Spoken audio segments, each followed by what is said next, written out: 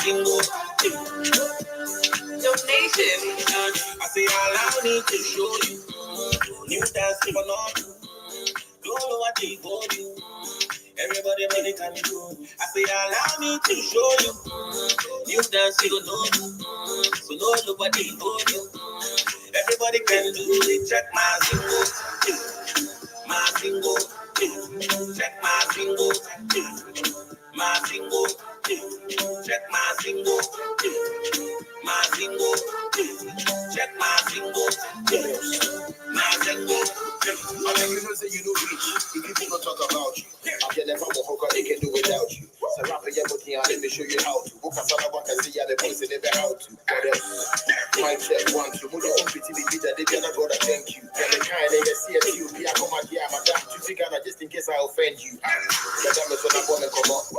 From the body chairman, I chairman was up. On him, I wish I had a woman up. In Halimisha, in my home, I walk out. That just saw the nation and landlord. She actually. Who gives you be a come cross? Yama got a run and it's the kid that's another big one. Everybody for come sort. Allow me to show you. New dance people not. Don't know what they for you. Everybody can do. I say, allow me to show you. New dance people know. So no look what they for you. Everybody can do. Check my single. My single. Check my single. My single, check my single, my single, check my single, my single, check my single, my single,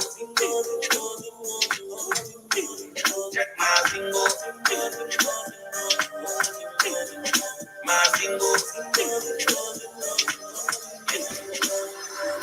Meta, wine meta, virtually the new weather. Medically injecting every banga, every dance kind fella. I'm gonna really shine the die. From every corner, we try to die. I hit this focus like weather. Everybody stand up, never lose God. Allow me to show you. New dance people not. Don't know what they for you. Everybody can do. I say, allow me to show you. New dance people know. So no look what they for you. Everybody can do. Check my single. My single. Check my single. My single. Check my single. My single. Check my single. My single. Check my single. What's going on, Conscious Crew? It is your favorite breakdown commentator, CTV. Welcome to another riveting episode of the Consciouztv platform. Hope you guys are having a wonderful Monday, girl. It is so hot in the South. I just cannot.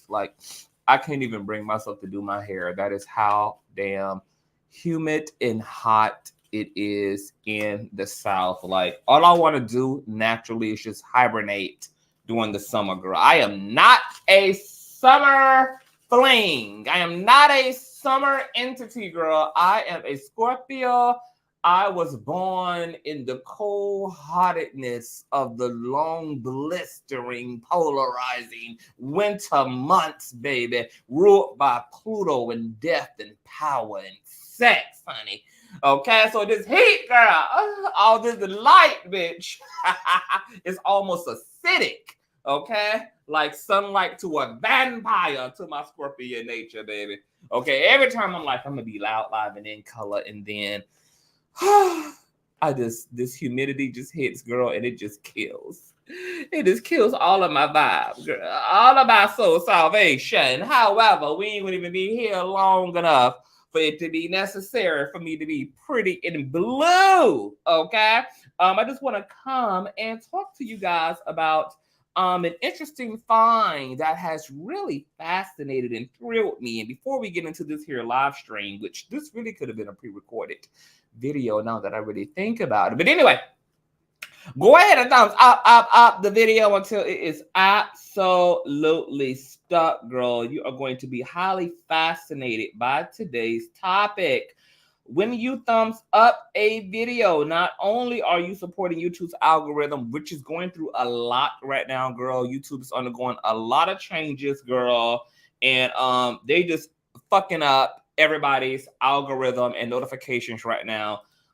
Every few months, YouTube does this. It just does what it does, girl. The Illuminati be Illuminati-ing, okay? And there's nothing we can do as content creators, but just hold on, girl, as they do the great reset over and over and over again.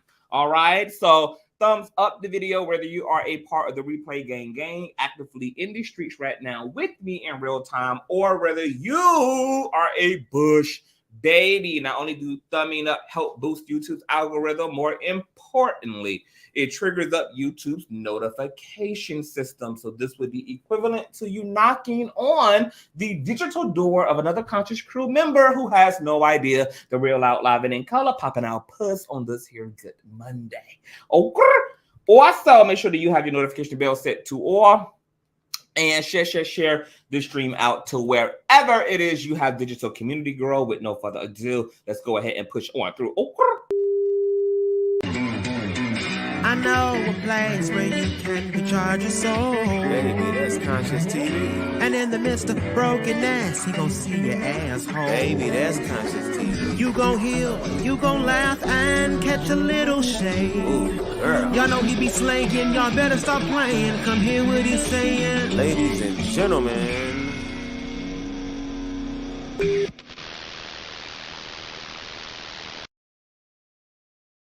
All right, you guys. Hope you guys are having a wonderful Monday. I just ordered me a brand new webcam, which I was not excited about because I have a $1,000 Canon M50 Mark II sitting in front of me that I can't even use on no other streaming app aside from Ecamm Live. Now, Ecamm Live is cute, but Ecamm Live is not as practical as StreamYard. And I was hoping that this wonderful, amazing 2022 MacBook, brand spanking new, would be able to join forces with my Canon M50. However, it does not want to register this camera on any other streaming app aside from Ecamm Live, girl.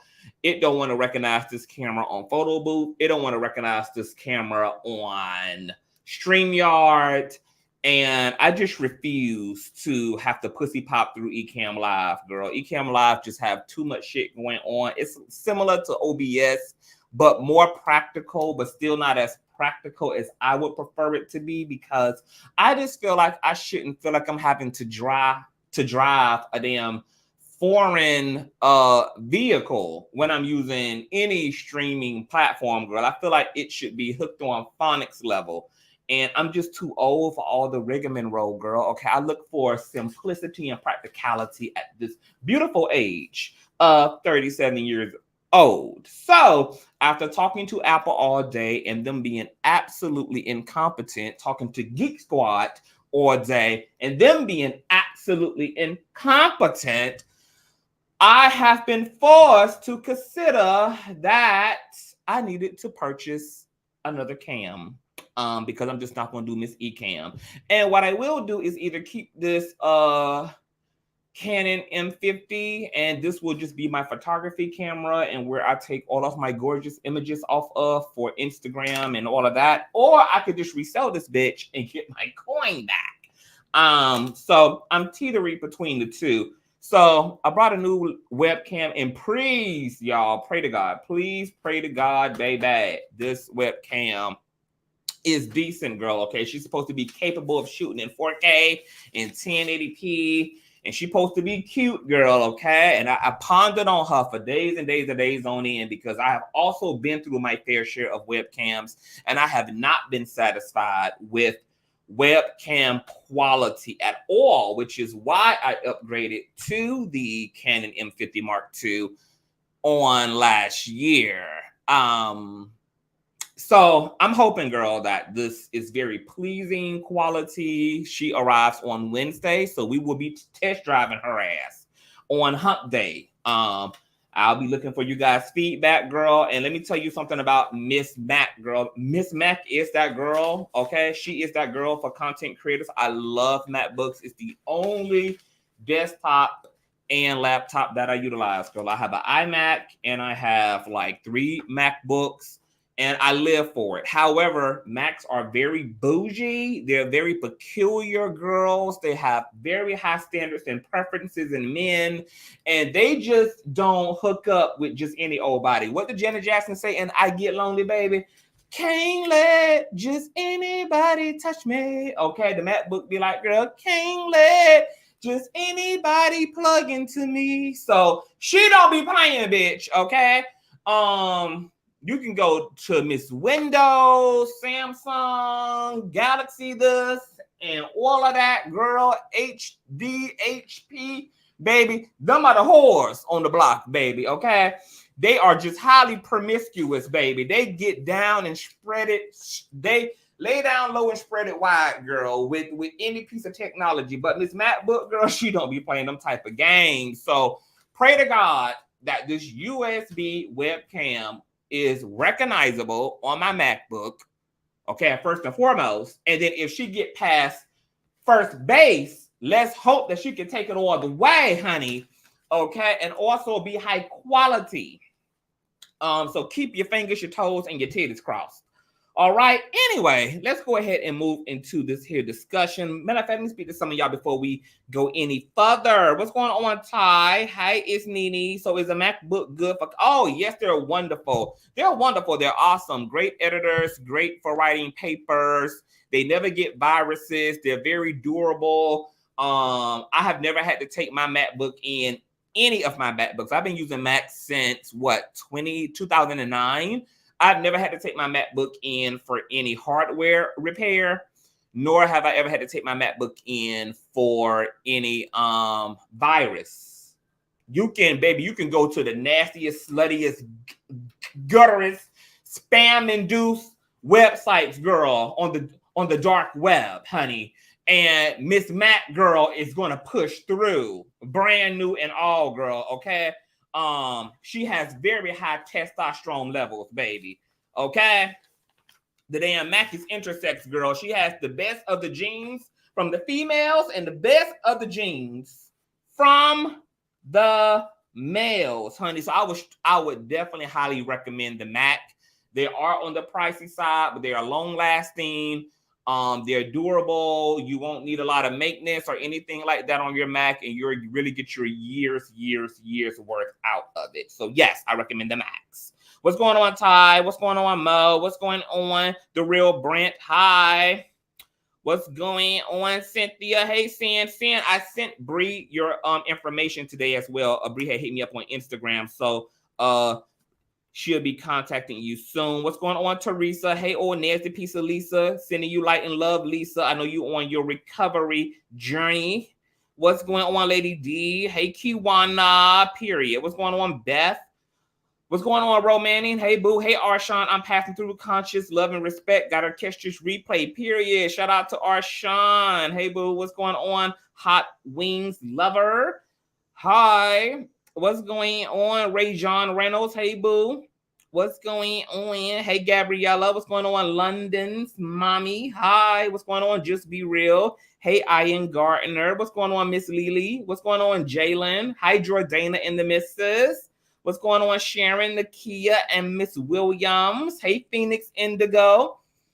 Hey, everybody. All right, so let's go ahead and get into the situation of the situations, girls. So I was pooching on through, and my mind was blown, absolutely blown, regarding the discovery of the Guevedoces. Okay, let's go ahead and get into this. I'm gonna pull up an old nasty piece of visual, girl, and we're gonna take quite a bit of a journey through this, girl. Okay, the Guevedoces are known to be girls who grow penises at the age of 12, you all. Okay? Also known as the Machihembras, which translates as first a woman and then a man.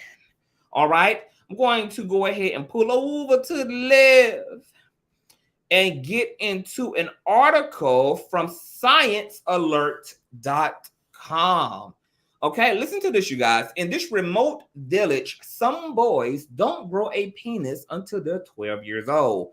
Puberty can be an awkward time for anybody, but spare a thought for the Guevedoces children of the Dominican Republic, who literally appear to change their sex when they hit adolescence. As covered by Michael Mosley in the 2015 BBC series Countdown to Life, The Extraordinary Making of You, the remarkable case of the Guevedoces is a condition that affects just over 1% of the boys born in Salinas, a remote village lying in the southwest of the Dominican Republic.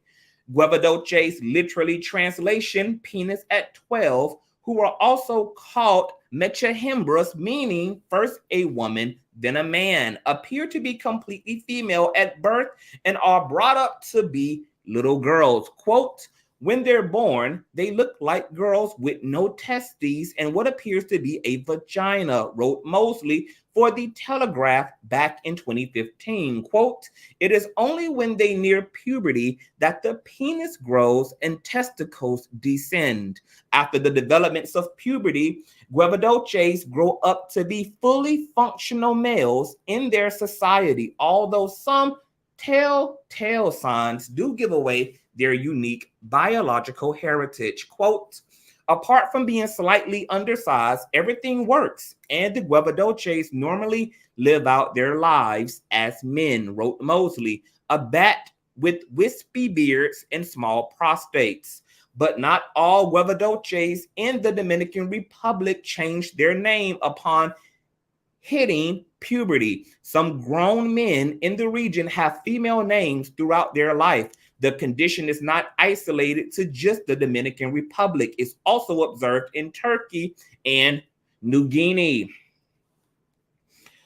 For this documentary, Mosley met Johnny, okay, a Guevedoces male who was raised as a little girl, Felicita. When Felicita turned 7, puberty brought more than just the usual changes that most people experience. Quote, I did not feel good. I no longer liked to wear a skirt, and I was no longer drawn to play with girls. All I wanted to do is play with toy guns and boys, Johnny said. Along with the psychological changes came physiological ones.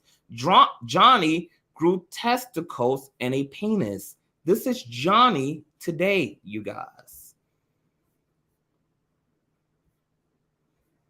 Johnny. Look at Johnny. A Guevedoces. Despite being teased at school, the transformation was ultimately a positive. Quote, I never liked to dress as a girl. When I changed, I was happy with my life, Johnny said. The discovery of why the Guevedoces children undergo their radical transformation was made decades ago by Julian Imperato, an endocrinologist from Cornell University in the U.S. who traveled to the Dominican Republic in the 1970s. Imperato and her colleagues found that a deficiency in the enzymes FA reductase was responsible for the Guevedoces rare condition. Without this enzyme, the body doesn't create the male sex hormone, dihydrotestosterone, also known as DHT, which prevents the development of male sex organs until puberty hits, at least when increased levels of testosterone blatantly reveal the Guevedoces are in effect male.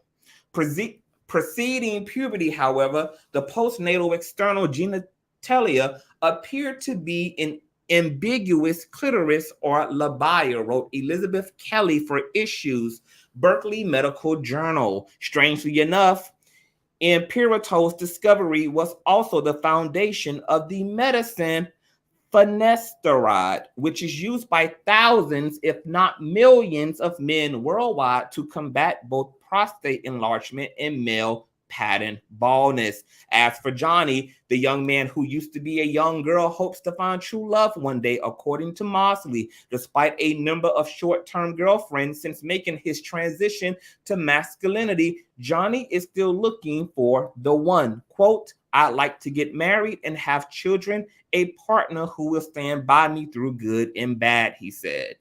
My. This is absolutely mind boggling. Okay, now this is a completely natural phenomenon without the aid of man, without the aid of modern medicine, without the aid of any human intervention. This is a completely organic and natural phenomenon. Okay, now if you Google the Guevedoces on Google, you will literally find images of Guevedoces and what they appear as in before puberty, and then their transformations after puberty. And this is pretty wild. Okay, because as you guys read from the article, and I'm going to watch this documentary tonight as well, that upon conception, the Guevedoces have the full appearance of female. Okay, and it's not until 12 that their voices deepen. They literally grow penises, testicles, etc. When they are initially conceived, that genital area is a vagina until puberty. Now, the Guevedoces, depending on what society they are born in, sometimes experience massive ridicule, typical bullying, alienation, humiliation.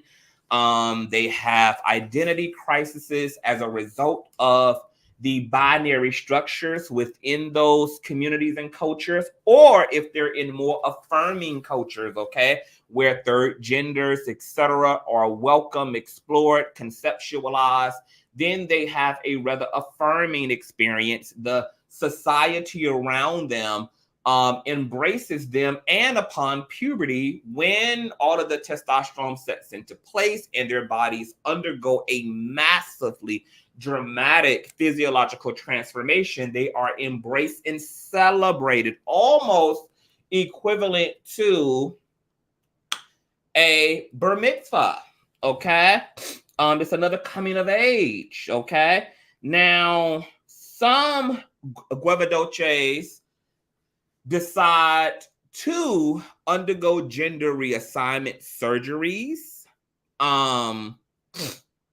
and do not transition with their bodies into maleness. Okay, so there are some Guevedoces who are living as what can be considered trans women. Now, Guevedoces are ultimately translated or defined as a pseudo hermaphrodite or a pseudo intersex individual. Okay, but most Guevedoces typically go on to live as males. Okay, now the Guevedoces also do experience certain health complications after puberty, after transitioning. Many Guevedoces experience a low sperm count. They also, matter of fact, let me see here actually, because there was another old nasty piece of article, honey, that I was reading from. Oh, let me read this one actually. Okay, let's read from the Guardian NG. Hold on. Let me see some infertility. This okay.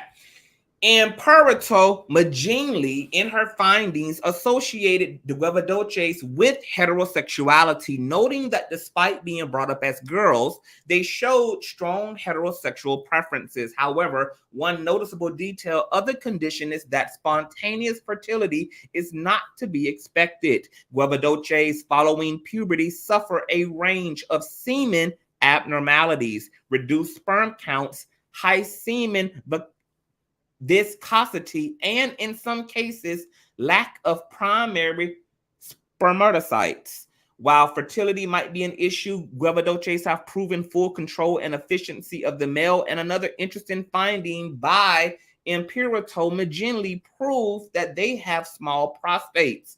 This finding once again proved instrumental in the developing of finasteride, a drug used in the treatment of enlarged prostates. Finasteride, developed by Roy Vangelis, head of research at the multinational pharmaceutical giant Merck, blocks the action of 5-alpha reductase, mimicking the lack of dihydrotestosterone seen in the Guevedoces. So isn't it interesting how the manifestation of the Guevedoces in the world led to scientific breakthroughs in the invention of the drug finasteride, which is responsible for all these bald-headed ass mans not experiencing male pattern baldness.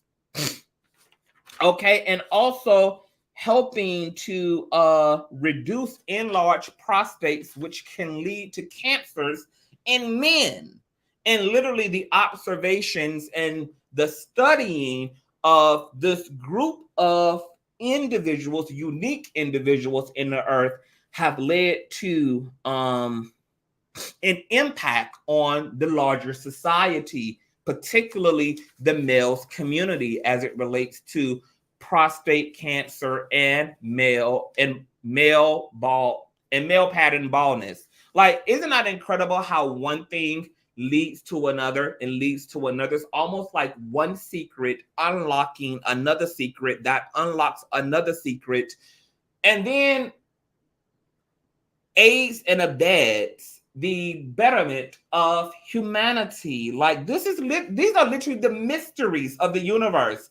This is how fascinating and complex and just absolutely impressive the multiverse is. And it really just goes to show that everyone, despite their unique existence, really plays a major role in the development of society, the expansion of consciousness, the expansion of science, etc. And I have a feeling that in decades to come, we will be actually understanding all of the implications of transgender people, intersex individuals, queer people, not just on a philosophical level, but that these very people in and of themselves are going to also lead to more breakthroughs in the scientific community as it relates to the development of various cures, of various treatments for things that aren't even necessarily connected to gender or orientation. It's just a matter of time before those things and that data is introduced into the mainstream world. I mean, this really, really, really was just astonishing to me. Also, it smacks this whole binary construct in the fucking face, because as I've said in previous live streams, just when we think we have this ultimate, absolute black and white grip on any one reality, here comes the multiverse going, move, bitch.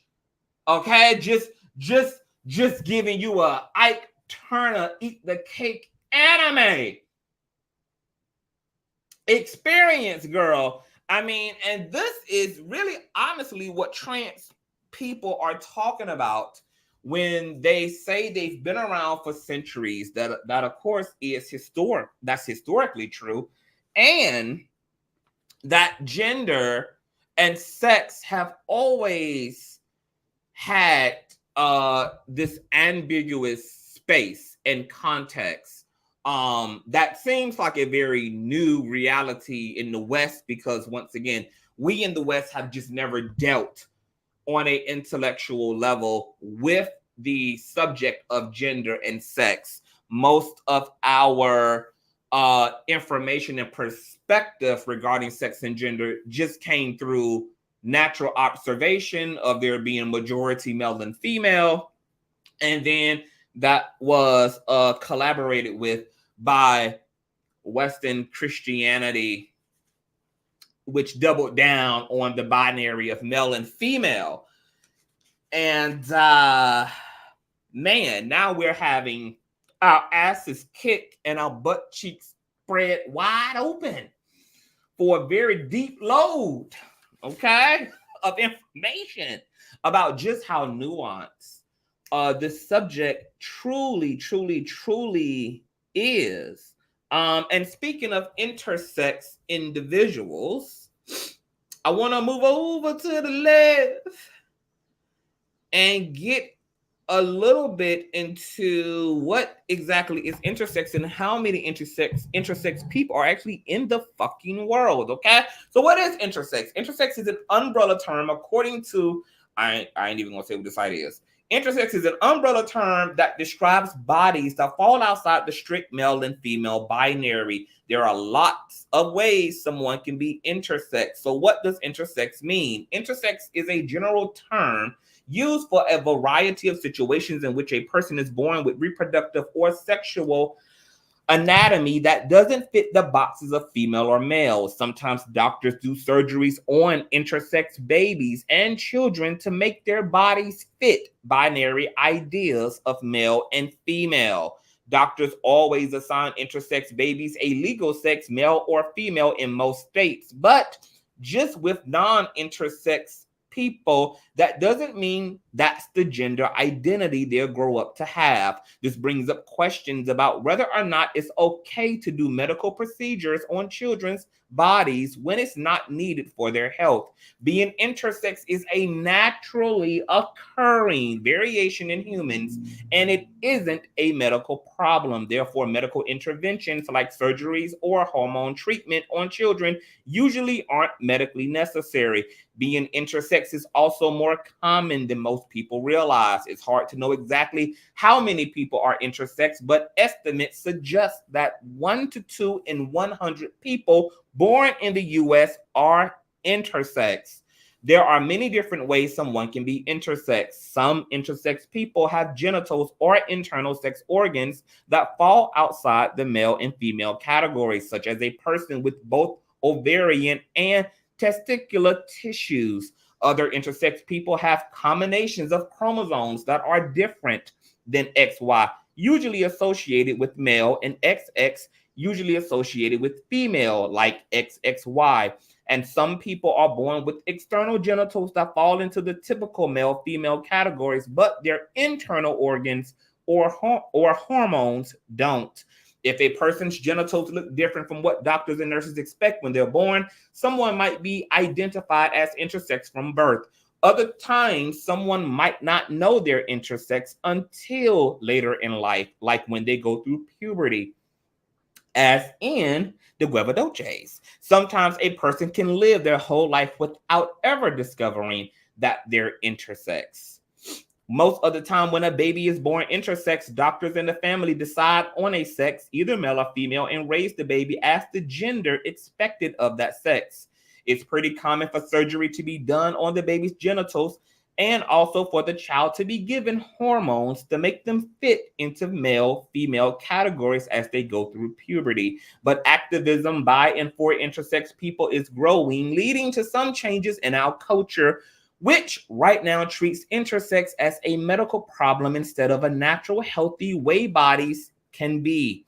Today, more and more people believe unnecessary surgery and other medical interventions should not be done on intersex babies and children at all. Instead, intersex people should be able to decide for themselves when they're older if they want treatment or surgery. If you have a child who's intersex, the best thing you can do is support them and love them for who they are. It's also a good idea to find some support from other parents with children who are intersex, and make sure your child has opportunities to connect with other children who are intersex, okay? And a good place to start is the Interact website, all right? So intersex folk, baby, are all over the world. And you guys know that we actually interviewed our very own intersex conscious crew member a few months ago who came and told her story. Very incredible one.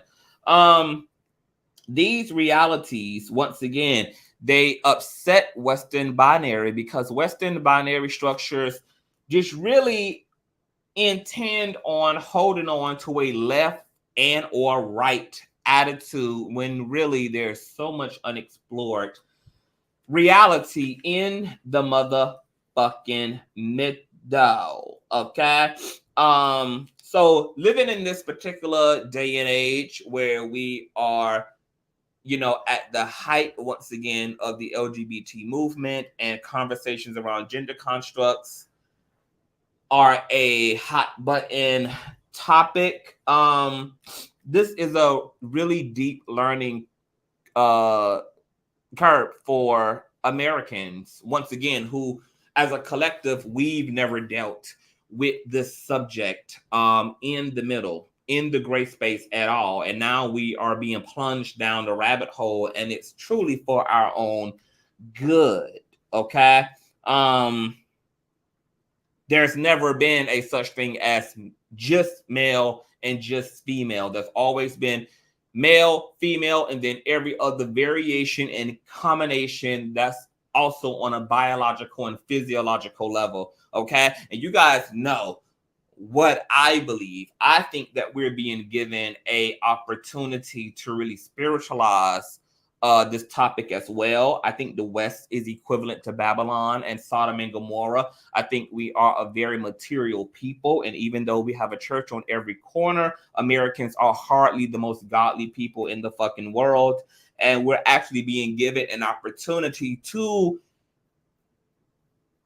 delve into the metaphysics and to come into contact with spiritual concepts and ideas. And we wouldn't be the first society to do that. Once again, ancient Mexico, Madagascar, ancient Africa, which we are about to get into, ancient Asian, the Navajo culture, the Native American culture, etc.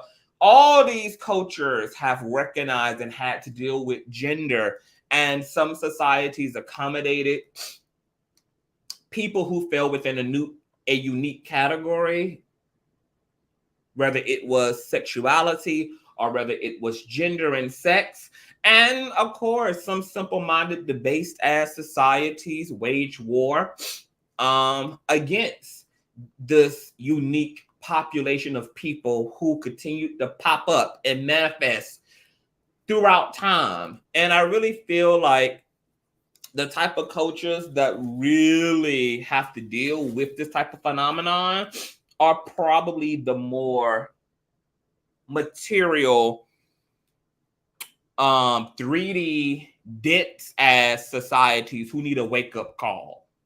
Okay? I feel like it's the universe's way of shaking the fucking table of that like cerebral mindedness and really tugging on our spiritual ponytail, shaking up that arrogance and that objectivity, and really inviting us and influencing us to entertain that right part of the fucking brain. So I'm absolutely enthralled by the subject. I don't know how you all feel, baby, but I'm absolutely enthralled by it. Okay, let me read some of these comments before we move forward. What's going on, Corinthia? Sister Devil's Queen, I was asking a question with humility, not with confrontation. Please, let's be loving and kind to each other. Hey, Sister Holly. What was your question, Sister Holly?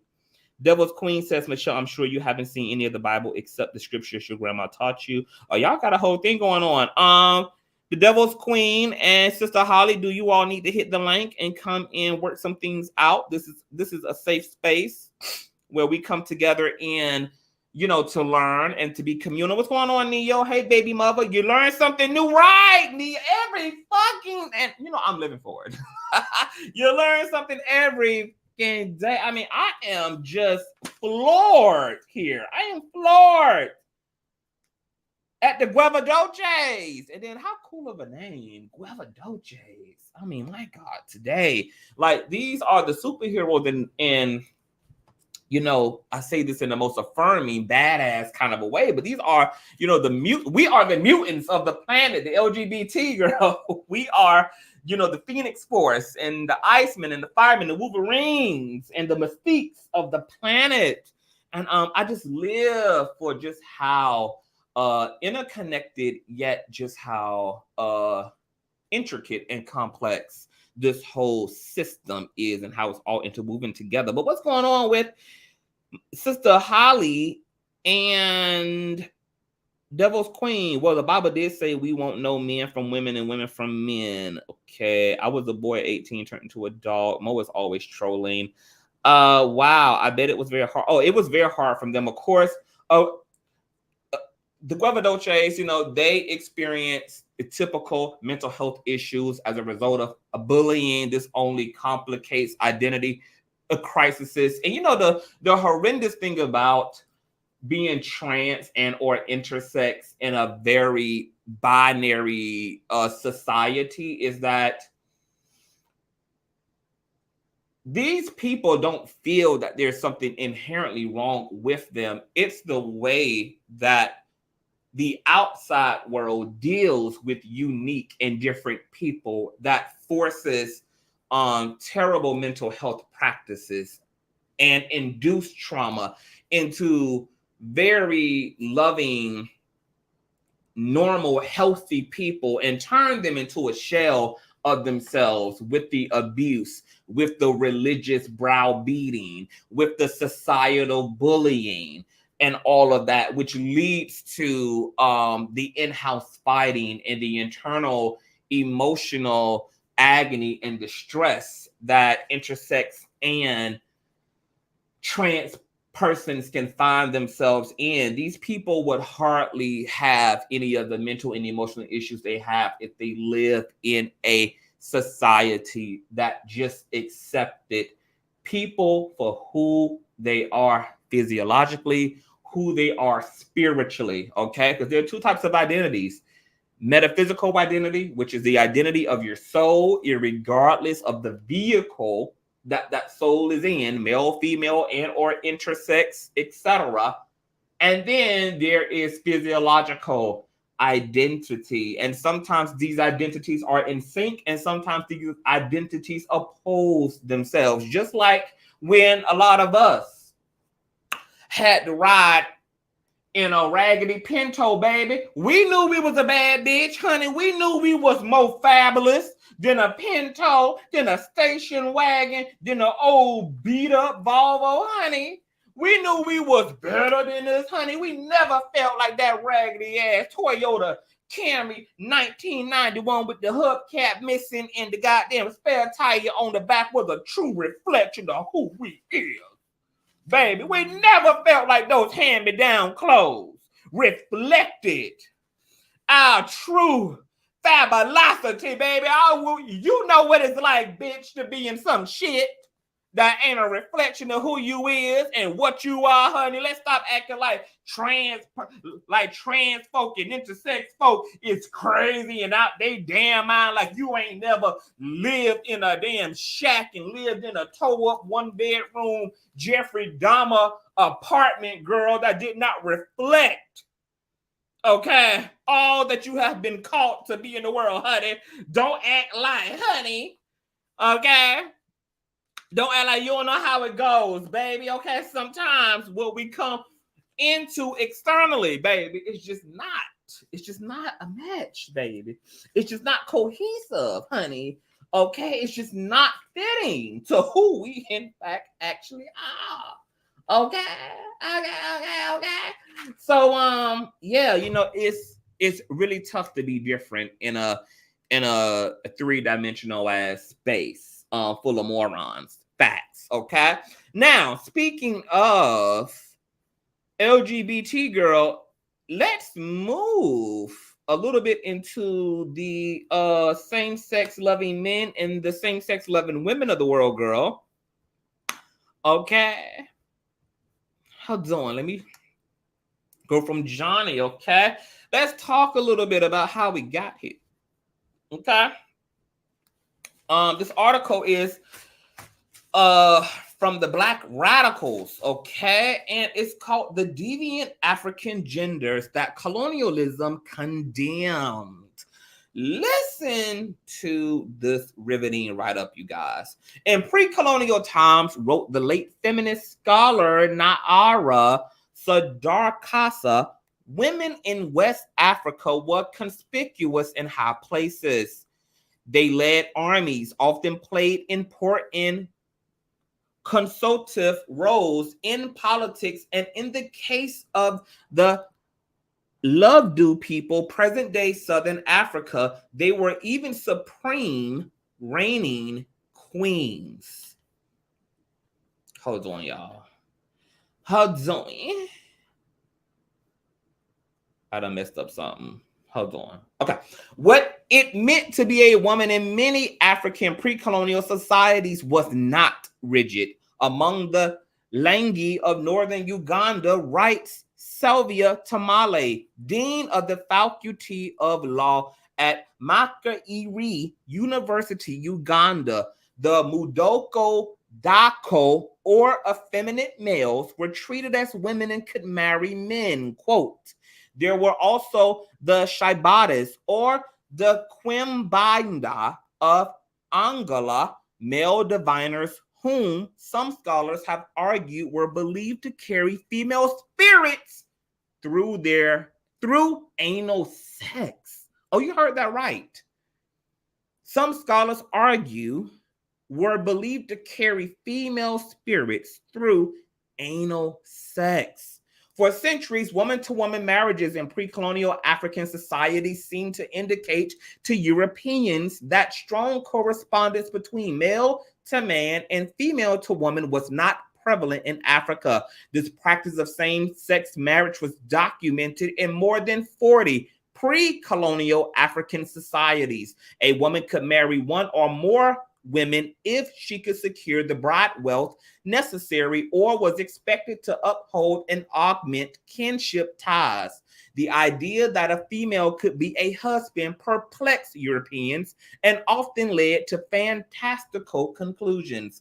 Writing in 1938, the anthropologist Mabele Jean Herskovits imputed assumptions on woman-to-woman marriages that were, in the words of the anthropologist Eileen Jacine Cridge, foreign to the institution. He insisted that it is not to be doubted that occasionally homosexual women who have inherited wealth utilize this relationship to women they marry to satisfy themselves.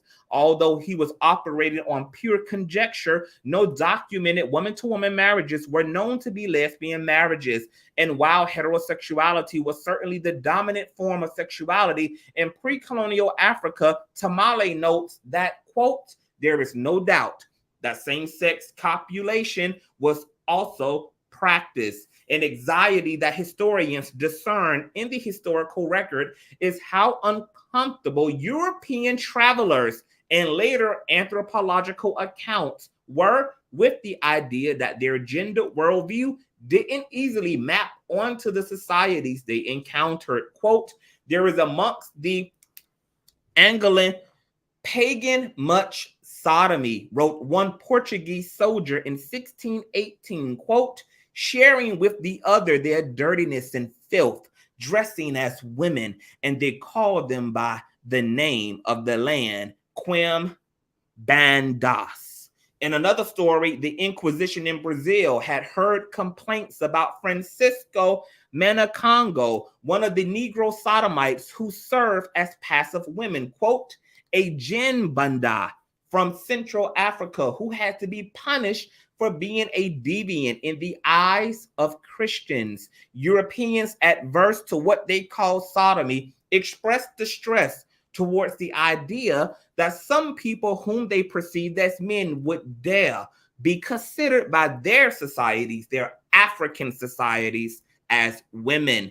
With what the slave trade and colonialism implied, the more often forced but sometimes voluntary movement of people across the Atlantic, these transgressive gender performances became the target of the Inquisition. The church disseminated the message that individuals did not conform to their idea of men and women could be a bad influence on Christian colonial society. One of those targeted was Victoria. Her story was popularized by the groundbreaking work of the Brazilian queer historian Luis Mott. We know of Victoria, originally a slave named Antonio from Benin, West Africa. From the authoritative accounts of the Portuguese Inquisition in Lisbon, which had her arrested in 1556. She dressed as a woman and worked in the riverbank of Lisbon, where she would beckon men, quote, like a woman, enticing them to sin, quote, under questioning by the inquisitors. According to James H. Sweet, a historian at the University of Wisconsin-Madison, Victoria, quote, insisted that she was a woman and had the anatomy to prove it. The Inquisition was not convinced, and she was eventually given a life sentence, whereas the Portuguese could only see deviance and sodomy, quote, their feminine gestures, their same-sex behaviors were simply expressions of their broader spiritual roles that went completely unrecognized by the Portuguese.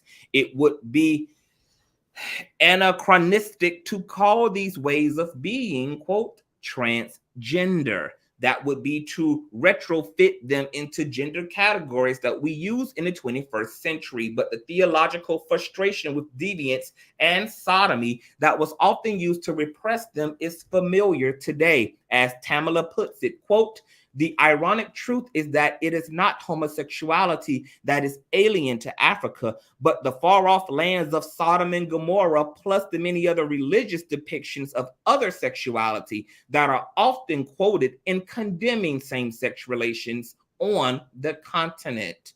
The same can be said about the campaigns that intermittently condemn trans men and women in Africa. In Tamala's view, these are state-orchestrated moral panics, serving as decoys to distract from socioeconomic and political dysfunction. What the memory of Victoria and the many other non-conforming victims of the Inquisition demonstrates is that it is not homosexuality and trans identities that are colonial import into Africa, but homophobia and transphobia is instead. And I wanted to read that riveting piece because I keep telling y'all that y'all favorite hotels ain't nothing but a bunch of liars, skeezers, heartbreakers, okay?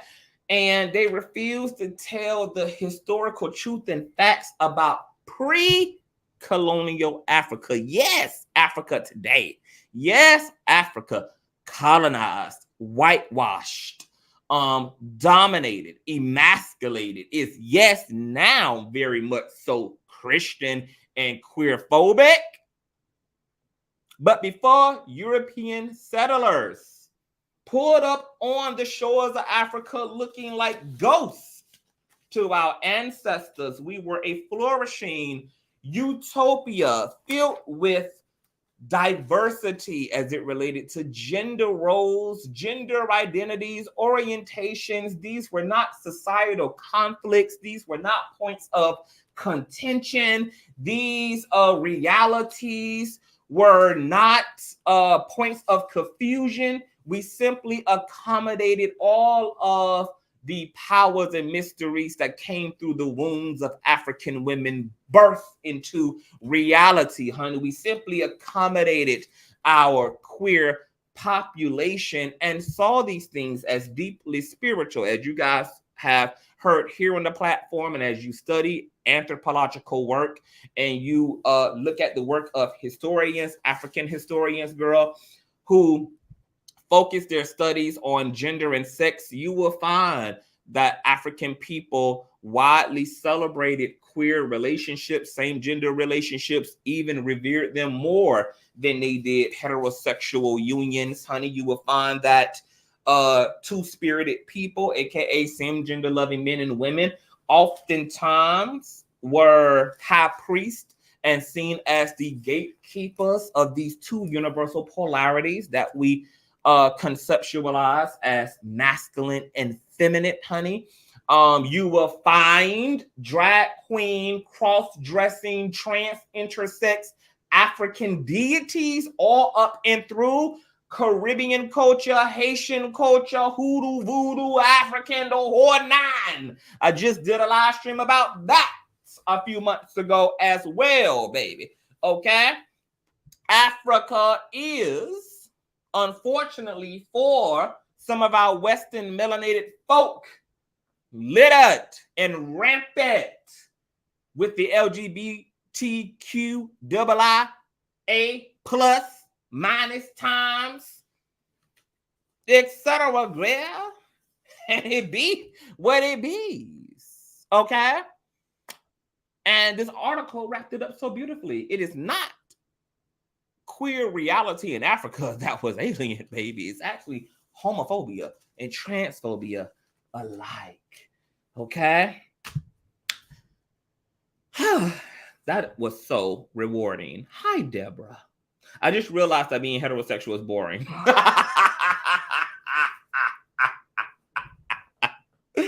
I agree. Where is Miss Hey Brown Sugar Baby? And it's still an intersexual disorder. That's fact. There's nothing fact about that, Brown Sugar Baby. Just like there's nothing factual about sugar in your brownness. What's going where is Holly at? Where's Holly and Queen? And Neo X baby mother, are you still in the chat? Because I want you to come up, honey. Because I know that you've been combating this notion that you are transphobic, etc. And I would love for you to hit the link. What's going on IG? Isn't it riveting? Isn't it fascinating? Is my baby mother Neo still in the chat, honey? Are you still in the bushes, Neo? Come on up here, honey. And it's Miss Devil Queen. What her name? Causing all this devilment in the chat, child. Hold on, let me scroll up, honey, because I did not pay no attention to this chat the entire time. I'm about to drop the link for Neo and Sister Holly if you're in the building. So what do y'all think about this, girl? What do y'all think about the Guevedoces in the Dominican Republic, baby? Okay. Girls who grow penises at the age of 12 years old, girl. I'm talking about full biological shift, girl. So, all of those hetero apologists, girl, who always be like, like when we be bringing up the fact that transgenderism and intersex exists in nature amongst fish and insects and mammals, etc. And they be like, yeah, but that's the way God designed those fishes to be able to do that. These transgender folk, they are creating their transition. That's man-made. Now what they gonna say? What they gonna say to intersex folk? What they gonna say to the Guevedoces, okay?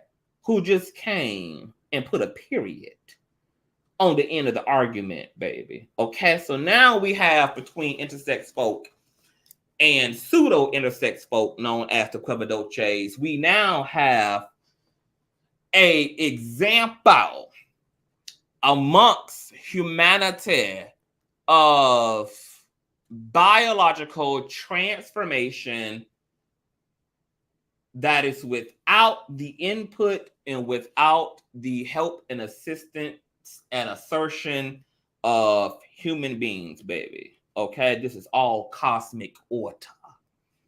Okay, so get it how you live and live how the fuck you gets it. All right.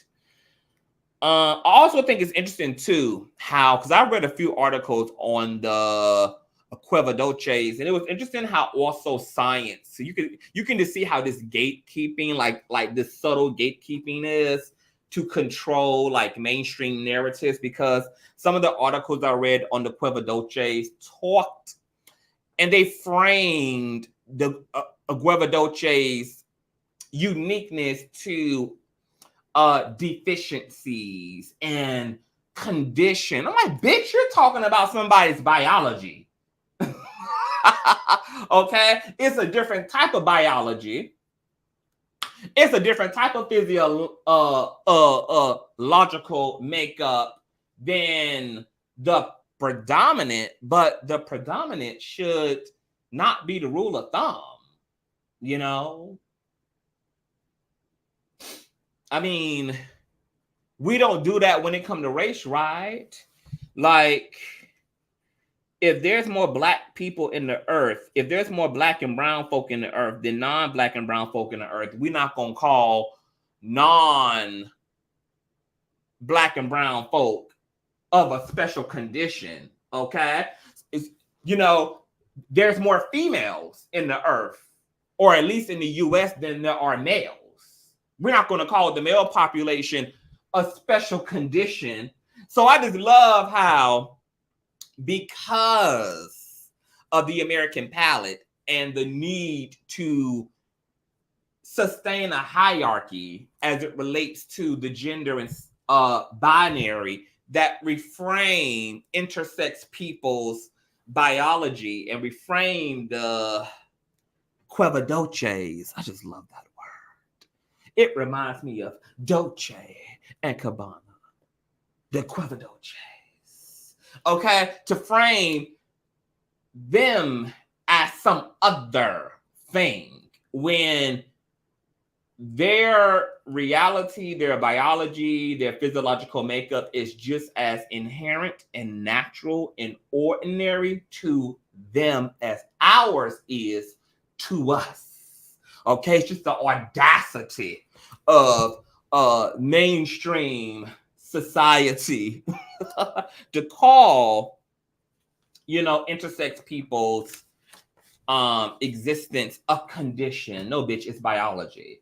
It's biology that, once again, may not make up the majority, but just because it's not common doesn't mean that it is any less natural.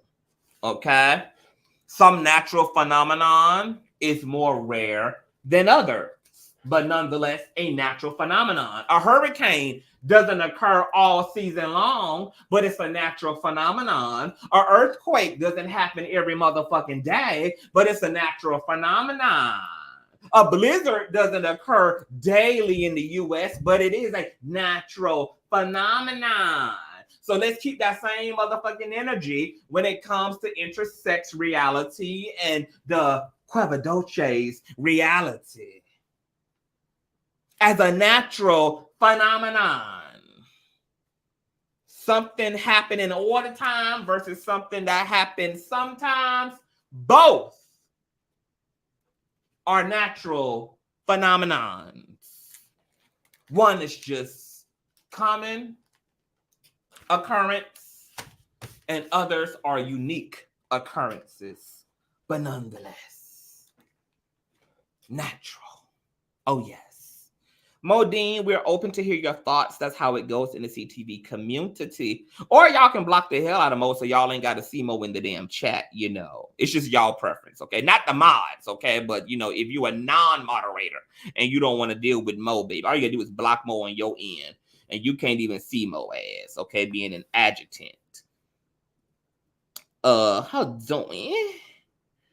Let me roll up. Oh, Devil's Queen. Mo says, why don't you hit the link? If it happens naturally, it's viable. If you chop something off, you cray.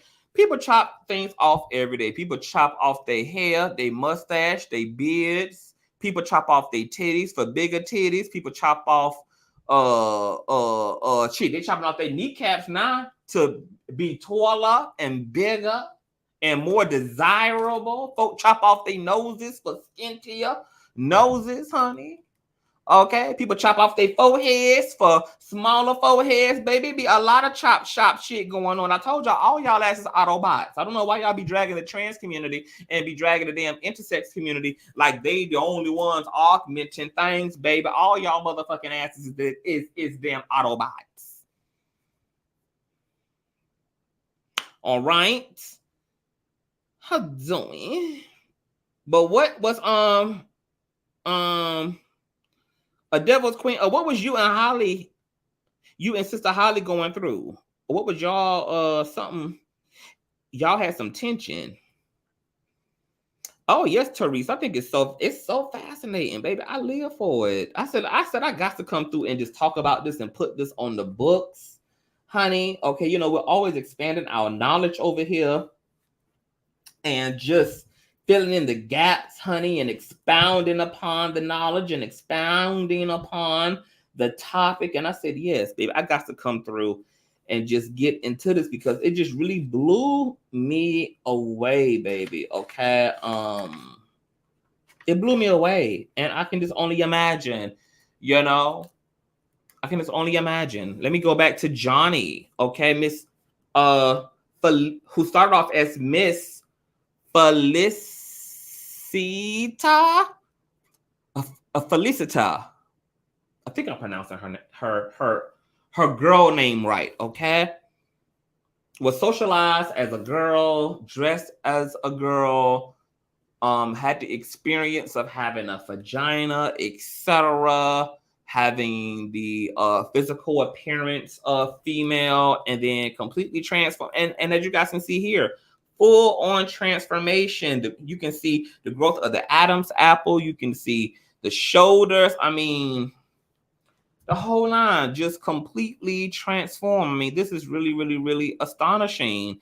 And it just goes to show that we just don't know what the fuck we talking about in the West, which is why the West need to be the last people to be having these strong ass opinions and objections about gender, etc. Girl, I was just all on TikTok earlier today and just listening to privileged, indignant, ignorant ass Americans, girl, just really slamming the whole LGBT, particularly the trans thing and the acronym and the pronouns and the identities. And I'm just like, some of you hoes really need to go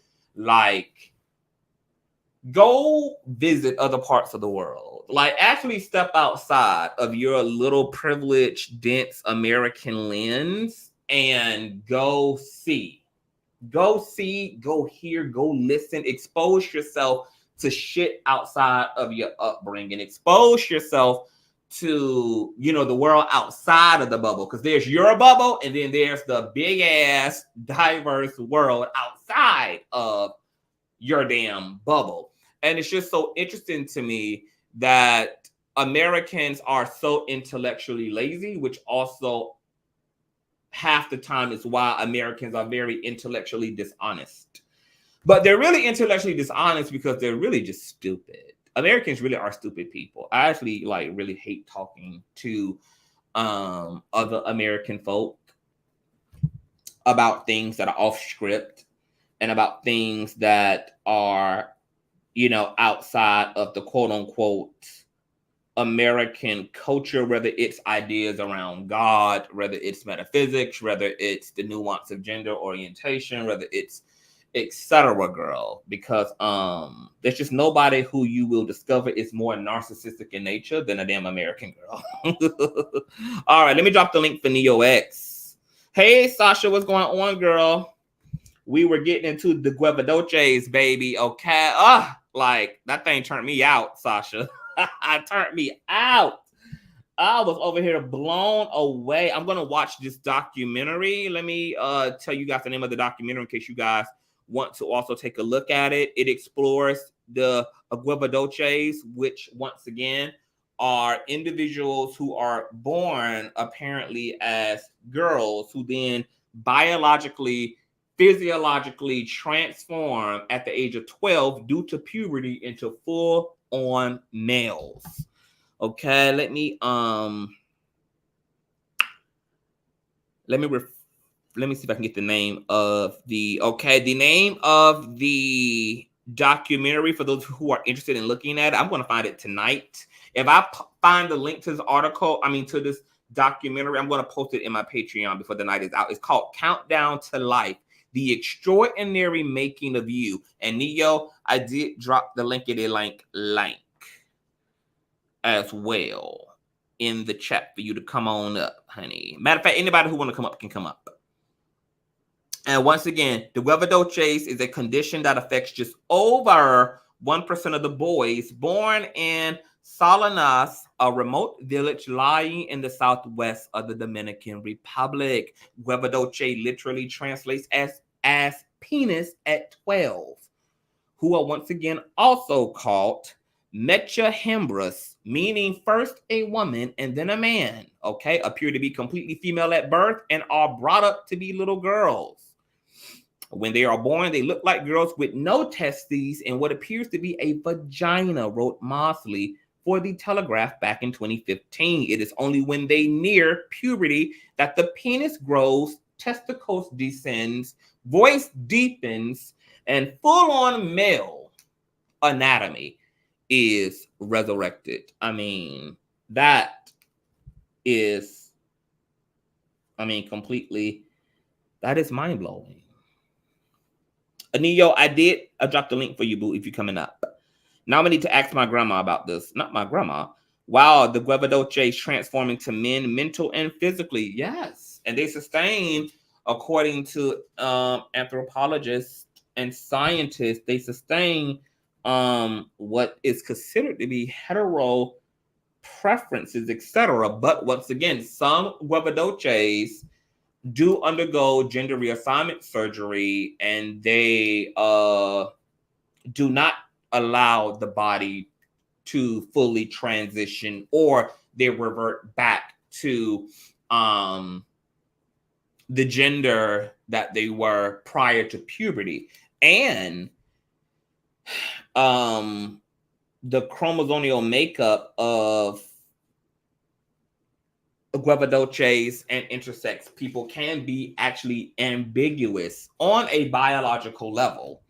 And this is why we use the term spectrum. Sex, which is not a gender construct, which is not a social construct, but is y'all so-called science, also is very ambiguous as it relates to male and female. Remember our conscious crew member Cynthia, who was up here with Bree? Both are nurses who work in the medical field. She was the one who was also on the panel we had a few weeks ago talking about gender. And she was telling us, as a registered nurse, that they also utilize the term cisgendered in the medical field to classify or to distinguish male and female babies from intersex babies, okay? That this terminology, has been used in the medical field for the past 2 decades.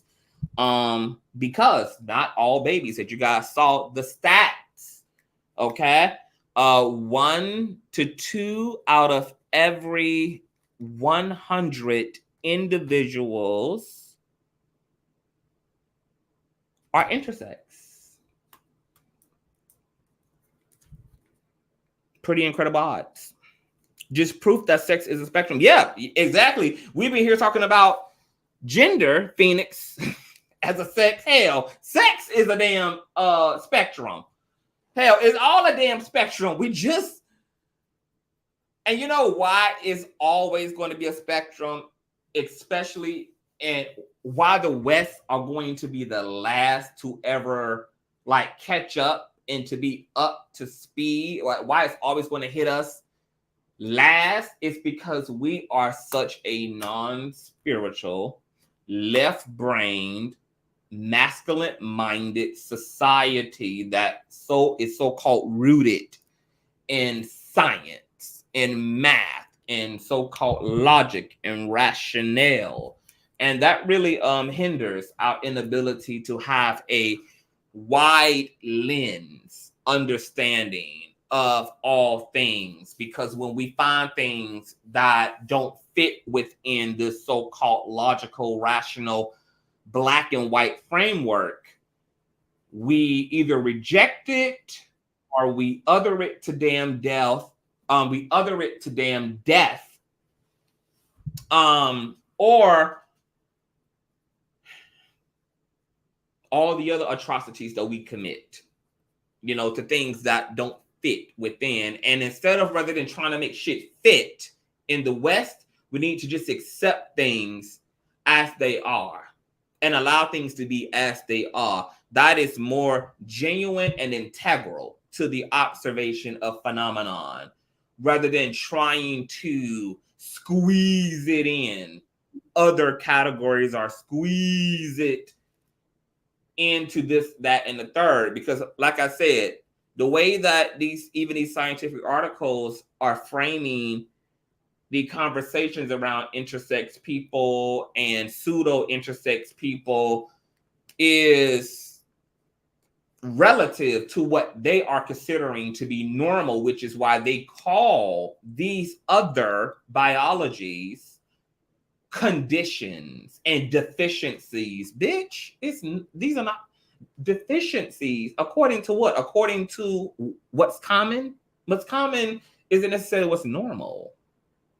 And what's common, and just because something isn't common doesn't mean that it's any less of a natural phenomenon. But that type of slick, coded, gatekeeping, left brain verbiage is, I think, very intentional. And if it's not, it's just a subconscious reflection of our gatekeeping and this like cloaked, subtle denouncing. Like, oh, there's something wrong with these people because their biology doesn't look like the majority. That can be very harmful. And I think it's rather ratchet as well in all actuality. Hey, Neo. Hey, baby, how you doing? Thank you for letting me. Of course. As you said in the chat, we are learning something new every day. So first, so what do you think about what we're learning today? Like, what do you think about that? I think it's kind of cool. It's pretty much kind of just verifying stuff that I pretty figured that already existed in history. And just like you said, the Hotep niggas, they don't ever want to talk about Africa pre-colonization. You know what I'm saying? They try to make it seem like homosexuality is just a white man thing and it's like a form of perversion and all that bullshit, when I literally keep telling them like, yo, our ancient ancestors did not view this the way that we did. They did not demonize these people. You know, and that homosexuality and trans people always existed. You know, this ain't nothing new because somebody watched a Netflix special and decided they wanted to be trans. It doesn't work that way. So, but I just loved it. You already know I'm going to catch the playback, take some notes, and definitely going to check out this documentary. And when I get some time, I'm probably going to do a show about it myself, because I got a debate coming up with a Christian lady. It's, you know, it's homosexuality unnatural. I think that's going to be the title. So I can't wait to blow her ass out the water. I'm definitely going to be tuning in to that. Matter of fact, before we go any further, can you shout out your channel and let the people know where they can find you at? Hey, peace, family. Thank y'all for the ones who are already familiar with the channel, but the name of the channel is called NeoX. My name, Philosophy and Me. The channel is based off of philosophical arguments. There's really no right or wrong answers over there. And sometimes I like to press people or play devil's advocate just to expose people's biases, just to get people to critically think and see, you know, other people's perspective. So, you know, we could just come to a common ground. So, yeah. So that's why I think because of my ability to see things in other people's perspective and expose biases, I think that's why some of your members keep calling me transphobic. Okay, so let's get into that. So why do some people perceive you as transphobic? And just to set the record straight, what are your actual views about transgenderism? Nothing that I think would label me as transphobic. I feel like I can agree with, support you, love you, be your ally, but don't have to necessarily agree on 100% everything that's being said. And I think it's people keep getting caught up on the terminology. And just like I did a show actually, you know, talking about the Flame Monroe when she spoke to Sade. I think a little back and forth they had on Instagram like a year ago. I even talked about how because I think because I'm a millennial and how you are millennial, we're able to see both sides from the old heads into the new generation because we've seen the terminologies change. We know the word gender that was recently changed about 20 years ago, but when the word was first used, it just mean a certain kind. So I think it's kind of something like that because to me, honestly, when I was peeping out who were calling me transphobic, it was definitely your younger audience. It seemed like the older people was not calling me that. So that's why I was a little confused because I was like, I'm transphobic because I don't agree with terminology or, what's being said, or because I'm not, rocking 100% with the, I guess the argument behind, because I see people as trans people are just people with souls. And I feel like they are uniquely more connected to the spiritual world. I always felt that way. But I always said that to me, being a woman, and I identify as a female, I only base that off of my anatomy alone. I don't base it off of my feelings. So I don't know. I think when I said that, that's what got them triggered because you see, Conscious, you talk to me, I dress like a guy, like a tomboy. I wear clothes as a sign to men. Mm-hmm. And then you also on the other end, you identify as male, but you're a whole rock star. I love your look. Everybody know I worship you. I got you on my background in my I see on that. my show. I want to send you another picture to put it back there, okay? Go ahead, send me. Go ahead. Everybody know I love your ass. I was like, that is a sexy man. And he know it with his top. So, but I can admire beauty. I'm one of those people. I love art and beauty and stuff. And you like a little goddess. You look like a little goddess. I appreciate you, love. So, what exactly then? Okay, so talk to us about what you, I guess, don't agree with. I think when I try to ask a trans person when they say they feel like a woman, it's that terminology. I think I'm not in fully agreements with them because to me, my philosophy is being a woman is not a feeling. But I do accept and I will argue and stand beside them when I say they definitely go under the umbrella of womanhood, especially when I talk to Sable. I don't know if she's watching the show today, but Sable even helped me understand her perspective by letting me know she identified with the gender expression. And that made way more sense to me than a trans person saying, hey, I'm dressing this way. I was born in the wrong body because I feel like a woman. Because I was telling them, like, look, I am a woman and I identify. Well, not even identify, because I hate saying that. I just wear clothes that's assigned to men, but I don't act like a dude. You know what I'm saying? So I don't know, like, it's these social constructs, like, when did they turn into a feeling? So you are female, you identify as woman, but you have a gender expression of masculine. I guess I don't even want to say that because I'm not identifying with the male. You get what I'm saying? I'm only wearing their clothes that are assigned to them that society has said. And that's what right expression kind of includes, is like aesthetic and style of dress, etc. Like how visual. All right, I mean, that's a good way to look at it. But like I was just telling them, like, after she spoke to me and had that conversation, okay, I was like, okay, I get it now. But still, if somebody was to come up to me and was like, I feel like a woman, I'm still going to look at them like, can you just help me out? Not saying I'm saying you're not a woman, but just tell me, what does that feel like? Like, is it a tingly feeling? Is it a knowing feeling? Is it an internal knowing feeling? Do you hear the voice of God telling you? Like, how does that work? Because I don't believe being a woman or experiencing any form of womanhood is a feeling. It's something that we go through because of the social constructs and because of the stuff that our bodies take us through. So it's more, being a woman is something more of an experience to me. Okay, so let me ask you this then. What do you think about the biological females who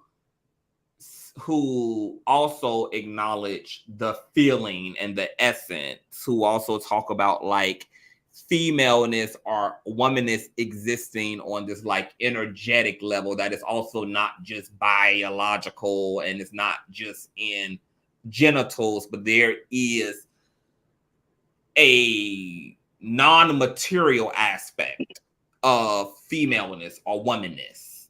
Well, with that, I feel like they identify with the feminine expression. You feel what I'm saying? Like, if they're gonna say that. But for as the word woman, like we know that that's based off a woman's anatomy. You know what I'm saying? Like I know, like I think today's terminology of a woman, if you do a simple Google search, it just says an adult female, right? So nobody's even born a woman. You're born a baby, you're born a female, but when you develop into an adult age, they have an adjective to describe what type of man they're describing. It's a woman with a womb, so they put the WO and it's called woman.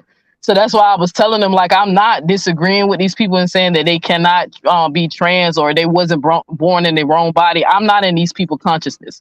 I don't know what they feel or how they perceive things. I just tell them by the, just the functionality of the word. I don't know if that's the best way to convince society that you were born in the wrong gender or something like that. I don't think we should chuck it up to a feeling. You know what? I think the feeling is a legit claim, kind of like how a young boy can look at a basketball player and strongly and have a strong conviction about wanting to be also a basketball player or a police officer or a firefighter, and there's this innate conviction and self-knowledge and identity that's kind of aroused by observing something outside of yourself and being able to relate to it in a way that can't be necessarily tracked or backed up by science or anything objective, but that is more so like psychic in nature. And because people identify as things that they are not yet, at least on the outside, all the time. When people look at the world outside of themselves, and then that stimulates something in them that unearths a aspect of their own identity and purpose in life. And that's how many people found their own purpose, is by having, some externalized manifestation of that reflection. And then being able to look at that reflection and be like, oh my God, this is what this is. This is what this is that's in me. This is what I want to be. This is who I am. This is what I'm called to do. So what do you think about all the other claims that happen in that same context, but outside of sexuality? Like when people have strong convictions about their identity as it relates to their career, as it relates to their conviction and desire to be a mother, to be a father, to be anything, a wrestler, an astronaut, that this happens across the board, even outside of sexuality and gender. I mean, that's a great philosophical way to look at it. But then me just giving that a little pushback, and y'all laugh at me in the chat, but I'm going to have to use this example so y'all can understand where I'm coming from. One time, me and my ex-partner, I used to date somebody who was into role playing, right? And one time we were just role playing and we was doing the whole pirate. We was pretending to be pirates and stuff, right? Before setting the mood. And even though I was identified with being a pirate and, mimicking the characterization of how a pirate acts based on what we see on TVs and movies, in reality, I'm not a pirate. You get what I'm saying? But I'm just, just for the sake of role playing, that's what I identified as. But when it comes down to when you say if somebody have that urge to be a police officer or a firefighter, I feel like that's more in tune with purpose and destiny. I feel like every person that is born and experience a conscious state of awareness on this earth, it's just fulfilling whatever purpose the creator above have us do. That's why I don't really knock trans people when they say that, they're genderless or they identify with certain genders, because I feel like a soul doesn't even have a gender. I just feel like these are just expressions of different characteristics of being a human being. Like a masculine man can still have feminine traits and vice versa. So that's why I'm saying I think sometimes we get hung up on these words and terminology and these functionality or the etymology of a word that I just feel like sometimes it just get lost in the sauce and people misunderstand what I'm saying when I'm basically saying, I'm just saying being a woman is not a feeling. Like if I didn't have a womb, I would have never had that surgery that I had to have, right? But because I was born with a womb, I got to experience womanhood and all the medical shit that go along with that in the social construct, being oppressed by men and, bullshit and bullshit. So that's all I'm saying. I'm not telling them they cannot be women. I would never say that. I'm just saying I don't get when they say they feel like. That's the only thing. I'm still a little stuck. I'm still in the gray with that. I still don't grasp that fully.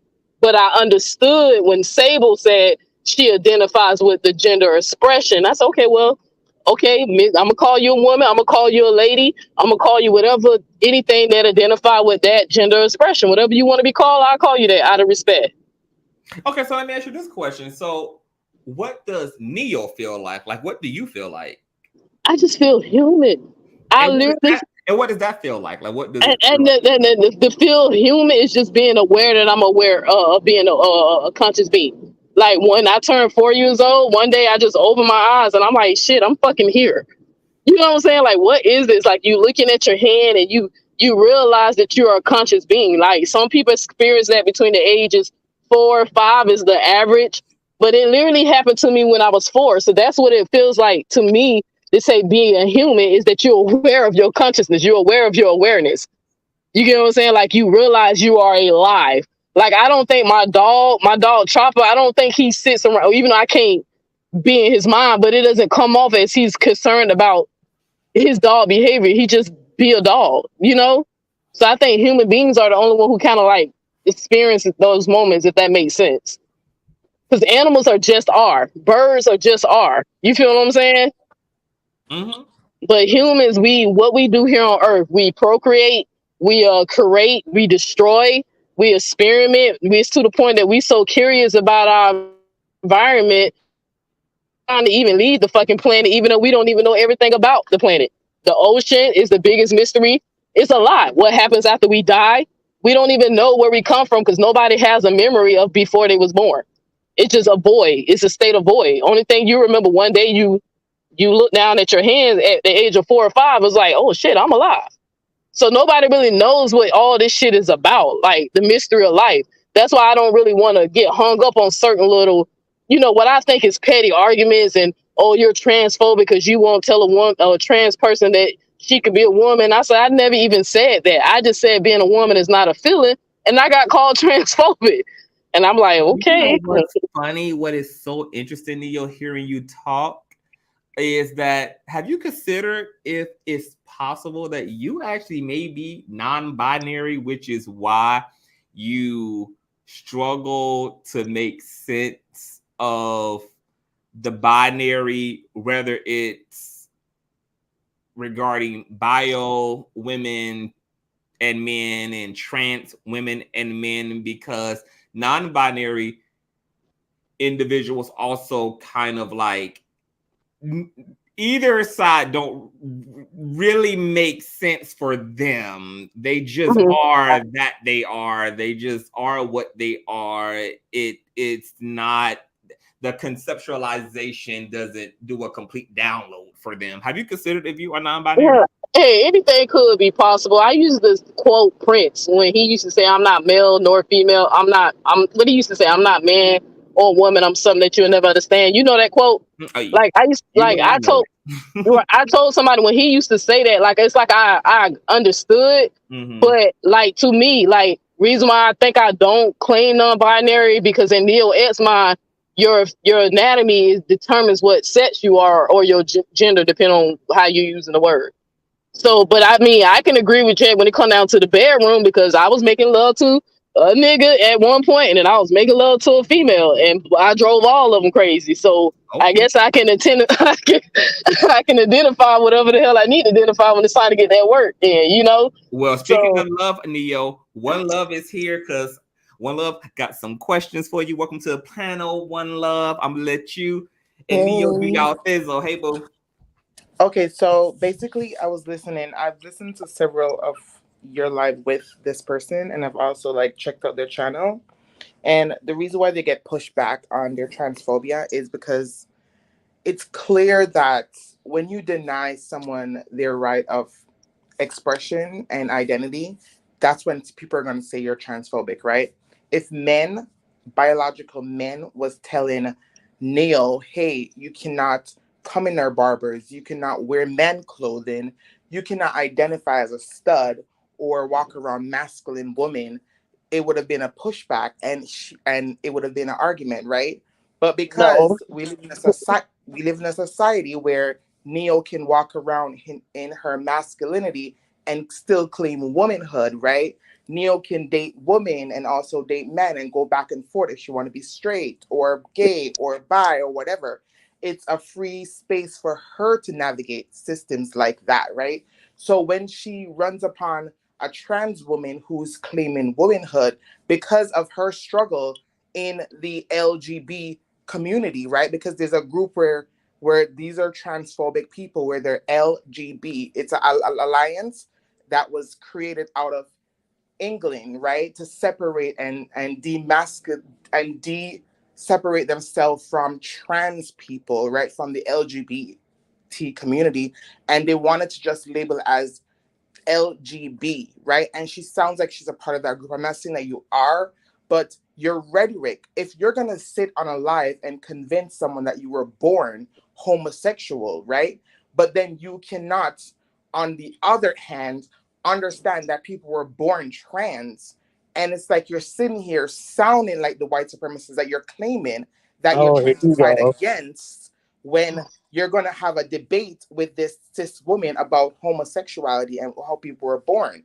Here you are, right, with the privilege that you sit amongst this next queer person, right, who identifies a fluid person in his gender, and you're going to say, oh, how you feel, it's not how you feel as a woman.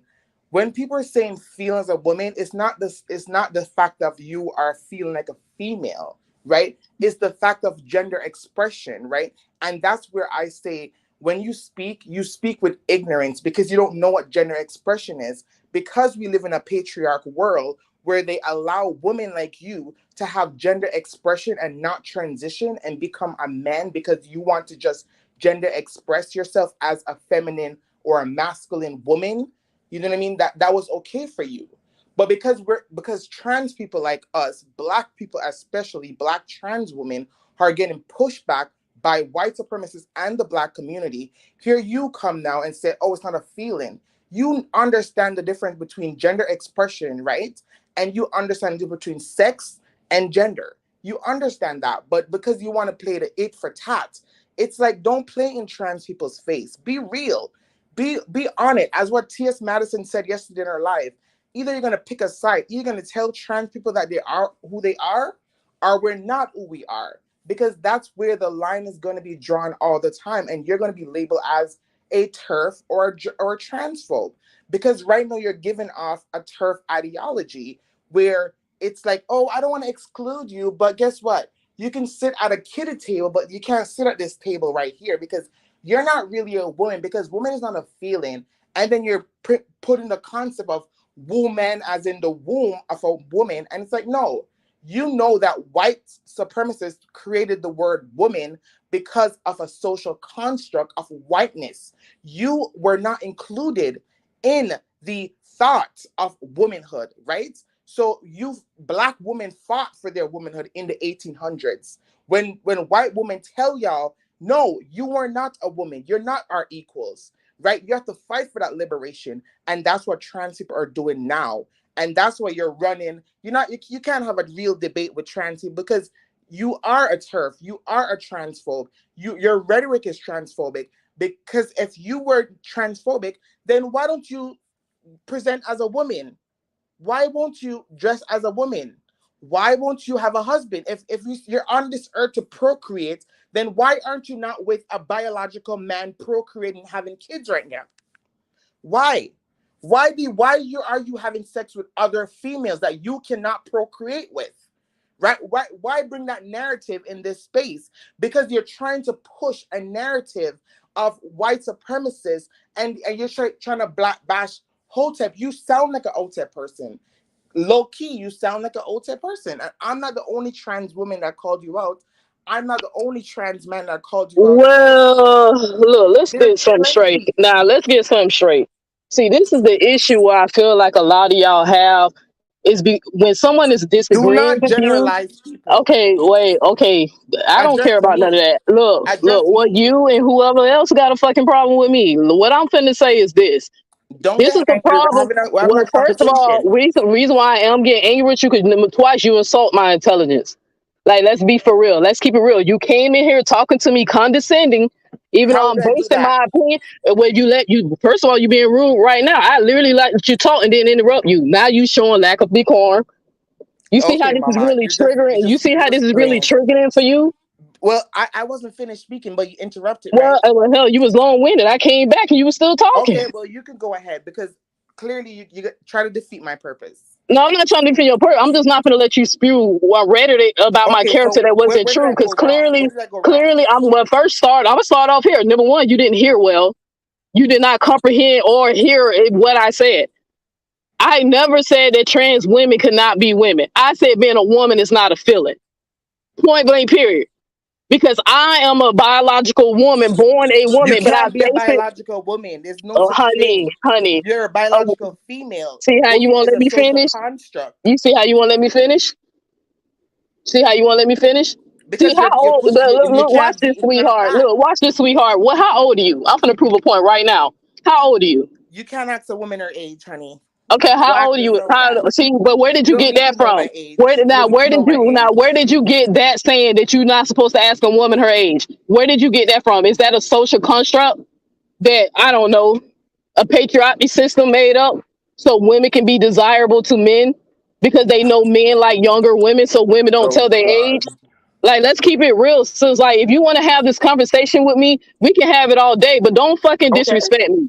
Don't disrespect me. All that you ignorant and you got white talking point, white supremacy. Girl, please, you don't know me at all. Because if you did know me, you wouldn't say none of that shit. Based You off a wouldn't. Then comment saying, you wouldn't tell a based, trans woman based off a that com- that based you don't off tell a a comment, trans based off of one That's comment of me transphobic saying as that being fuck. a woman is not a feeling.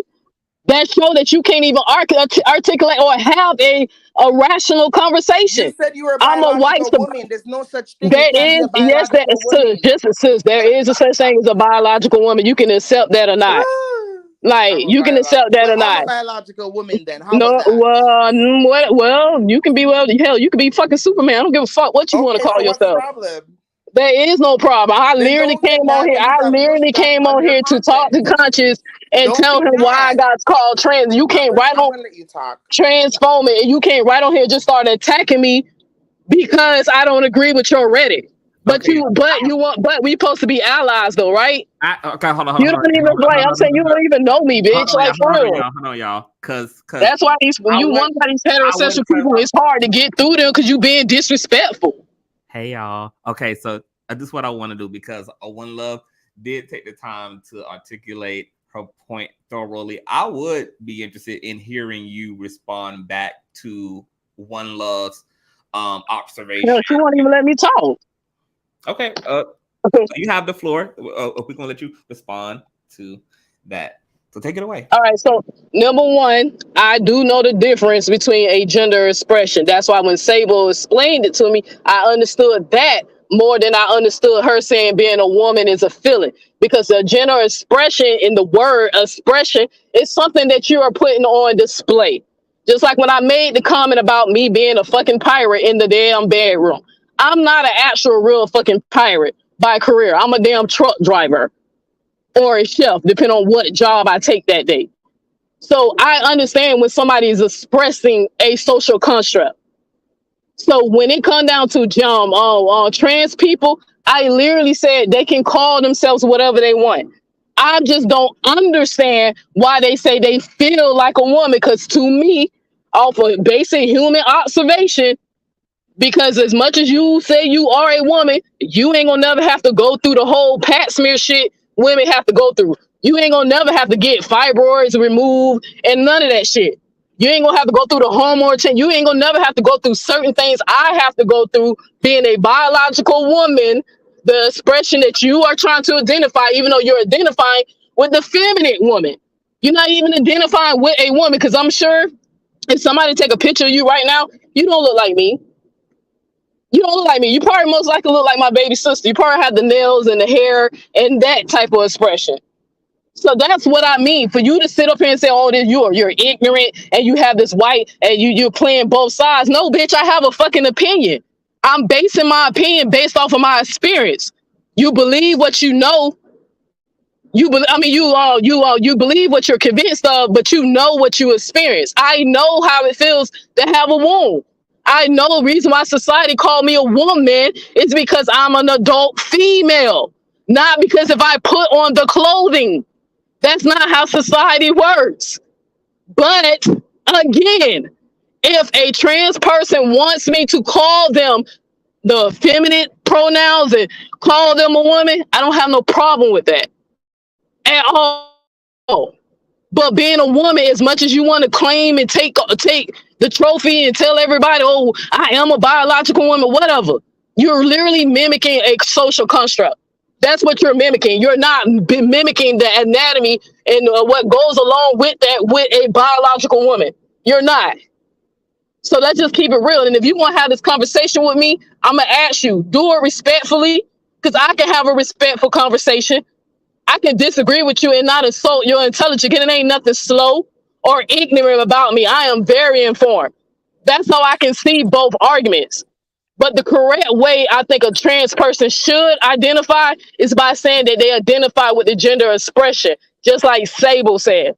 You can't You're tell not trans women identify. how to identify. I'm telling you what the hell Sable said. You sit here and call me a bitch several times, and who's well, hell? Didn't you call me ignorant? You are ignorant. Okay, because we don't agree.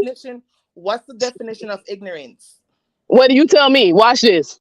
You tell me. Not you don't. That means you don't know information, so you're ignorant about. But I just gave you information. So exactly. What information I don't know? Person, no. So that means you're ignorant about the trans experience. So that's why I'm saying to you that your lack of education makes you come off as a turf. How am I ignorant? How am I ignorant? How am I ignorant to the trans expression? If you just said that I am a woman, you just said I'm a woman that can walk around and wear male clothes as assigned to male, and because of the patriarchal system, I can get away with that and you cannot. Exactly. So you literally admitted that you just admitted. Let me show you how I'm smarter than you. Let me show you how I'm smarter than you. You just admitted. Let me show you how I'm smarter than you. You just admitted that I am identifying with the opposite gender. You just admitted it. You're a stud. So right? How can I be ignorant to the gender expression if I'm doing it? If I'm doing the same thing you're doing, I'm just not changing the anatomy. Like, come on. I'm literally doing the same thing you're doing. You're contradicting yourself, mama.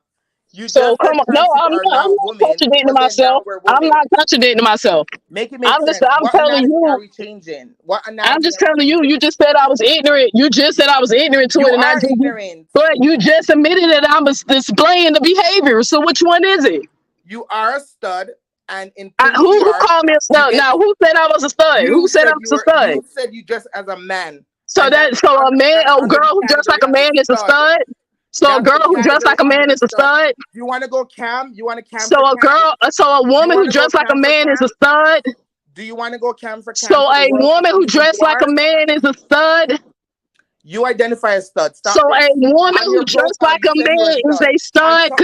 You need to look up the word stud. Stud does not mean a woman that dressed like a man. I always do my homework on people. Come on, you don't even know what you're talking about. You trying to say you a baby. I know you young as fuck. You ain't know you can't be over 35. That's fine. You can't be because you don't even know what a stud. Stud is not no damn woman that dressed like a boy. That's some shit that black people say in the gay community. Oh. But the actual word of what stud is a male. It's actually a very attractive male. Not a woman dressed like a male. So you're a woman. So that boom, that's another point showing you that I'm not ignorant. See, what I felt like you just did was you did a little projection. No, I feel like you the ignorant one, and you hop your ass on this line trying to attack me when you don't know shit. You just called me something and you misused words. Videos of your saying that you are a Come stud. on. Who said? I said people call me a stud, but in that same video, sweetie, I said, but in that same video, I said I don't identify what I said. I don't know why they keep calling me that. Boom, bitch. So you didn't see how you don't hear well. In No, that it's not same about video hearing where God. I You're said, in that same contradicting. video, You in that want you same sound like video, you sound like in that same video, I clearly said I don't identify with okay. it. You But go in people and keep opt out. calling me that. Okay, So come on, bitch. Like I said, I ain't bitch, ignorant. you're a bitch. I ain't Don't call ignorant. me a bitch. You are a bitch. Man, no, you want to be a bitch. No, I don't want to be a bitch, bitch. So, like, you I gonna don't sit up want to here be a telling bitch. me, I'm a gonna come up here and woman, start whether just you like it attacking or me not. I'm in because we spaces with you, disagreeing on whether the you like it or fucking not. functionality of a That's the fucking problem. word. The problem. You That's need the to get problem a that I have with goddamn you. dictionary before you even start Are you coming done? talking to me. Are You you trying to done? hold me to a social construct that's made up in a black community, a slang word called a stud. But the Okay. definition of a stud is actually a male, a very attractive male. Okay. Are you done? No, bitch, I ain't done. I ain't done. All right, ho. You don't piss me the fuck off. I'm up here every time I try to You have a should to be be pissed cordial. off, bitch. Every time You I try should to be have a pissed off, cordial ho. conversation with Okay, money, ladies, can You we go to ass snake, started bitch. attacking me. You a good ass snake, bitch, and I y'all, can be there with Man, you, fuck bitch. that. Fuck that. Every time I man. try to have a conversation, you better glad I got a cold and I The can both barely of fucking y'all talk. are You lucky, so bitch. the You both lucky, the bitch. the both of you ladies Your are mammy, so bitch. Your intelligent. daddy who don't I Y'all, want don't have you. a fucking Who daddy, let bitch. stop I with don't the have a daddy. ad I just fell I out of know the you don't. sky. You speak like you don't have a So I father. ain't got no daddy. Can we That's why stop? that's why you're I just bashing fell right trans out the women. fucking sky. That's why you're Hi, bashing trans women because you want hey to be us. everybody, I hi, ain't no bad. Now I y'all, want to be a trans woman. You ignorant asshole. Yo, y'all. mommy. It's okay to disagree, but can we not? Yeah, but conscious, the think ads about it. coming If you're in gonna sit attacks? here and say that, if you're gonna sit here and demonstrate womanhood to trans women, at least present as a woman. You're gonna present as a masculine dude, and you're trying to like Because now being a you're woman invent is man not an spaces. expression. Being a You're woman is an invent man anatomy. spaces, and you're trying to Being a fight woman is your against trans anatomy, women. It doesn't sweetheart. It's make not an sense. expression. You cannot be transphobic and want to be dressing like a man. I'm not That makes transphobic. absolutely You no just sense. ignorant. Anybody else who think I'm trans, so y'all just ignorant. And You're y'all babies, transphobic. Own it. Walk in your and truth. y'all don't know what the fuck y'all talking about. Walk You in your babies and truth. you. My Walk in truth your is So what? truth. I My have a truth is You're a I'm a woman. hypocrite. You're a hypocrite. so I have a And that's question the for problem that I Neo have with then. Go ahead. All right, I'm I gonna have a stop, question for conscious. you, I'm gonna Neo. stop. I'm gonna stop. Go ahead, conscious. So I have a question for you, Neo. So is it that you also don't understand anybody's feeling? Like you don't understand the feeling that females are referring to? You don't understand the feeling that males are referring to about maleness or about femininity? Or is it that you just don't understand trans people's feeling? Or is it that you don't understand anybody's feeling? No, it's not even that. I'm a whole empath. I understand a lot of people's feelings. I know Right. the feeling of Well, love. I as it know the relates feeling. to sex I and know gender, I know the feeling. I know the feeling. Hold on. No, as it relates to gender and sex. Right. So I know the feeling of love. I know the feeling of hate. I know the feeling of Yes. sorrow. I know all that. But But a as it woman, relates to sex and but gender. watch this. But the feeling of a woman is not something I know because that's not nothing you can feel. That is something. Shania Twain made a song Okay. about it. What are you talking about? She said, I Should not. feel like Should. a woman. Excuse me, bitch. And then what was she describing? Was she describing a feminine woman? Bitch, shut the Dumbass. fuck up. A feminine woman. When she not describing a feminine woman? By social construct. You see how you a baby, you can't even see the difference. You're dumb. You want to come right on here and don't even know what the fuck you're talking Of course about. I know what I'm talking about. You're just trying to be ignorant. You're trying to be ignorant and Or you convince could be a people. bully, or you could be a No, I fucking am a bully. bully. I'm gonna bully people like you who goes around thinking that And you can dictate it ain't what gonna get gender y'all is to nowhere. And it trans Okay, literally y'all. people. it ain't gonna get you nowhere. Hey, conscious, I want to say this, baby. I want to say conscious. I'm happy that I got you. Conscious, I want to say this. I'm working on right now doing an interview with I met a trans woman on TikTok and we actually linked up. We had a great conversation and I'm actually getting ready to interview her pretty soon. And I really want to make sure you tune in and other people because I want you to see not all trans women respond to me the way this bitch don't be responding to me You a all night. bitch. That trans person that I met was a beautiful soul. She had a heart of gold, and she even understood. She even say that trans women are not women, and You she's a see? trans That's what woman. she wants us to do. She can't So say ain't some I no little one? trans. I'm literally telling you that I'm literally telling you that not all trans women think like you. not Well, all trans women. Yes. The one not I all met, trans women she Hold on, y'all. subscribed to my channel. Hold on, y'all. She subscribed to Yeah. my channel. She has my phone number, I and still we are in hold on, y'all. What's her name? communication. I Flame gotta get it. Monroe? Hold on, y'all. It's not Flame hold on. Erosion. Hey, hold on. I need to guide this conversation because y'all just want to trade insults at this point. Okay, So you know let what? me I'm just- gonna stop and respect your panel. Yes. So let's just chill super quick. So yes, you are right, Anil. Obviously, you know, the LGBT community is not a monolithic. So of course, all trans women, all trans men, all queer people do not necessarily have the same politics or the same worldview, of course. But I want you to answer the question specifically. Is it that you don't understand the feeling that trans persons are making claim to, or you don't understand the feeling regarding gender and sex that all people are making a claim to? Or is it only trans persons that you don't understand this feeling? Baby, I'm gonna say this one more time. It's not that I don't understand. I'm literally giving y'all a philosophy by letting y'all know being a woman is not a feeling. Okay, hold on. No. Well, I guess you are answering the question, but I mean, so you just answered the question, but I'm just trying to be clear if you also are saying that for females who also acknowledge the feeling and the essence component to their existence. Only thing those type of women who acknowledge that are usually feminine, and they identify with the female feminine expression. Like who I'm speaking to, One Love, can you not just be an asshole for like a good 2 minutes just so people can hear what I say clearly? Because I'm literally telling y'all, those women that you say that they feel like a woman, I would like to talk to them. Y'all know I'm good at picking.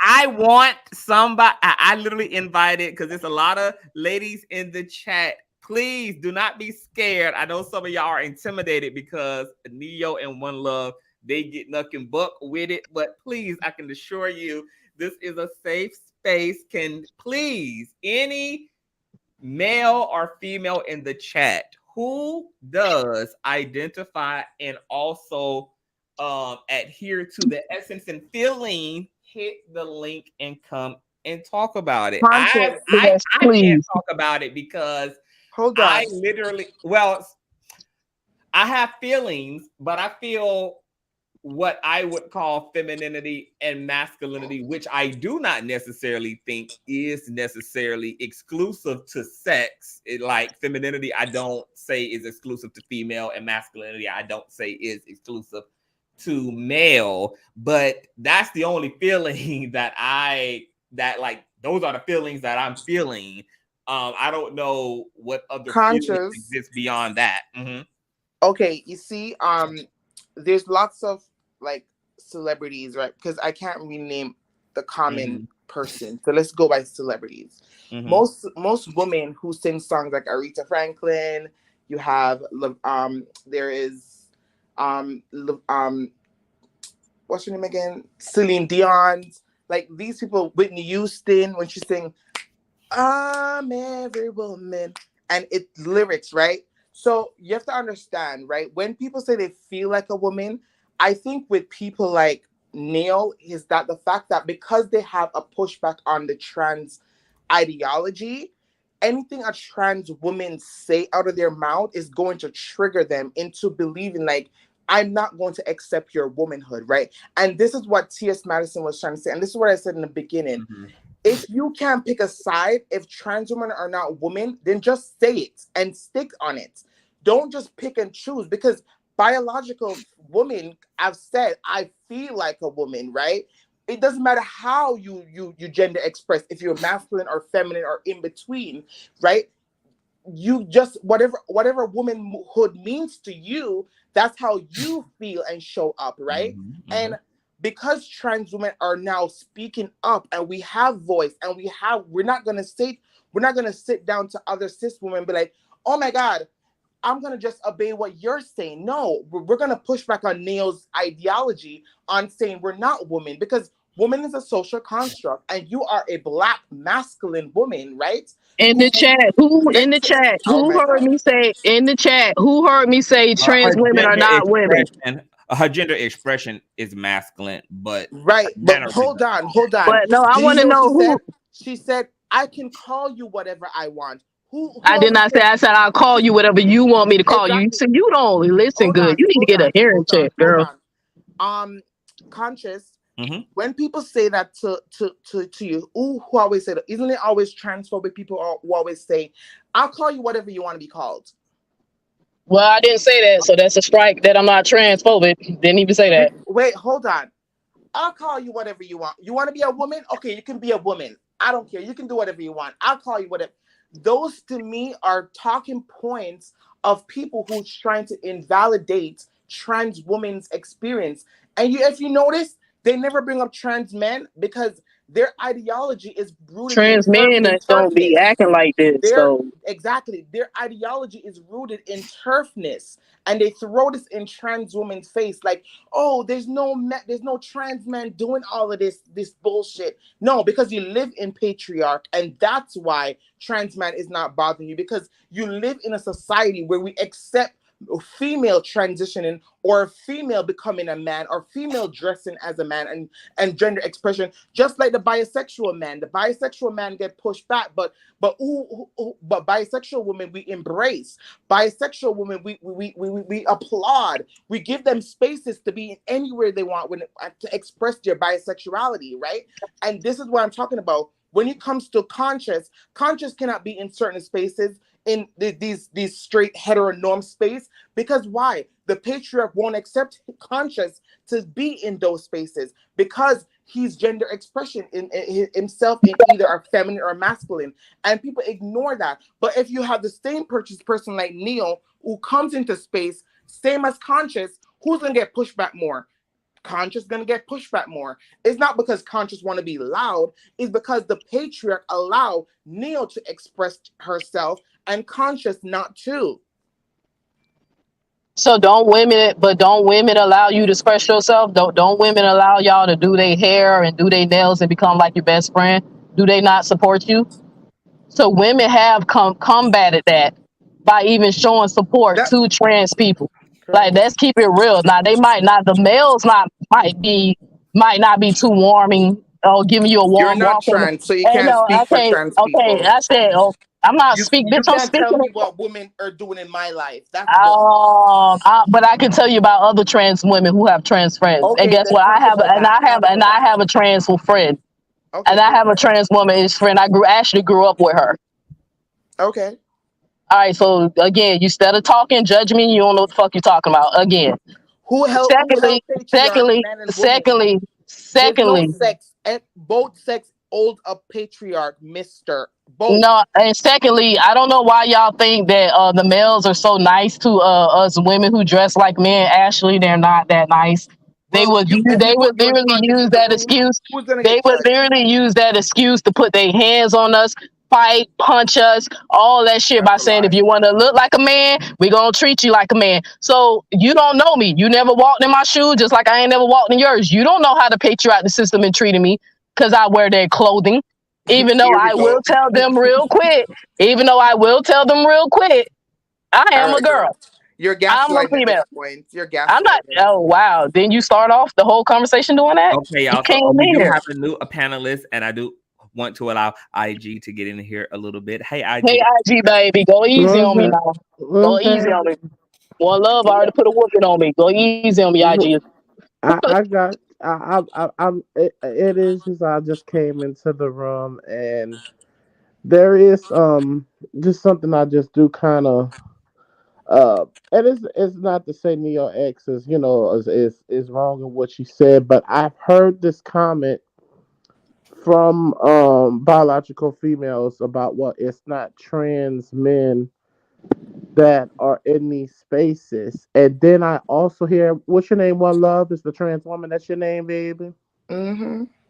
So one thing that has really just been on my mind, like when we talk about the patriarchy and stuff like that, I I'm not speaking for you, Neo X, but this is just something that I can see subconsciously most biological females is having. It's not that they're all transphobic. when we bring in the discussion of patriarchy and the construct of gender. The construct of gender is the same people who brought you patriarchy. The only thing about it is that for trans women and biological females, the construct of womanhood has always been determined by the male sex. So, from the person who is on the outside looking in, who is cisgender, I'm calling myself male, as a same gender loving male, not any females here. As a person who is a cisgender male from the outside looking in, I can see where the construct of patriarchy is linked to gender. So that's why biological females, we can't, and some to a certain degree, we have to give biological females the same grace because when we talk about patriarchy, we can't help that patriarchy has associated gender constructs based off of sex, even though it is biologically insanity how they even construct gender roles based off of sex, not sexuality. So when I hear, like my sister Nia X say, we don't hear trans men coming out, and then when I hear trans women bringing up the arguments of patriarchy, this is one thing I just want to just keep in context is that biological females have had to always deal with the determination of males. Hear me what I'm saying. I'm not calling trans women men, but let's just, in the context of what we're having this conversation, that's why I'm always quick. I'm not quick to call every single biological female, like my sister Nia X here, a transphobic because we can't ask them to unwing the bells of having a female experience and a gender construct that was institutionalized and imposed by said biological males. So when I listen to both of my sisters, because y'all both my sisters, I can see where the construct of this ideal of womanhood and femaleness doesn't serve either side. It doesn't serve biological females anyway because it infantilizes you. It takes you out of your nature. It tells you that you're being masculine just because you're assertive when you're supposed to. That comes with gender, not femaleness. Same thing with it comes to being intellectual or intellectually intelligent. It tells men, not males, it tells men that you should not be intellectually intelligent. You should not have the balance. However, this idealism of gender goes completely against XX and XY chromosomes and everything in between. You're supposed to. I was listening to Priscilla the other day, and she made a good analogy about that yin yang sign on Tanya TKO, but they cut her off. When you look at that yin yang sign, you notice one side is primarily white, one side is primarily black. And in between those spaces, there's the contrasting energy of that circle in between. That is the masculine and feminine. Like my brother Conscious said earlier, masculine, the energy to move, is not a penis or vagina energy. Sitting with emotions and having emotional intelligence is not a penis or vagina exclusive. So when we have these conversations, I do kind of want us all to keep in mind and I know I'm going on for just a second. Let's please keep this in mind, especially as Black Americans. The conception of gender was not even really created that we're following now that we're arguing about at this very moment was I'm not not created arguing. for you, was not created for us. We were never meant to I be said that. part of that. So, I just kind of wanted to just put that word out there. These constructs of gender does not really even belong to us. Okay? This doesn't even belong. So when I hear biological females and trans women, I am sitting here kind of sometimes just like, ooh, are y'all sure y'all wanna argue about the construct of what it means to be womanhood that infantilizes you, that goes against femininity and all this violence? Are we sure we want to reinforce that in any expression, regardless if you are trans or biological? And I'm gonna just put that over there. Hold 1 second. That's it. IG. I agree with you, but when you're saying that trans women are arguing about womanhood, it's not that we're arguing about womanhood. It's that we're getting killed for gender for living our lives. So when you put that out in the universe, saying that we're not arguing. We're arguing about our lives, right? We're arguing about our humanities, right? I So don't be know if I careful when said you. arguing about your. Oh, you said when we both are arguing, so I'm trying to make it Yeah, clear that my life is not up for debates. My humanity is not up for debates. of My course, gender expression is not up for debates, of course. right? No, So if when you have someone that says you're not a woman, it's you can have your opinion, but other people would take that opinion and take a knife and stab me in my stomach and kill me and take me out of this world, right? So that's so when trans women are out here on the forefront fighting for their lives, right? And then you have people say, well, trans men don't do this. The reason why most trans women are saying is because of patriarch, because Neil can show up masculine, and you have people like myself and Conscious who are in the same spaces who are fighting for life, just like how we see a guy who just got murdered for dancing to Beyonce's song and voguing as a feminine being, right? So that's what mhm. we're fighting for our lives. We're not arguing. We're not making mistakes. We're not doing these things just for show and tell and trying to attack Black cis women. No, we're trying to say our womanhood exists, femininity exists, and patriarchy exists. And these are the reason why most trans men are not in the cuts, because they don't need to be on the front line, because people are not making jokes and making millions of dollars on their bodies. They're making millions of dollars on trans women's bodies, clickbait in trans women's life, and dictating how we show up. And that's why our rate of murder and suicide is all the way up in the roof. Because again, we cannot just sit here and say, when you hear trans women, and no, trans women are arguing because of their humanity. If people are going around killing Black women at the alarm rate because of there being a Black But when I woman, mean argue, I don't necessarily mean your right to exist. I mean for that's what we're talking here about talking about, the right to the exist. We're talking no, about, no. we're here in this space because When it comes, not.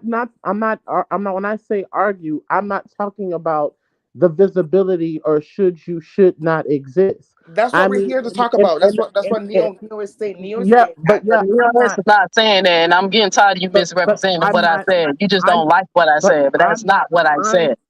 I am not saying that. When I hear like the ideals of construct of It's like you woman, hear what you I want to hear. I can say that on both ends there are toxicity, regardless if it is a trans woman or a biological I female. agree. I There are agree. the institutionalized ideal of what it means to be a gender construct woman was have always been imposed, Mm-hmm. institutionalized, and created by the male sex. And one reason I'm gonna say I this too. said Now, that before. I've said that in the I'm not, beginning of the I'm live not before speaking, you but were hold on. I will here. say this too. But here's another thing too for trans men. Okay, but here's the thing. Yes, males do impose on other males, right? And other constructs. However, there is a certain privilege that comes with maleness at times, to where, and this is going, I'm not saying this, but I can just see cis hetero men, we do not feel like we can be imposed by biological females who become men. Unfortunately, because we do live in a patriarchal society and Thank the you. humanoid male sex is bigger, in the sense the biological female has had a different experience from the biological male, as to why I'm not saying that we have to like it or any of those things, but I am definitely not going to unauthenticate that is why that's also the difference. Cisgendered males do not feel like they can be imposed by biological females. And unfortunately for cisgender females or biological females, the result of having the female experience since little girl before womanhood have always been imposed to them, especially their gender identity has always been imposed to them by the male sex. So that's another reason why you're not going to hear this from biological males and trans men, because biological males are set up in a patriarchal society where they are not infantilized as women, as AK females, where they are not told not to have the certain expression. So Thank you.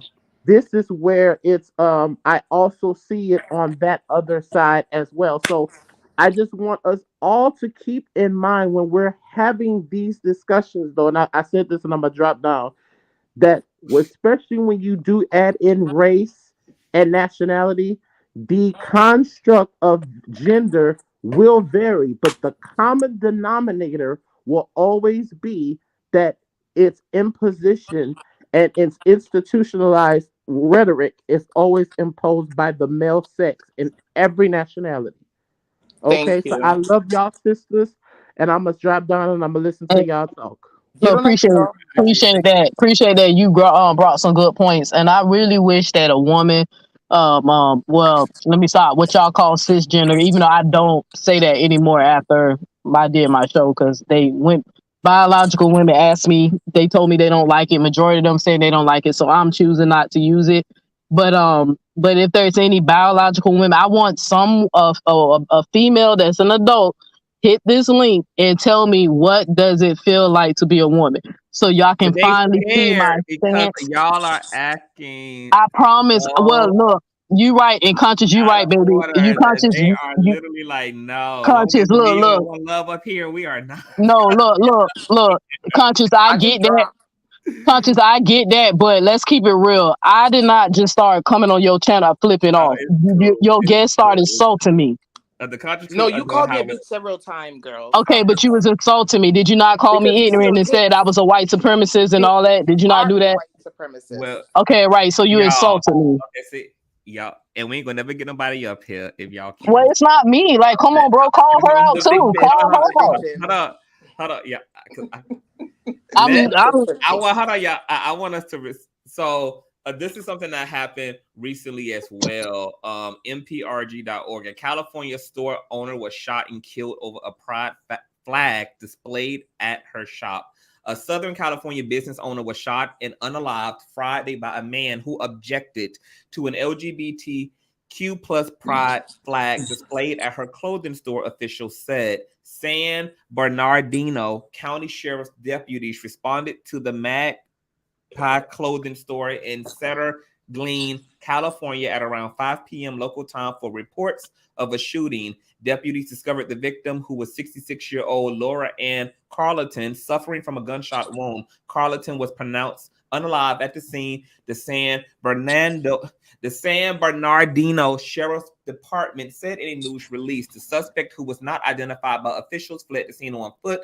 According to deputies, the man made several disparaging remarks about a rainbow flag that stood outside Carleton's store before ultimately shooting her. Deputies were later able to locate the armed suspect, who was confronted by deputies and was unalived in a lethal force encounter. Authorities said no deputies were injured. The San Bernardino County Sheriff's Department says an investigation into the incident is still ongoing. Carleton, who went by Lori, had a husband and 9 children, according to the clothing store's website. She owned and operated the Magpie clothing store and began her career in fashion at an early age. Carleton studied at the Art Center College of Design and had a long career in the fashion industry, including a 15-year run as an executive at Kenneth Cole. The site said tributes continue to pour in honoring Carleton following news of the fatal shooting. The Lake Arrowhead LGBTQ organization took to social media to address the shooting, saying that while Carlton did not identify as a member, she spent her time helping and being an advocate for those in the LGBTQ plus community. Mountains Provisions Cooperative, a local food co-op, said on Instagram that Carlton and her husband had been pivotal in helping organize a free store after a blizzard hit the area earlier this year. Okay, this is that in loving memory memorial to Miss Lori, who was a pillar in our community and an immovable force in her values for equality, love, and justice. According to the post, if you knew Lori, you know she loved hard, laughed often, and nurtured and protected those that she cared about.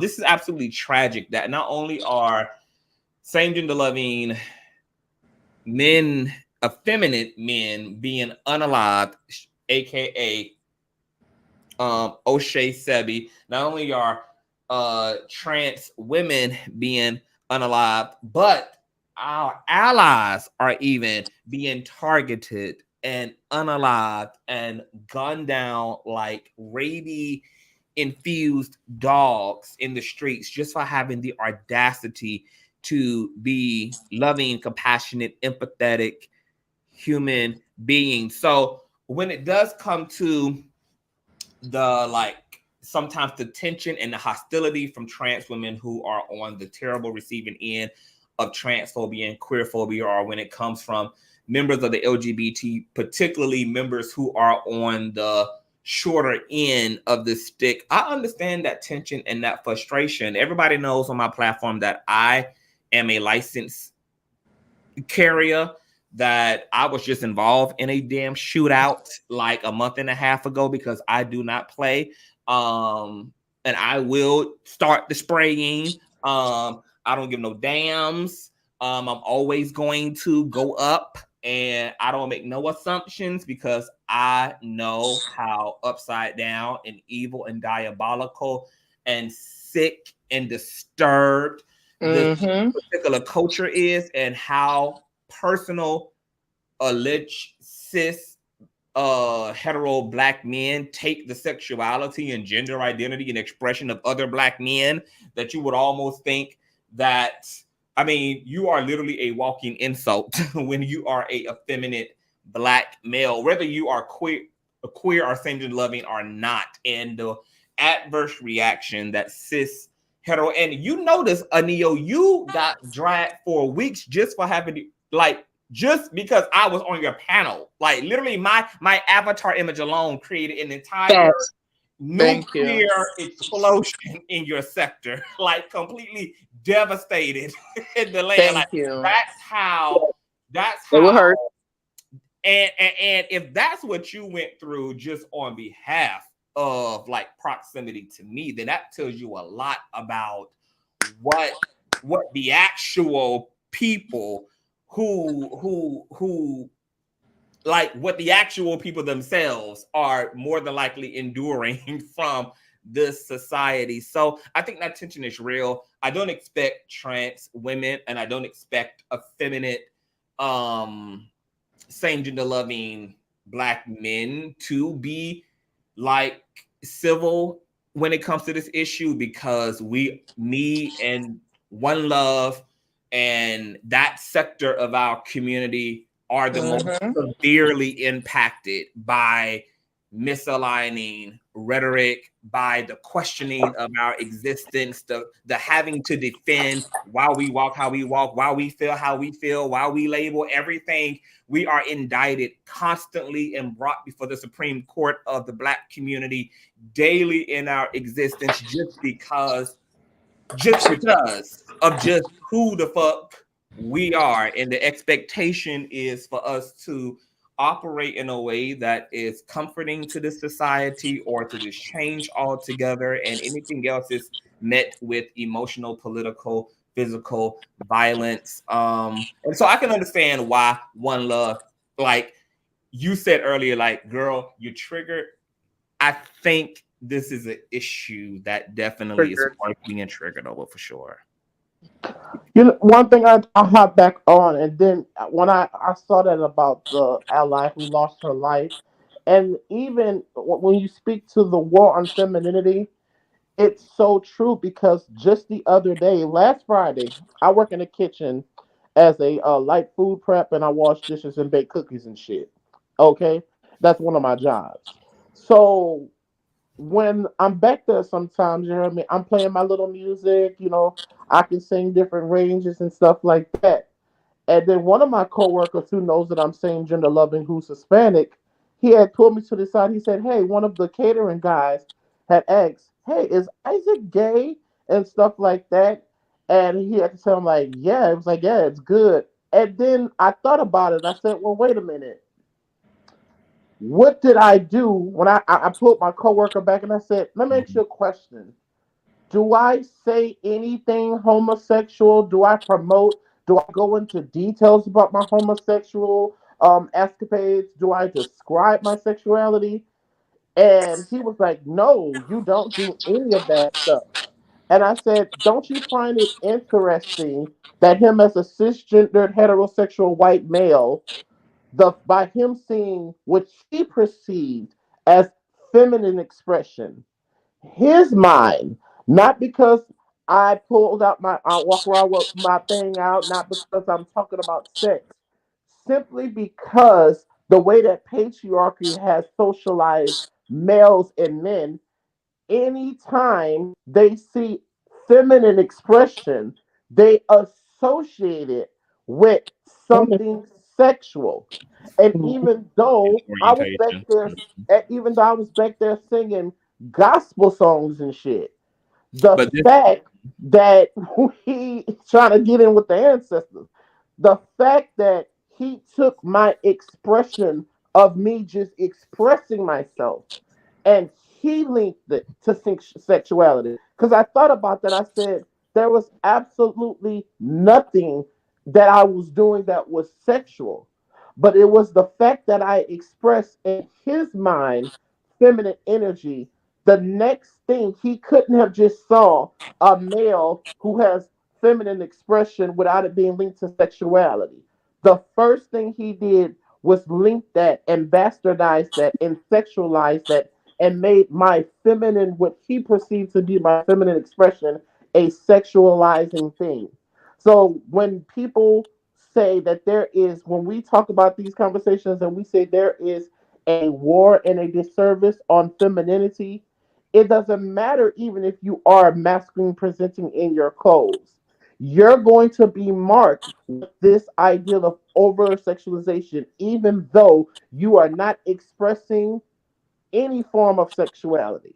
So I just want to share that with y'all that even with me just singing gospel songs in an alto register, in his mind, despite you can hear how my voice is, in his mind, he couldn't fathom that is just my natural voice.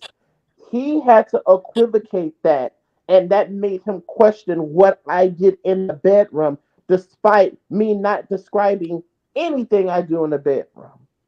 You lucky he didn't kill you because they killed one last week. So Yep. So, I mean, Well, it just, yep. and this yeah, why Will I Am had came out and said that even when he was growing up as somebody who embraced his femininity as a heterosexual man, mhm, he was bullied for being effeminate, etc. He was told he was gay. He was assumed to yeah, be queer, etc. All because, once again, he was operating outside of that male socialization. right.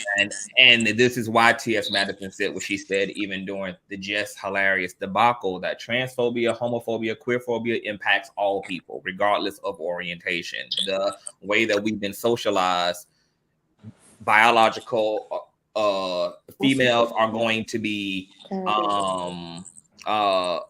they're going to experience transphobia, as just hilarious self-admitted to experiencing, whether you're straight as in Will I Am, whether you are a effeminate same gender loving man, etc. Also, if you are a lesbian, etc., that femininity, and this is what I was saying even during that 2-week period, is that this isn't just a war on females. This is actually What's a his war name? on femininity. And that's why all of the feminine entities, all of the birth children of the divine feminine are under attack. Wherever you see femicide, you also equally see homophobia and transphobia in conjunction to femicide. It's femininity, period. That Conscious, can I ask you a question? drawn out. Yes. When you get up in the morning, right? Mm-hmm. Do you feel feminine or do you feel masculine when you put on feminine garments? When I put on feminine garments. Now, my gender expression typically is coordinating with the predominant energy of that day. Okay, so do you feel it? Yes, absolutely. So you feel it, right? And yes. So when you feel you're feminine and you said, okay, I'm going to put on a 30-inch bust down, right? You feel it, right? So when people say you can't feel like a woman, or you can't feel feminine, you can't feel masculine, and these are just what you're born with. Right? So hey, before you answer that conscious question, when you Google the word woman and look it up in a dictionary, is it an adjective or is it a noun? I'm about to look it up now. I'm going to save you some time. It's a noun. When you look up feminine, that is an adjective. That's why you can feel feminine, but you can't feel a woman. I a woman is a noun. I will speak to that because, I don't equivocate when I feel feminine. Now, this is me. I'm not saying this is different for trans women, but I don't equivocate when I feel feminine that I'm feeling like a woman. I don't equivocate when I'm feeling masculine or aggressive to maleness, because as far as I'm concerned, how I was taught in my household, you are, regardless of sex anatomy, you are supposed to have emotional intelligence and physical aggression. So when I am back there singing and hitting them notes, I don't think I just changed my sex because I'm singing certain notes. I'm not thinking about that. I'm thinking like, okay, well, bitch, you need to breathe. You know, you smoke holes, so you better get that diaphragm in action to get this E flat 5 that these hoes about the belt a few times. You see what I'm saying? So yeah, but that's just basically the techniques that's just the bullshit that people do. Because the thing is, you have to understand, like, when people say, oh, I feel like a woman, if you're born female and you say you feel like a woman, there will be no pushback. Let's be clear here. Let's not play the game of like semantics. That woman literally said she's identified with femininity. I'm not done speaking. You keep making it the same. I'm not done speaking. All right, you're right. You're right. So you see, like, that's the semantics that trans women have to go through. Those are the trans misogyny that trans women face. Like, whenever we speak, like, we can't speak too much about womanhood because you're not really a woman, or you can't speak about the woman experience because you're not really a woman, or you can't speak about feeling like a woman because you're not really a woman. It's like that's the semantics, and that's where I want IG to understand, because I feel like it's like whenever I say something, it's like I feel like it's going over your head, saying like I don't feel. I'm not talking about you feeling like a man, or the reason why I ask Conscious when he gets up in the morning and he feels to gender express himself, right? That's a freedom of gender expression. He's just expressing the way he felt in that morning, that he doesn't feel like he wants to be a woman. So it's the problem that because trans woman has a voice in 2023, that's the problem. That's the root of the problem. The problem is not we trying to be a woman. No, it's because we have voices now. It's because we can speak about who we are, because there's plenty of examples of trans women. So when we sit here and play this semantics game, like, oh, it's a noun or a verb, but no, if I was a biological female right now, say, hey, I feel like a woman, it would not be a pushback, because you are just going to take it how it is and move the fuck on. But there's no pushback. There's no videos out there that says, woman, you should not feel like a woman because you are born female, and woman is not a feeling. No, it's a pushback on trans misogyny. And that's what I'm trying to to prove right here. And each time we prove it, it's like you guys are playing in my face. Like, girl, like, no, those are semantics. Stop. Let me ask you a question. One Love. So, like, what is your feeling aspect of your gender? Like, what do you feel? Okay, so basically, I can't speak for every trans person, and and it's like each time I come into spaces, I have to always say that, because I feel like whenever I speak, it's like, oh, you're speaking for no, I'm speaking for myself. It's not about feeling. It's not about anything to do with feeling like a woman or want to be. I want to be myself. I want to show up in the world as myself. So however that shows up, that's how it's going to show up. If some people don't have language, we're Black. We don't have these language to say how we truly feel. And when we do, we get pushed back by people like these people that's on the panel. Oh, you're not supposed to feel this way. That's not how you're supposed to show up. That's not how you're supposed to be. And that's why you see people just say, you know what, fuck it. I'm not going to be in spaces with y'all. Because if I sit here and say, oh, I feel like a woman since I was 5, then it's going to be a pushback. If I said, oh, you know what, I'm a woman, it's always going to be a pushback, Conscious. So it doesn't matter what I say out of my mouth right now. It's always going to be a pushback because I'm a trans woman in this space, and because I should not have a voice. My humanity should not exist. I should be in a corner and know my place. And that's what these people are trying to do. They're trying to say, you need to know your place in society. You're a Black trans woman. You have no rights, no freedom. So sit back, and when we get ours, then you can speak. When we show up in the world as equal to a white man, then guess what? You as a Black trans woman can now speak. So shut the fuck up and sit back. You have no feeling in this point.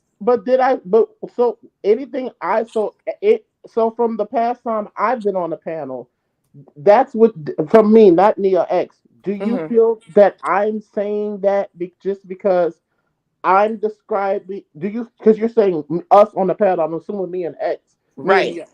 So I'm just kind of confused because so how would me saying what I'm saying is saying that you should have a voice just because I analyzed and pulled out the observational differences of those things. In none of that language am I saying that you should have a voice. And just because I'm describing, I said for me as a male, I don't identify as trans. That's not a word semantic, because I'm saying when I think of femininity, I'm not thinking of a woman. I'm just not. That doesn't mean, or that doesn't invalidate that when you feel femininity, you think about a woman. That doesn't. You didn't say that though. You didn't say that. That's my point. And when you sat here and you said, "Oh, Neil, I don't think you're transphobe," you cannot tell trans women how to react to transphobia. No. I'm not trying. No, hold on. This is one thing I will say. Well, no, I'm not trying to tell you, but I was saying earlier, it's not. I see both sides of the coin. Right. Just because there is an observational difference, because through patriarchy, womanhood has been associated through sex, and because biological females have had the experience of being socialized in a certain way, that has not even been to their whole fucking benefit. Trust and believe that. They'll tell you. But they can also portray that patriarch and the misogyny towards trans. Still trying to I'm still trying to a legitimate point of what I said. No, that's not. I will say I'm still confused on that by just saying that a woman is not a feeling. I literally just gave y'all a gem by letting y'all know a woman is a noun. It's not even an adjective. Like femininity and masculinity and aggression and all that. I literally just showed y'all by the definition of the word. A woman is it's not a feeling. But I never once said that a trans woman cannot be identified as a woman. I literally, every time I get on this panel, I say the same shit over and over and over. It's like y'all got some plugs in y'all ear and you hear what you want. Just like somebody in the chat, somebody in the chat named Nene said I blew up when they said something about a woman being a feeling. I blew up because One Love came in here disrespecting me because I'm saying something that she doesn't agree with, but she's not debunking what I said. You can disagree with what I said and do it respectfully. I came on Conscious channel and I didn't disrespect Conscious once. I ain't even disrespect One Love and misgender her. You I've called been me a bitch several times. the whole time, right? But she started trying to say I'm transphobic because I'm literally using the word woman correctly. I think that, I really think the bulk of the perception around you being allegedly transphobic or coming off as transphobic has to do with the fact that it feels like you, like, despite, like, to One Love's point, like, despite what trans people are telling you, or even what biological females are saying and acknowledging But I about have a it. trans woman country saying the opposite of her. So who's right? I don't know. Well, it's not about all right or wrong, right? It's just about, like, everybody has their own experience. And to that point, then, since there is no monolithic attitude, then there isn't one trans person in and of themselves that can tell you anything objective on a monolithic level for all trans people. So you just have to literally go from experience in person to person and just acknowledge their experience of their consciousness in their body and what is compelling them to show up in the ways that they are. But I think the reason why it feels transphobic to some, Neo, is because you don't just ask with the intent to understand. It feels like you're asking to defend your position against their reality and their truth, rather than it be okay. That's not it at all. And I get with that and accept that, but it seems like you are actually, it feels like you are wanting to indoctrinate and you're wanting to argue trans folk out of their position because you personally can't relate to. That's not true, babe. That's not true. No, I'm not saying that it is. I'm just talking about a perception. Like the perception. So you saying the people who calling me trans? So you saying the people who are calling me transphobic? You think this is the way they are perceiving me? Yes. Okay, go ahead. Yeah. So it's just a perception, just based upon like your posture when it comes to the subject itself, and it seems like. But how are you perceiving me? I don't know what I perceive. I'm trying not to really have a perception and just really just hear everyone. But because me practicing philosophy and studying philosophy, even when people come on my channel and when I go on other people's channel, I love to keep asking questions, open up, because it literally shows that people have biases. And you got people, if somebody in your audience who clearly saw exactly how things went down, black and white, but literally made a lie in the comment and said, I got triggered because somebody said something about women being emotional, when I said out my own mouth what triggered me, when she came in here disrespecting my intelligence and insulting me. Right off top, just because I was disagreeing with her. But they didn't see it. Hold on, they didn't see it in that lenses because they already feeling some type of way. They don't like me because I have a fucking opinion. I literally said on my show that there's a civil war in the LGBTQ plus community, that we not all on the same side or the spectrum when it comes down to these political and social issues. That people going to see stuff based off their perspective, and me just using philosophy by saying, look, being a woman is not a feeling. So can you just tell me what it is that you're identifying with so I can understand more? So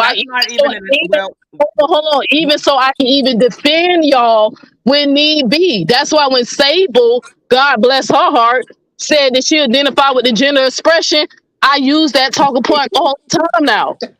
She literally told me what it meant to be trans, but not One Love. One Love brought her ass up in here.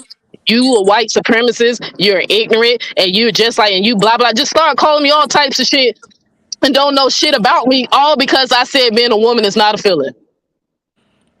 I never said she wasn't a woman. You can't never said. Hold on, y'all. Hold on, because I want to speak to that too. So there are 6,800 hormonal differences between males and females because we are biochemical entities, and there are literally there are chemicals in us that are communicating to our brain, that are controlling our inner world. I don't think it's far-fetched to it's not hard to understand if somebody says I feel like this or that, because feelings are also a part of the biochemical experience of being a human being. This is why we're able to get depressed, we're able to be sad. This is why women are more so narrated to being more emotionally present and active than males are, allegedly, etc. So there is something to even argue as it relates to a feeling, because we are all biological entities, and this biochemical makeup is also in part feeling and perception and impulse and desire. So it's, but because we also live like within a binary, and to One Love's point, everyone is limited when it comes to language. We don't have a lot available to us to help people to fully like contextualize their existence. People in this binary have to do the best they can in order to get other people to understand, or to even help themselves to kind of organize themselves in this experience of being human, etc. But I so the reason why I asked you, One Love, specifically about your experience of feeling is because, like, as a because One Love is the one who actually got me to entertain the idea that I'm probably non-binary, which is probably true, non-gender conforming, etc. I know for me, like, I lead from the energies that I feel, and because I never feel one energy more so than the other, which is why I never personally felt compelled to transition or to be trans, because my masculinity never left my femininity and my femininity never left my masculinity, which is why I can have a 30-inch bust down, but it also sits on a very masculine hairline, and it sits on what is perceived to be like I have a whole beard and facial hair, like, because these energies are like simultaneously married into each other, and they're always making love, and I never really experience one totally without the other. I just have this experience of both. But I'm not trans, because when I looked at female anatomy as I was, as I'm growing up and becoming of age, that never, like, I never had a issue with the vehicle that my consciousness was in. So when I looked at the body of my mom or the females around me, that never struck me as something that also felt like me. Like, I was okay with my physiological makeup, I was okay with my biological makeup, but I also was having an experience of femininity, and I liked feminine things, and I just incorporated those feminine things. Now, I wouldn't imagine that's the case for trans people. I would imagine that they also look at the opposite body, and that also is something they identify with. That's also something that they have a conviction about and feel compelled towards. So you, as a trans woman, like, you seeing other female anatomy, there was a conviction about that, right? Like, there was a relatability, a connection that you felt toward that anatomy as well, a female. Right. Mm-hmm. Okay, so can you just like tell us a little bit more about like your feeling experience and your perception experience as a trans woman creating? Mm-hmm. Honestly, to be honest, Conscious, I love you. I know you do. But honestly, like, I've learned from elder trans women, you're never going to win hearts with people who don't see your humanity, right? So it doesn't, that's what I'm trying to say to you. It doesn't matter if I explain how I feel, right? It doesn't matter if I demonstrate how I feel. It doesn't matter how I expressed to you a million times over how I feel.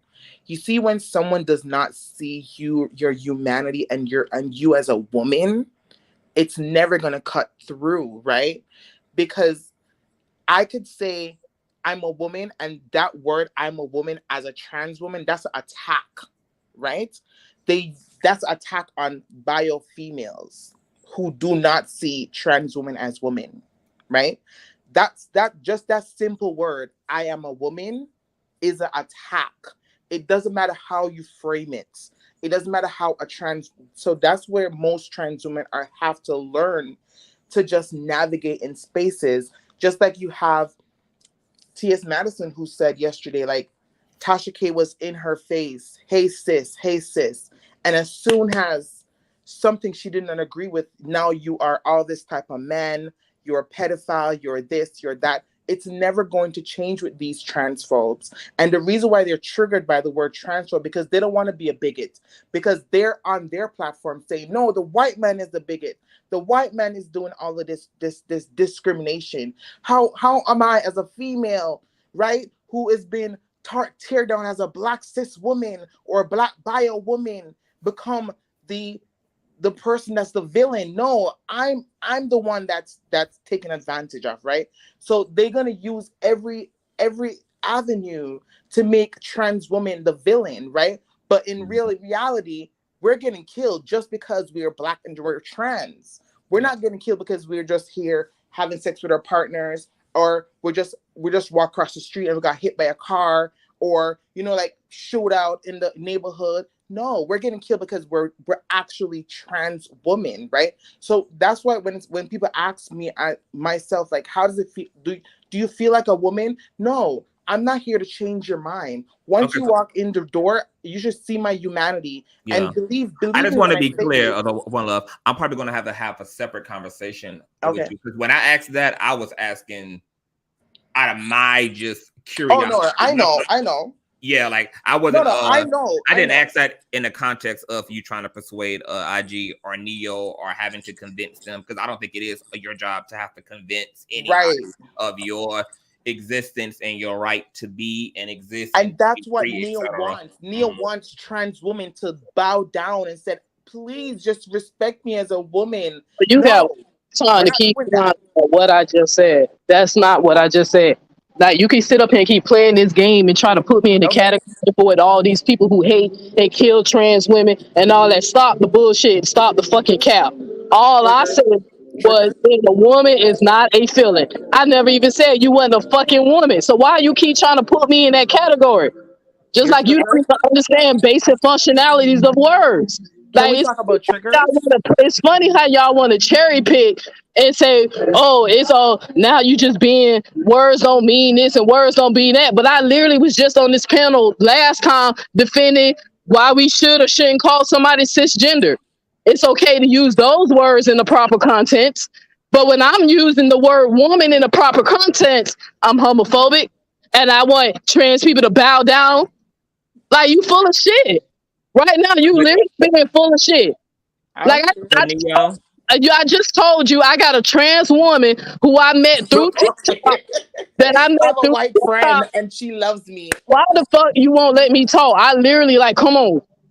I just said I'm finna interview a trans woman just to show y'all that what everybody disagree. Everybody does not sound like One Love. You agree with Flame Monroe. I don't. You know what the fuck I agree?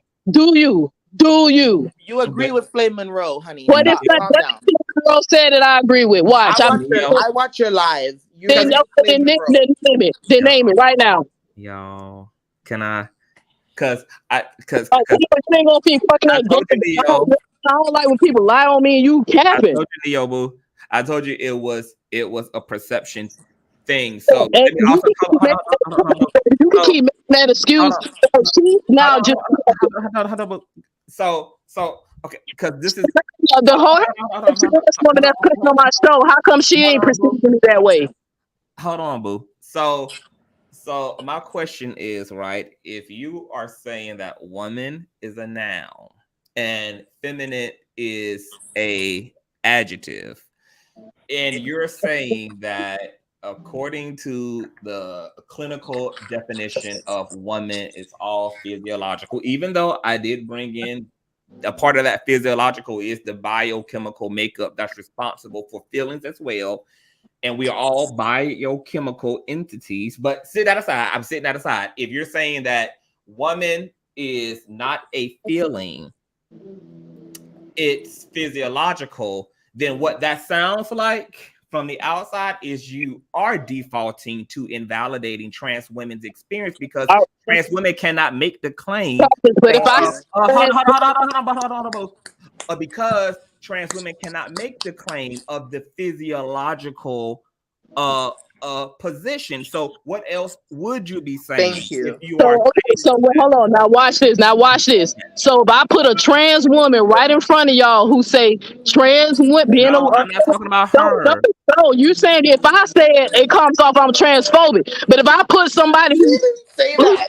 same situation, oh my God, if I put somebody who literally identify how one love is as a trans woman saying the same talking points as me, is that trans woman transphobic against her goddamn self? Yes, a trans woman can be Yes. transphobic too. Duh. Like it's coons and tap dances in all communities, yo. I'm Anti-black using the people, word properly. Okay. Anti-black people There's exist. Candace Homophobic, Owens. There's Candace homosexual Owens. exists. Transphobic I'm trans women transphobic exist. because I'm using the word properly. Now, I'm not going to say that she is transphobic for that reason, right? But I'm just setting your guest aside. I'm just trying to help you to understand why this perception exists. You are trans women identify as trans women. You are going by the definition that is acknowledging the biological, physiological component to female. So if you're also saying in conjunction to that, woman is not a feeling, and that's the only thing that trans women and trans men can make claim to is their internal experience, then what is left for trans? So like what are you saying then? Because there's nothing else that a trans man or trans woman can make claim to outside of their inner reality. And that's why they're saying that you are a TERF and you're transphobic. Thank you. You are just saying it without saying it. Like you're questioning and setting up the question. Y'all can't do that. Y'all can't do that because I literally. It's not a y'all because I'm not saying that I'm not saying that you are transphobic. I'm just saying I'm not saying you. I'm saying y'all in general. I'm country, bro. That's just how I talk. But I'm saying y'all. I'm just saying y'all. I'm just saying people who think I'm transphobic, I put them in y'all. But I'm literally saying y'all can't do that because we literally just had a whole conversation about the cisgender and all that stuff when y'all had women come right up here tell y'all that they don't like that term. It seemed like you also have a women who also came up here and said that they have a feeling too. Like you can't cherry pick. But that's the point. Don't acknowledge. That's the point that I was trying to make. I want one of those women to come up here and describe it. I'm sure. Oh my God, I'm sure whatever it is that they said. Know the truth. The reality. No, you do not, baby. I see that. I see that. Baby mother, you already know that there are biological females who acknowledge the feeling, whether they or not. You know that that's a sentiment and an experience. That bio female. One thing about Neo, okay, wait a minute. I'm not about it. I'm telling y'all, I hang around women. Women do not say that. If you are a biological female in the chat, you don't have to hit the link.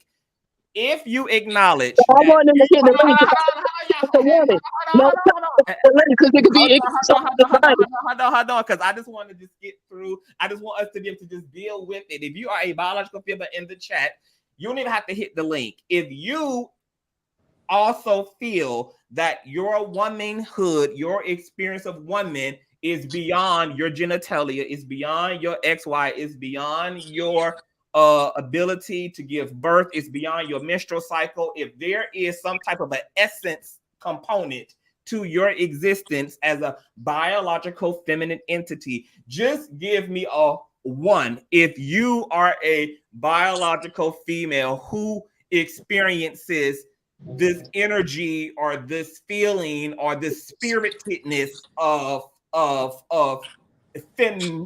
femaleness. or etc. Give me a 1. I don't need a yes. Just give me a 1 if you are one of those biological females who have that experience. Okay, so There's one. sometimes it's why. Okay, Mo Mo Dream is not a says damn one. female. Mo is not a female. Exactly. That's why I said don't Lisa, Okay, the Elisa, answer that's not biological Lisa, females. Like, come on. Mo, Elisa gives a 1. We're gonna let them roll in. Mo, Take the votes. It's like Moesha. I should words now words don't matter when it's the fit you're argumentative, but I'm literally just saying like I'm getting called transformed because I'm using the word correctly. I'm about to create a poll as well. Let me see. You're transphobic. The poll. Does Damn. a biological female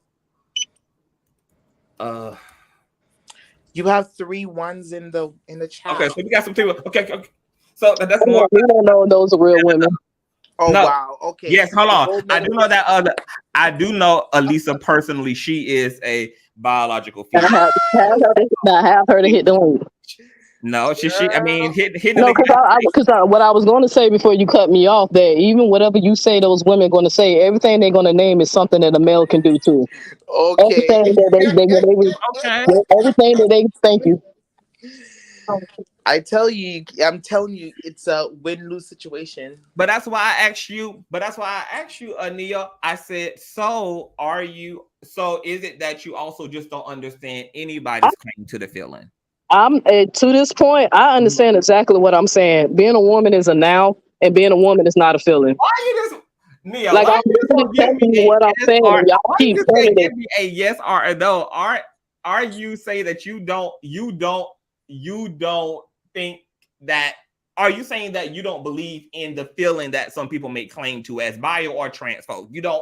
You don't believe that is connected to woman or male, but it is connected to feminine and masculine, but it's not connected to woman or male. I'm not. I want to have as clear of a 4K understanding of what you mean and what you say, because I'm genuinely interested in actually understanding what you like, what your mindset and what your psychology is about this. I'm literally keeping it simple, black and white. Being a woman is not a feeling. I told y'all that I'm a woman. I'm a woman by my anatomy, but I wear clothing and assigned to men. When those trans women are transitioning into a woman, they identify with the feminine expression of a woman. They're not transitioning to a woman like me. I literally keep saying that talking point over and over. And that's proof right there that being a woman is not a feeling.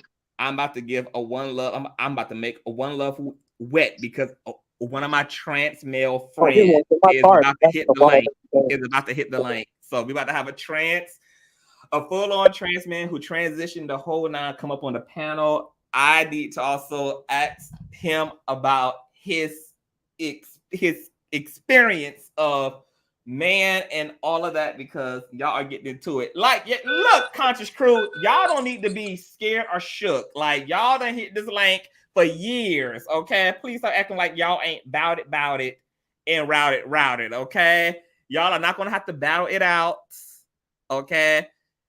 If there are biological males and female in the chat who also don't necessarily feel anything, you just are biologically male or female, come up here too and talk about that, like either side, etc. Once again, if I'm talking about my own experience,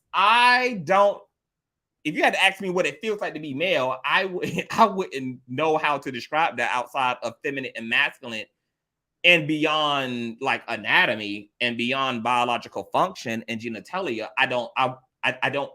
My only concept of an essence or a feeling is the mask and feminine energy. I don't know. And once again, I'm not, and obviously I experience, I don't know what the hell we're talking about. Hold on, Conscious. Yes. Conscious. Can you hear the beeping in the back? Yeah, I can hear it. Mm-hmm. Okay, it's horrible, right? Is it horrible? Yeah. Mm-hmm. Okay, let me pause. And we're waiting on Will, you guys, who is heading to his car because he's about to hit the link and talk about this.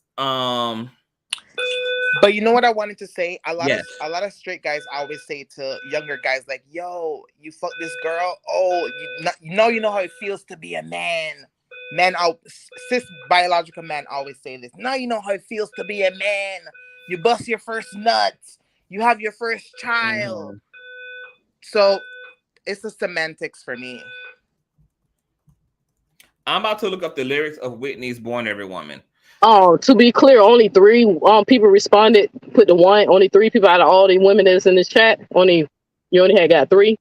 I mean, yeah. I mean, but those are still women. I mean, 3. No.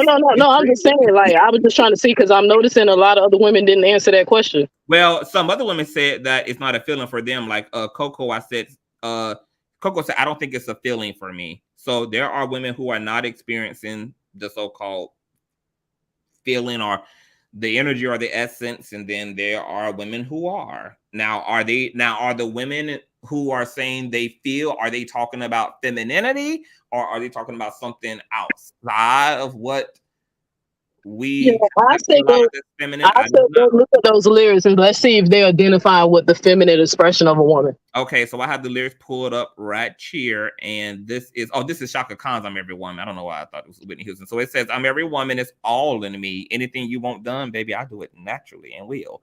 I'm every woman, it's all in me. I can read your thoughts right now. Everyone from A to Z. Oh. I can cast a spell with secrets you can't tell. Mix a special brew, put fire inside of you. Put anything you feel, danger or fear, instantly. Thank you. Will appear. I'm every woman. It's all in me. Anything you want done, I do it naturally. Like rain onto the seeds, I can make a rhyme of confusion in your mind. And when it comes down to some old-fashioned love, that's what I've got plenty of, because I'm every woman. It's all in me. Anything you want done, baby, I do it naturally." And that's essentially the lyrics. Oh, so it just repeats over and over, right? And it doesn't necessarily describe any. Well, it sounds like he's describing a woman that's seductive, and seductive is a feminine trait. Shania Twain. Okay. Seduction is a feminine trait. Shania Twain. And what's the song? I feel like a woman. Okay, Shania Twain. Y'all got us exploring this thing down to the molecular bone. We have to prove this transphobe. I'm not transphobe. Stop that crap. Okay, so let's read these lyrics. Let's go, girls. Come on. I'm going out tonight. I'm feeling all right. Gonna let it all hang out. Want to make some noise. Really raise my voice. Yeah, I want to scream and shout. No inhibitions, make no conditions. Get a little out of line. I ain't gotta act politically correct. I only want to have a good time. The best thing about being a woman is the prerogative to have a little fun and go totally crazy. Forget I'm a lady. Men's shirts, short skirts. Really wow. Yeah, doing it in style.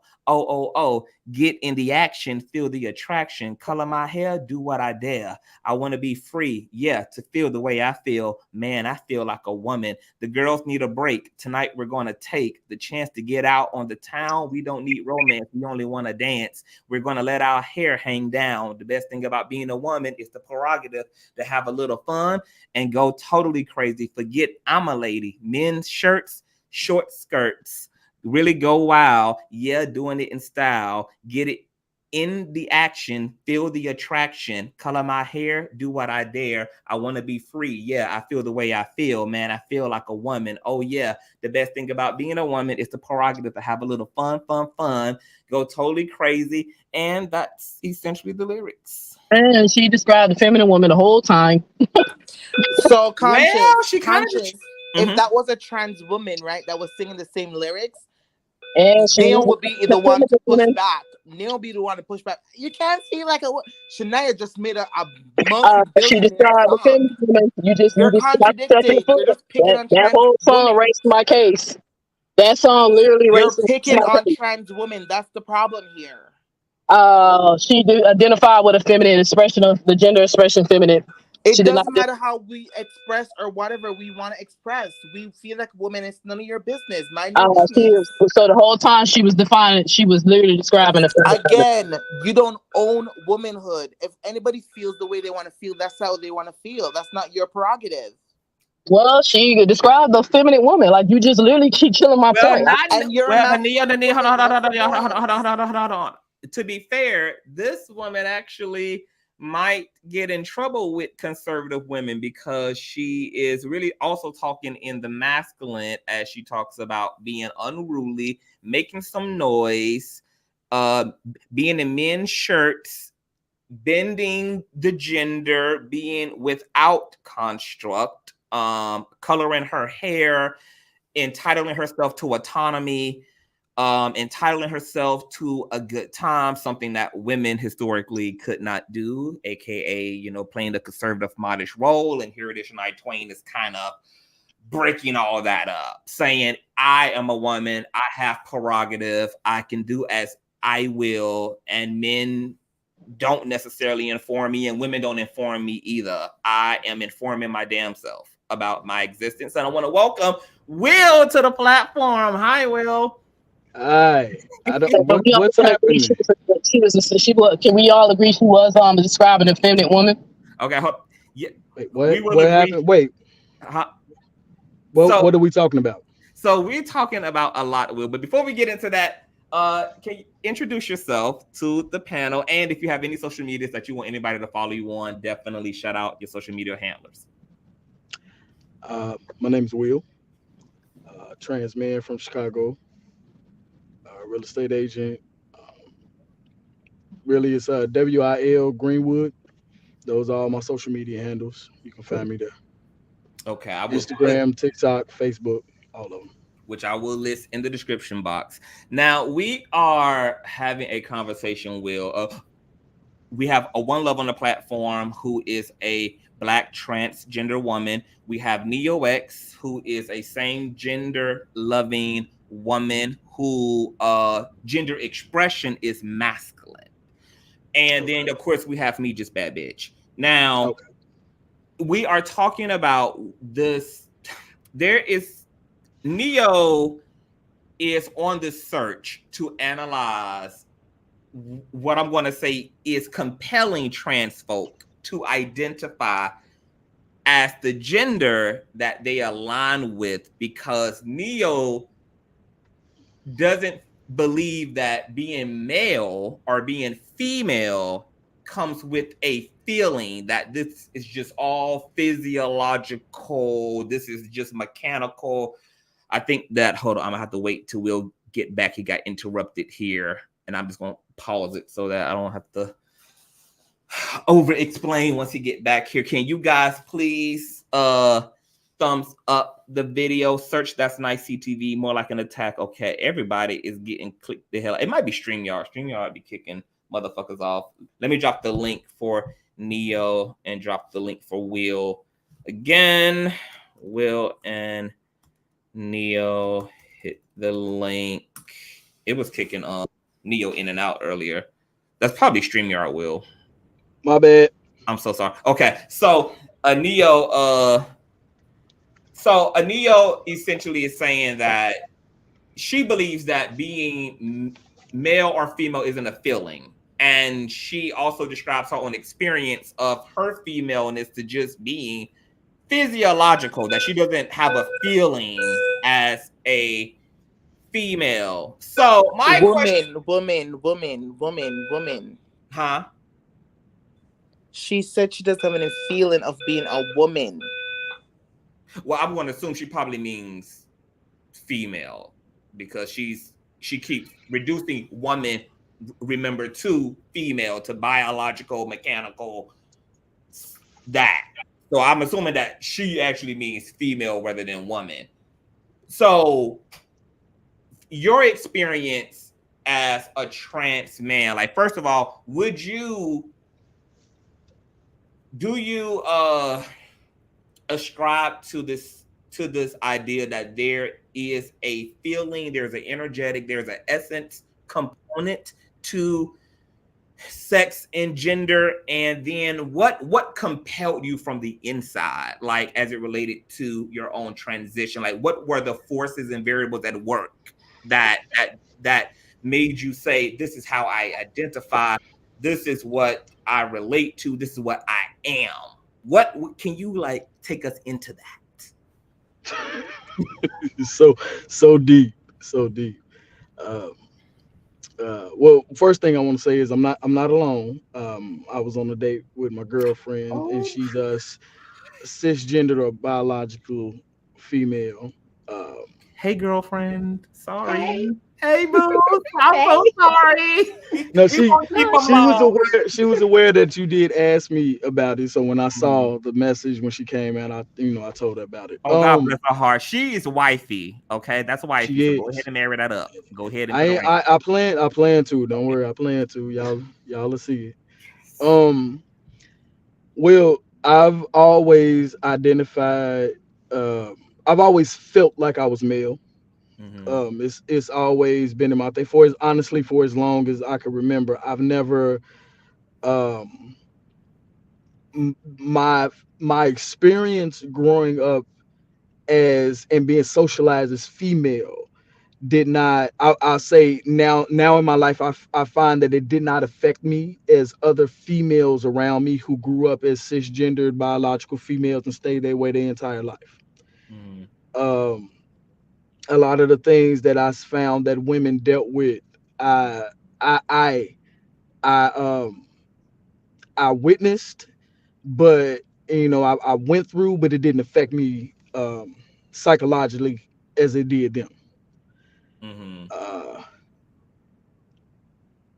I will say, I guess in saying that, I could say that it might be, a feeling, because again, like I said, like, I've identified as male. I say my earliest memories literally are like 4 years old. My first my first crush was a woman, and I Mm-hmm. legit was trying to court her. Like, I would write her love letters even though it was in a scribble. I've been trying to be a good man my whole life. Mm-hmm. And growing up with other females, I never none of the things that they did ever, it never struck me. I didn't understand it. Honestly, some of the shit was stupid to me. But Mm-hmm. I literally, like, I never wanted to have sex with a man. I never All my fascination with cisgender men was always, how they looked per se. Nothing sexually.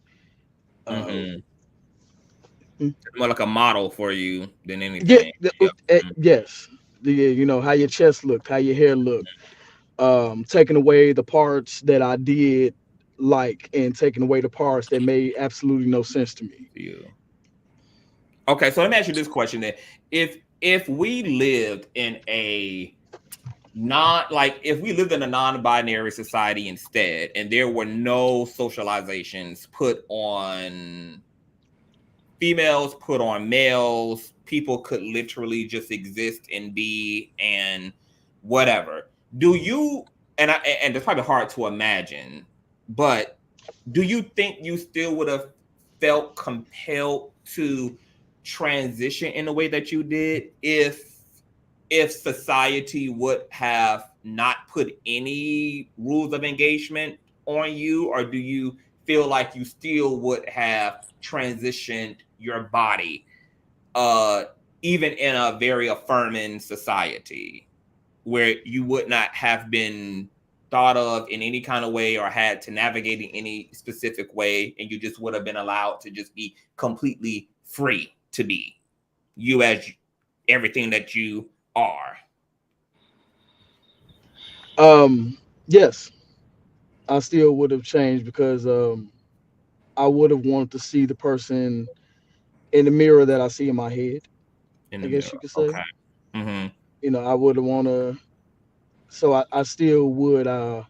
As female, I didn't have the care all of I should say all of the characteristics that I saw myself having, that I was more comfortable with, that I felt that were me. Mm-hmm. I'm more comfortable in my skin now than I've ever been in my entire life.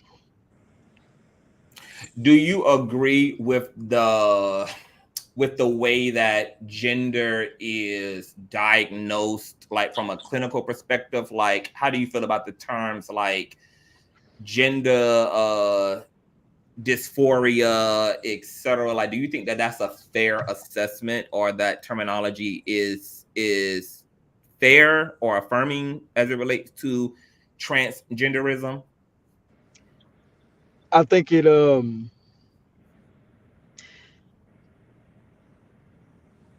I would say fair only because I believe all it does is it gives words to a feeling. Mm. You know, it describes a feeling that transgender people have been feeling. And I think the way that the world is, it makes it more comfortable for people. It helps to give a word to a feeling that you've been having your whole life. Mm-hmm. What you say, babe? No, say it. Notice that everything has to be labeled nowadays. Everything has to have a title, or it has to have some certain type of description with it. You can't just say, this is how I feel, and there be a period at that. It always have to be some type of description and a word assigned to it. And it's to make other people comfortable and to help other people understand. And one point, it's a good thing, because then it does help people understand and kind of wrap their minds around something that maybe they're not familiar with or never been exposed to. But then on the other end of it, it's those who then have that judging mentality, that makes it something that's ugly or something that's a Mm-hmm. disgrace.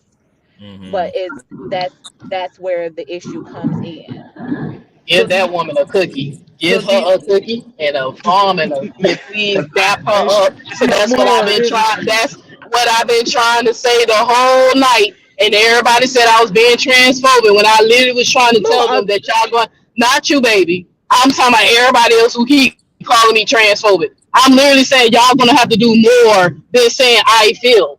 You're gonna have to give me more. For especially if you want me to be your ally and stand by you. I can't explain So if that, you ain't telling me You what it breaking feel up? like.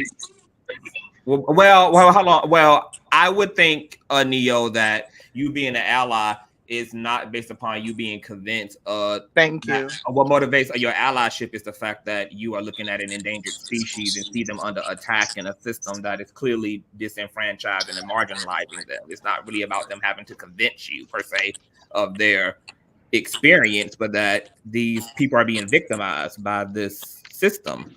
The world is being victimized, brother. I have to And we advocate need for. our No, hold allies on. to fight No, hold for on, this, hold on. Look, and look. that's the Just whole because y'all context feel of like allyship. I'm not doing the advocacy the way you feel like I should, does No, not. I'm not. I'm just, No. But no, no, hold no, on. no. No, hold on, because I don't want you to misrepresent what I said. This is what. I This is would why people tell you, misrepresent what I say. I can't even get a final thought through. hold on, right? I know, but I'm not people. I'm directly talking to you, Go and ahead, babe. Go ahead. and I spoke back to what you said. You said if trans folk want you to be their ally, they need to convince you and add more to this thing for That's you not than what I just a said. feeling. You said they need to add more, comma, comma, comma. They need to put more and illustrate that thing beyond a feeling. That is the just That's not. I didn't. I did not say convince okay. me. I didn't say So, that. all right. So hold on to that thought. Then, Will, I have a question for your girlfriend. Perfect. Okay, so you are okay. So I will Just describe. answer the simple question: do she feel like a woman? Yes or no? Okay, yes, because I was gonna ask that. Like, is Yeah. Ah, No. so speaking to the girlfriend, what is your experience? No. Do you feel like a woman? Yes or no? Let me guide this. I'm doing this. A girlfriend. and girlfriend, please What? be honest. Hello, a girlfriend. Yes. What is your experience of your sex? Like, is Oh God. there a energy or a essence or a feeling beyond your biological makeup? Like, do you also adhere to the essence of what it means to be female or woman? Is there a feeling component to that experience? So that's very interesting because my experiences have been a variety of experiences because I pretty much project the energy that I feel with the partner that I'm with. So with Will, I am very docile and feminine and submissive and all those things that my mother raised me to be. And I feel comfortable in that role. But I also have been in relationships where I was an aggressive female in that situation with another female, and I felt comfortable being dominant and caring for her in that situation. So So do you feel like a woman or you know you're a woman? I know I'm a woman. But do you Trans feel people like say it? they know they're women too, but you have a problem with that. So is it a feeling or is it a knowing? For me personally, it's a knowing Okay, thank you. and I it's a have. feeling. I think that the issue with I think that where the discrepancy is with a neo is a neo is making woman and female synonymous, and some of us are not Right. making woman and female synonymous. But neo does make woman and female synonymous. We Right. use woman, which can include biological females, but we're also using it in the context of identity, and we use female to distinguish biological females, and Every that time y'all describe women, y'all keep showing feminine traits and attributes. Y'all keep doing it over. Even the young yeah, lady who but was just woman is spoken, the she yeah, said she was but that docile and nurturing and Okay, well, she's Nia, describing what's your definition? a What is definition of what? woman? Woman, A you say definition you of a feel like it's woman? a woman. You say you feel like woman or is a feeling. No, I did not say that because it's not a feeling. I didn't say Okay, that. what is your take on this? A woman is an adult female or a man with a womb. So wait, so you feel like that trans men are also women? Oh, biologically, yeah. So you feel like women is a medical term, not a gender construct? I wouldn't say medical term, but I'd probably say it's a now. Because if that's the case, uh, I can't So, agree with that because I'm a hey, trans what can I? man and Okay, I'm a man, but all I right. So still let me. All I have right. this So how I about still I have a got a womb. question, Will, I got a question. Do you still go get your monthly pats? I mean, your yearly, annual pap smear. You know how you have to get your, service check, your womb, and all that. Do you have to still go through that? Do you still have to get screened for ovarian cancer, cervical cancer? Oh Do goodness. the doctors, when they take your blood, are they still checking your hormone levels? Do you still have to experience all that even though you're a man? Yes, because I'm a Like, man with the womb still. all right, but so when you're laying down and they got your legs spread apart and they scraping your Wow. insides, and I'm telling no, I gotta be descriptional because that's what women go through. That's what biological women have to go through, and that shit You is know, painful. I feel but like more. nobody is So I do think you the feel better like, word more so would be. hold on. So hold on, I'm gonna let you talk. At that moment when your legs are open and they in there scraping and doing all the stuff they're doing, do you feel like a man at that time or do you feel like a woman at that time? I still feel like a man because I feel like they Thank checking you. my prostate. Oh, you feel like a man at that time, but you experiencing womanhood. That Nah, is I'm interesting. experiencing a medical exam, and that's Oh, checking my. but that's It under would the be umbrella of honestly womanhood. to me, it's the equivalent of getting my Wow. prostate checked, my man. That's what it feel like to me. Neo, hold on, Wow. Neo, hold Okay. on. Wow. This is not Now that's funny. that's almost like that's almost like somebody asking a that's almost like someone asking a cis head man if when they go in to get their colon check, which is through the anus, if that makes you feel like that's kind of how I associate like, it. no, like what? It's like getting my prostate checked. Hold on, no, because women get anal exams too. And they have people they get checked for their colon when they gotta get screened for colon. When they gotta hold on. When they get screened for colon cancer or fibroids and tumors, they go through the same thing men go through. But guess what? A biological male never knows how it feels to have a pap smear. He's not being screened. He's not being screened for ovarian cancer and cervix cancer. He's being screened for prostate cancer. Your point, because trans men do not negate their biological. Y'all telling me it's a feeling. You telling me it's a feeling, and I'm literally saying you got a trans man who says he's a man, and guess what? I ain't disrespect him. I didn't disrespect him, and I did not misgender him or nothing. I didn't do none of that. But all I just did was just give us. And I literally just gave y'all an example of what a womanhood is about. He just told you that his manhood, Neo, is sustained when he's on that. But he admitted that he experienced a form of womanhood. He just admitted it. No, he didn't.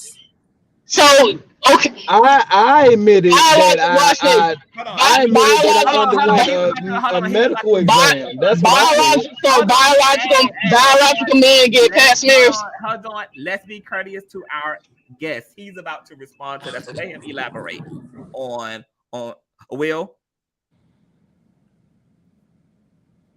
Oh, you're on mute, Will. Damn. No, I'm here. Okay. So, you was about to expound upon that. No, I was just saying that I was saying that I went through a medical exam. That's all I'm saying. I don't. Do the men you identify with go through that same exam? The gender expression. The gender expression that you transition to, are they going through that same exam? Hold on. Yeah. They get their asshole tickled because they got to get their prostate checked. Y'all think the asshole and the asshole and the vagina. In the essence, my vagina could be an asshole because ain't nothing going in it. So rude. That's the best you got. That's the best you got, brother. That's what it is. That's the best you got. That's what it is. Okay, I guess it is what it is. So an asshole has ovaries, a cervix, eggs, and all that. Okay, brother. Okay. So what do you say about intersex people who have the same thing? I'm not talking to an intersex person. I ain't asked you if you were. I just want to know your thoughts. I don't wanna have to hoot and holler and I'm not going to. Intersex people who trans men who are intersex and identify as trans men also have a very, very androgynous experience of their lives, because their biology is literally in both lanes. So this idea, once again, of womanhood, Neo, and manhood is not as black and white and binary as folk would like to be. This is why intersex people are so significant to the discussion around sex and the discussion around gender. It's not just male and female that exist. That's why I had this whole show today about the Guevedoces and this whole conversation around intersex individuals in lieu of all of this dialogue about gender and sex. So when we're talking about womanhood and we're talking about people's biology, etc., look, you can have a vehicle and not identify with your vehicle, and your car going to get a tune-up. It's not you getting a tune-up. Your car is going to get gas in it. It's not you getting gas in it. Like, those experiences can be in two different directions. Yeah, but you're going to have to put the gas that go along with that engine. You can't put diesel gas in a regular car. you have a consciousness inside of a vehicle. Now, this ain't a hard concept because you also are a self-professed spiritual person. So these concepts really should be more easier for you to put into context than anybody else. It like having to deal with the whole gender construct, because your spirituality alone should afford you the advancement in terms Well, of I'm very spiritual, and I'm also into philosophy. I see Someone wants things to ask how a they question. are and not how they should be. That's why I'm literally just showing y'all that no matter how much will, and like I said, I have not. Someone was He's asking a not that, but I question. literally just gave y'all an example that because of what his biological makeup, he's going to have to experience womanhood regardless if he likes it or not. I No, literally you just gave y'all don't. that example. What you mean he don't? If he gets ovarian cancer, you think he gonna tell the people not to treat him? He gonna say no, just ignore it because I'm a man, or he gonna be like, please He is a take it out? man. He is a I didn't man. say he wasn't. I said you think he's gonna ignore what he's going through? He's going through his experience as an individual Like you man. keep talking, and you just don't be making sense a lot. You're sounding Like to me, transphobic. what is I'm not transphobic as much Someone, as you keep saying that. the biological woman in the I did room. not misgender y'all not one time. The woman. Okay, Hold on, all hold right. on. So my girlfriend got a question. Yeah, What's Yes. your No, question, baby? Yes. Yes, I was just girlfriend. I was just trying to understand what your stance is, just because I know there's a lot of conversation, but I was just really trying to hear what She your don't stance believe trans people was. are trans people. You don't She don't- fucking know. You so No, I just immature. what's the name? I'm Yeah. sorry, No, girlfriend. Go ahead. My name Neo X, and Let's ask me not be again. rude Can to our guests, honey. Let's have some decorum here, y'all. Okay, we have guests in the house. Okay. you heard that? One love. Have some decorum. And Neo, that goes for Neo and One Love. Okay, but the girlfriend said she asked. Can you ask that again? A girlfriend? no, I was just looking for or just wanting to hear Neo's stance. Like I didn't get the full understanding of what you were saying or Hey, what you were. sis. Honestly, I don't necessarily have a stance. I came on the show today. No, I came on the show today because I was called transphobic because I said that being a woman. Hold on, let me clear it up. I kept saying on another panel and on my show that being a woman is not a feeling. And I believe that trans women should go under the umbrella of womanhood, but not be labeled as woman. Because the reason why we have womanhood is strictly based off what females go through, based off of their anatomy. That's it. That's all I've been saying all night. A man with a womb, your boo, your man who's next to you, and regardless of how he feels, he's gonna have to experience womanhood. You know that. I Wow. know it. You and him, y'all can make y'all might have to make appointments together sometimes, just so he can be there to support you while you experiencing your womanhood. Because like Wow. I know, you're gonna have to go get a pap smear. It's something that the medical field recommend us do yearly. That's a biological hood. He is not. He is Mm, a man, so he's not having an experience of womanhood at this point um, in his life. He's but the having an reason why experience. the but Hello. He's having an experience of biological hood. He's not mm, having an experience of womanhood Can as a that no woman man. baby. answer the question? Yes. Where the heck he at?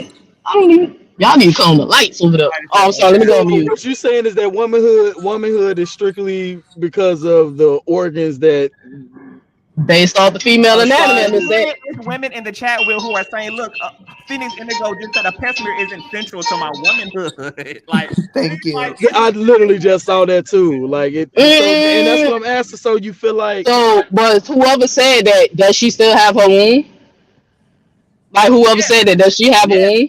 She said it's So, central to my But womanhood. She said does a central, not womb equate central to my womanhood? womanhood. That's not the point of her the womanhood. definition of a woman is So what adult about women without female. wombs? Is she adult female?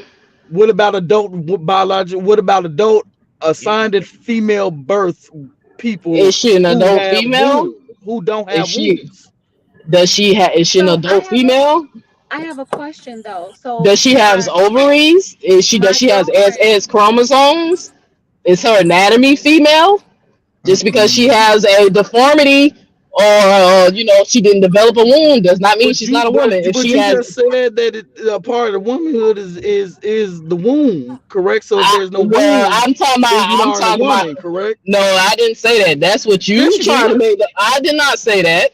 I did not say that. I said because of the womb is a reason why women have that have to go through those medical procedures. Okay, so I have another question. So my best friend, she just had a total, complete hysterectomy. She has nothing left. No womb, no ovaries, no fallopian tube. She has nothing. So she doesn't have womanhood now? No, that's not what I said. Because No, before I'm she took asking. they, I was no, asking. no, that's not. I would never make that argument. That's a silly argument. I would never make that argument because her going through her getting her womb removed and all that goes right under the umbrella of womanhood. Our sexual organs You can gotta pick a because I'm struggle, sure my guy. Either it's that gonna no, be you a it's woman not. because you got a womb, or No, you're I not a didn't woman say because you that. don't See, got a womb. you using the red herring and trying to make me force an argument that I didn't even make. Like you keep saying that so it can make sense to you to make it seem like you winning this argument. But I never said that's what makes a woman. I said because she has a womb. I said because she has a womb is Okay. one of the things that go under the umbrella of womanhood. I Okay, literally so like Leo, I may I interject? go ahead, babe. But your Okay, man so keep making a red herring she argument, don't. trying to make me. I didn't never make that point. I would never say that. Okay, so so we're gonna take the womb and the ovaries and all that out. So with my friend, so she doesn't have those things now. So what else defines her womanhood then now? Her genetics, her biological genetics, Which what is that? her XX chromosome. That's a So we're female. going to science now, the chromosome. That's the reason why we got these adjectives describing the difference between a man and a woman. It's not based off feelings. Shit. Wow.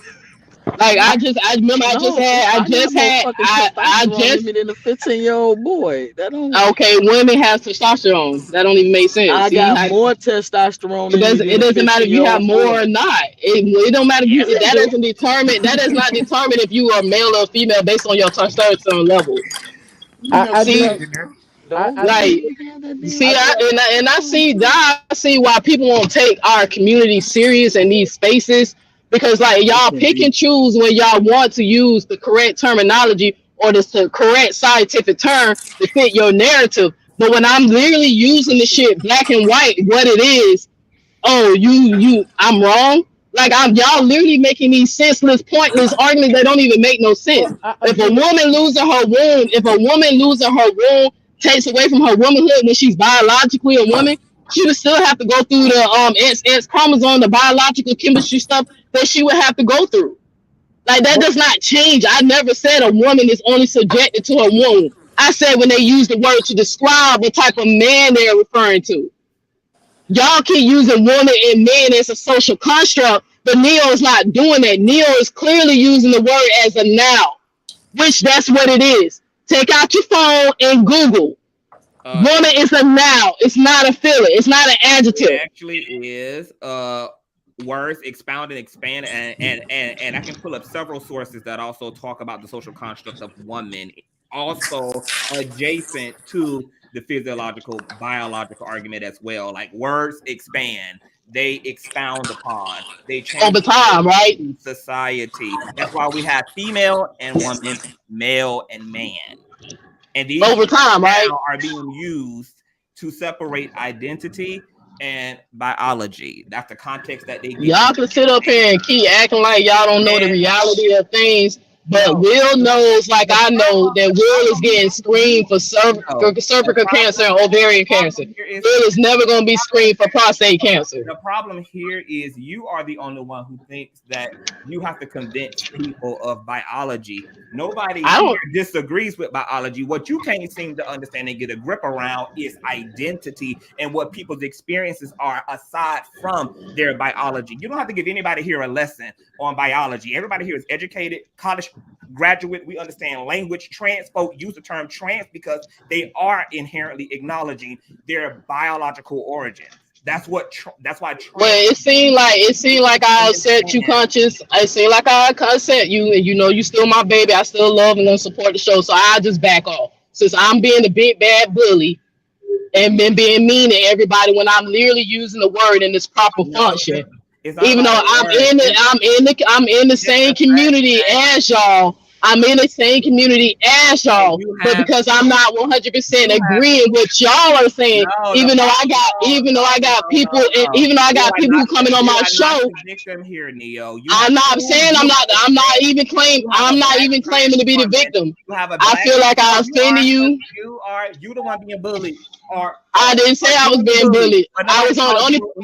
I didn't say I was being bullied. Only person I called the bully was One Love. You are doing the same thing that you claim. Conscious, I clearly offended y'all, so I'm just gonna back off. But I didn't call nobody a bully, but One Love. Same thing that you claim One Love is doing. No, well, One Love did not jump on your platform before I said a word to her.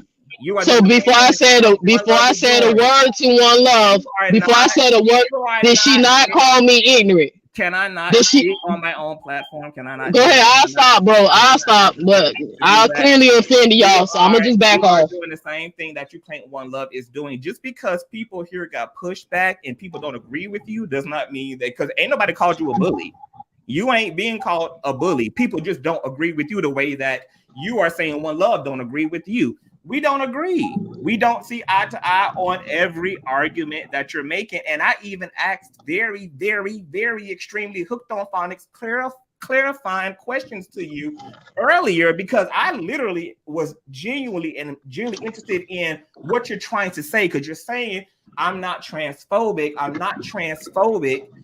But you also have been very ambiguous in clarifying those questions that I'm asking so that I can understand what you are trying to say, what you're trying not to say. And a lot of people at this point, including myself, and it's seen in the chat, are feeling like you are trying to say something without actually saying it, and you're tethering all the way to that line, but are just refusing to double down and just jump the fence because nobody, right, likes to be that person, even if they are. Nobody likes the labels that come with being in opposition. But it sounds like you're saying something without just saying it. And look, again, I didn't call you crazy. I called you a fucking bully, because Conscious can sit up here and act like he don't remember what you did. As soon as before I said a word to you, you straight jumped on this platform and just started disrespecting me. Okay, no, I don't even give a fuck about you calling me transphobic. I got offended when you assaulted my intelligence. You called me ignorant. You called me ignorant. You see, look. Okay, let me say my piece and then I'm finna leave. Let me just say my piece and I'm finna leave. That everybody can just try to act like that. I just start. What up? You won't even let me talk. Right, but that's the luxury of being on home turf, because if we're gonna deal with, I wasn't talking to you, Conscious. No, but I was talking to you, and then you start jumping on to One Love. Well, I thought One Love was talking to me. I want you to deal with me. I'm the one who addressing you right now. And if we're going to be exact about terminology and be so clear about literal meanings of words, the term ignorance just means lack of knowledge. So you might have taken it as an insult, but technically it doesn't mean it was delivered as one, because the literal definition. So she didn't call me a white supremacist? So she didn't call me that? That's an interpretation of your talking points. She has a right to say your talking. All right, Conscious. I love y'all. Respect to the chat. Respect to the chat. Respect to Conscious. I love y'all. Have a great day. I'm not whatever, bro. That is a direct insult. Okay. Well, bitches is an expression. Bitches is an expression. Exactly. Bitches is an expression. So, but okay. But all right. Clearly, I offended y'all. I still love you, Conscious. You still my goddess. Have a great day. Have a great day, y'all. Have a good night. We're back. So have a good night, y'all. Have a good night. One love. Good night. Okay, but good night. Anybody want to speak to Yeah, let me that? just say Well, this. other thing I've is, been saying this from the beginning that you cannot change someone's viewpoint on their view on trans people. And that's why I said I would never explain my humanity to people who don't see my humanity. And that's the problem. She's hiding behind the fact that she's a stud or a aggressive lesbian or some whatever she want to identify as. She's hiding behind that, but she really do not see it for trans people at all. She don't.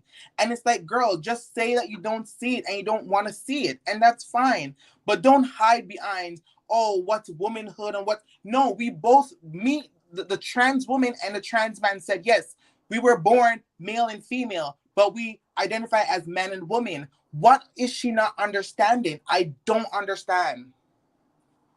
the thing I wanted to bring up to her before she left, it was just like, okay, you're saying that you're highlighting the fact that trans women aren't biological females, so they can't feel.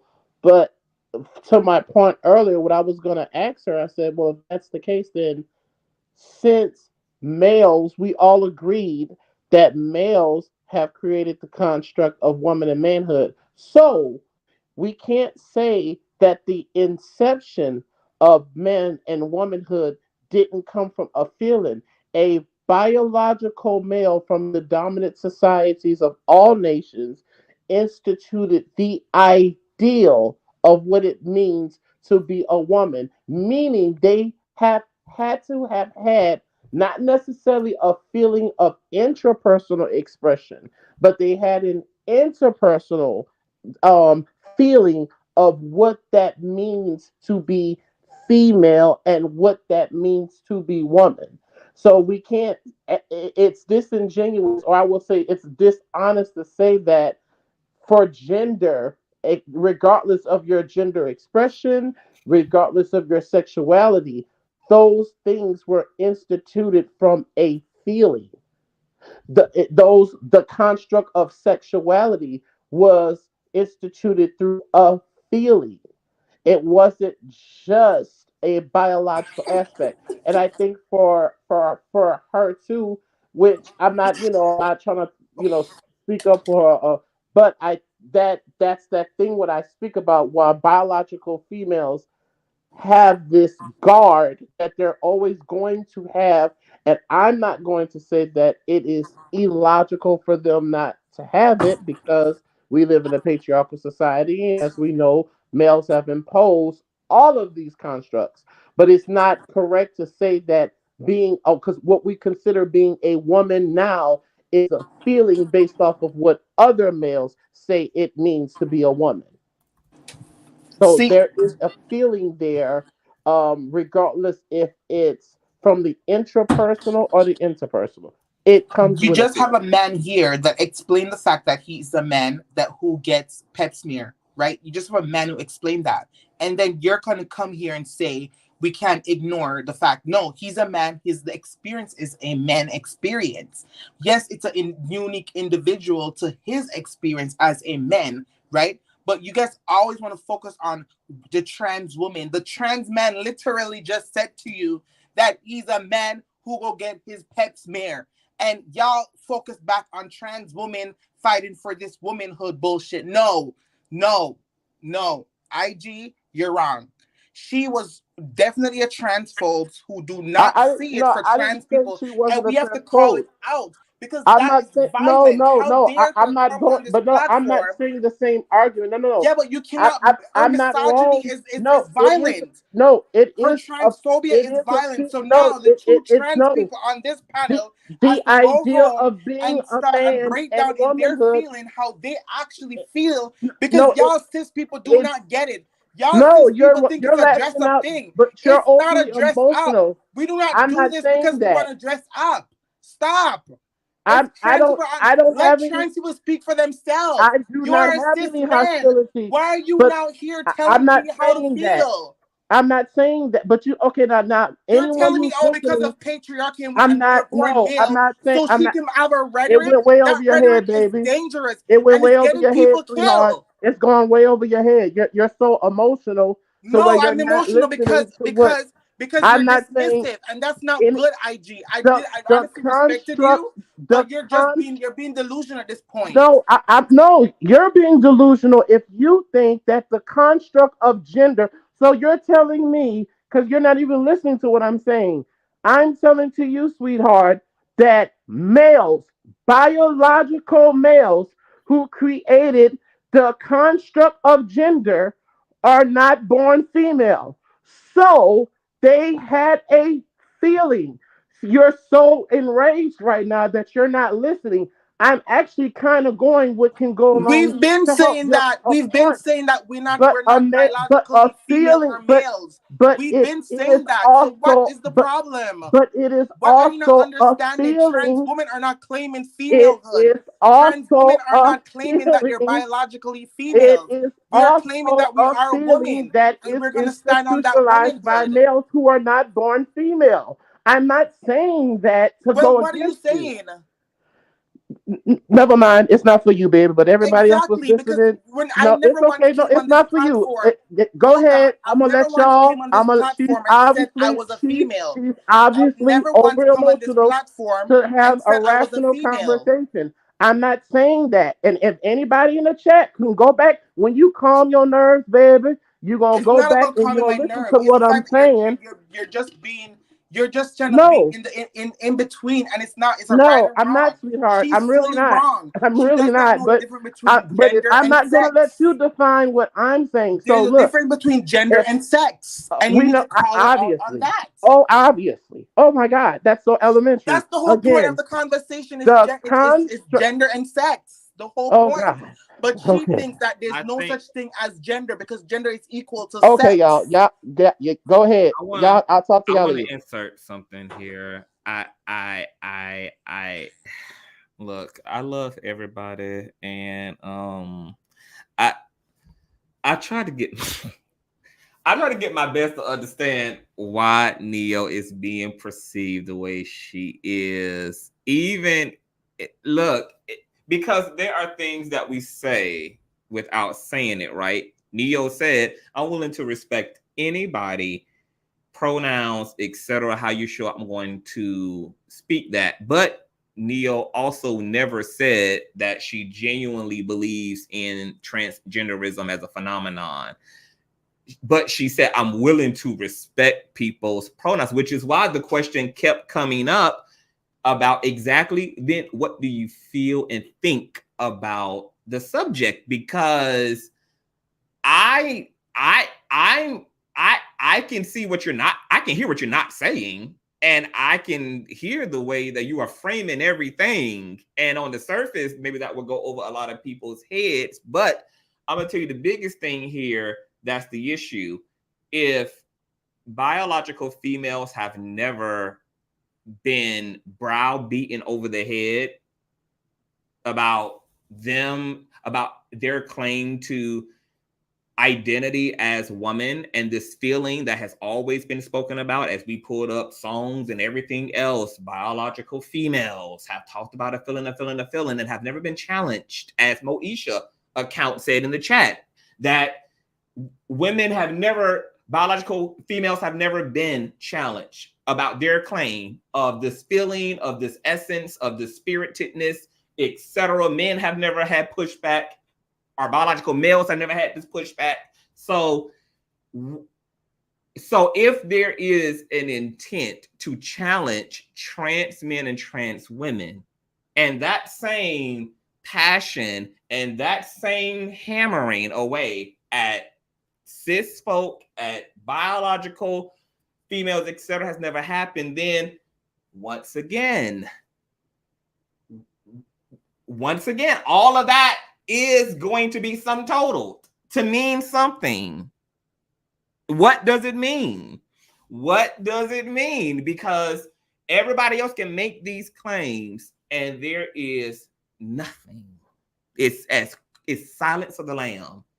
What the fuck is wrong with this society and its inability to just confess and testify before the Applegate courts that, to One Love's point, Yeah, a lot of folk just don't see it. Okay. And look, I lost 202 subscribers because I held down my community for 2 weeks in light of, or in lieu of, the drama going on around the subject of gender. And I don't give a fuck. And I hope more motherfuckers fall by the wayside, to be quite honest. Because I'm not queerphobic, I'm not transphobic, and I'm not going to fucking stand on the side of people and their dehumanizing bullshit as it relates to especially any minority persons. So if folk are comfortable in their transphobia, in their queerphobia, in their same gender loving phobia, in their femicide, in their all of that, because I keep my neck on everybody. Biological men, straight, gay, I don't give a fuck. I don't care. But there is something very fundamentally fucked up about this society, specifically us as a Black community, and our inability to just own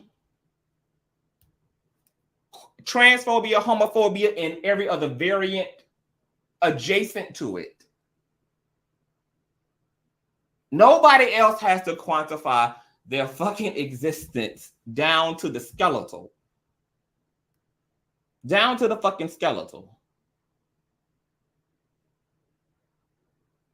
Nobody else is being asked. Once again, biological females, biological males are not being asked to back up or have to defend, or they're not being beat over the head when they make claim about what it feels like to be a natural born woman or a natural born man. Nobody. So for those who specifically have that smoke and that passion as it relates to that quantifying shit when it comes to trans folk, they do have to ask themselves, what is the motivating factor? What is the motivating factor? Because that's not just happening within a vacuum. It's not just because, it's not. When you get into your introspective bag and start unpacking this desire to do this to one group and not to another, and to keep that energy for one group and not the other, something else is boiling. Something else is steaming in the background. There's something else transpiring. Because if nobody on this panel have ever went to the cis community and tore their ass apart over the binary structure, etc., but anytime queer people go to exist in these spaces and make these same claims, and then all of a sudden the ceiling needs to collapse in, there is something else that is motivating that. And there needs to be some digging. There needs to be some shoveling.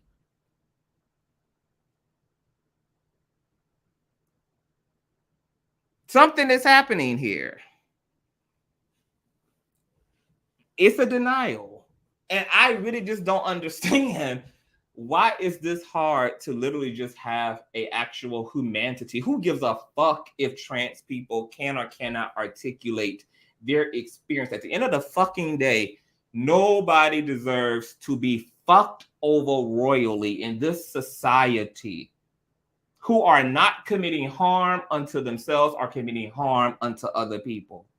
That's the rule of thumb. Don't cause any harm to yourself and harm to no other.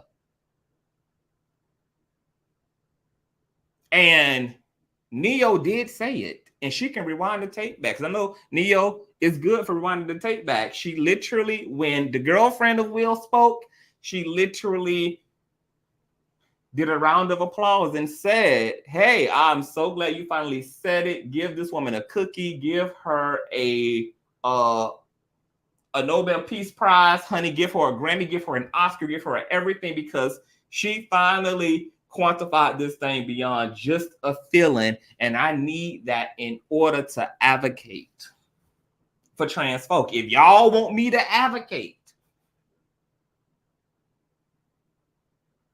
and that's why Neo was being called a transphobe and being called a TERF. And Neo may not find her rhetoric or the way she navigated this subject to be in alignment with that titling, but I tried to help sister understand. Like, baby, I don't know what you are, but I could definitely say what it's looking like and why it's looking like that. And if you don't want to appear to be a transphobe or a TERF, etc., then just look in the mirror and you reflecting on the way you are bouncing through and moving through and handling the dialogue is why that perception is there. But I think it's also problematic when people need to justify why they need help, when we all are very clear, including Neo, about homophobia and transphobia. And I am a little bit shocked and taken back that Neo needed another queer person and queer persons to justify why they need allyship and need infrastructure and need to be insulated, when Neo herself is a victim of is a victim of queerphobia. She's a victim of homophobia. Neo has had to push against and punch against and fight off plenty of homophobes who are Black like her.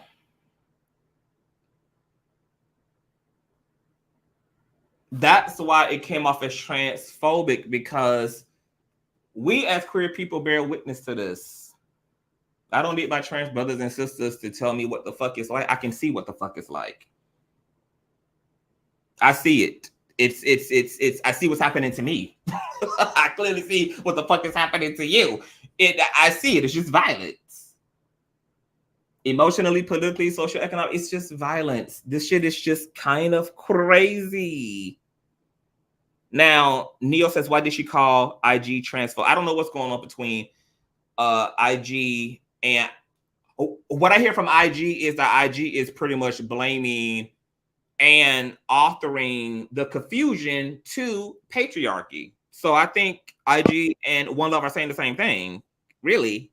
Well, no, I mean, I'm getting called, but that's what I'm saying. Even earlier, that's the thing was just kind of frustrating to me, because it's like it triggers Miss One Love when I'm pointing out the fact that, well, hold on. And I wanted to address Neo X with that question. Males, it goes with her position as a trans woman that it's a feeling. But here's the thing, what I'm pointing out is that the construct of gender does not serve everybody. When you are in a dominant white male society, in a Western society, because we go off of what is a man and a woman, that's also based off of sex, based off of traditionalism, then baby, guess what? Y'all shouldn't be on here talking to us men folk. Women should be in their somewhat place. Women should be the helpmate. Women should depend on a man. Women should, you see, so the fucking construct, my dear, of womanhood comes from maleness.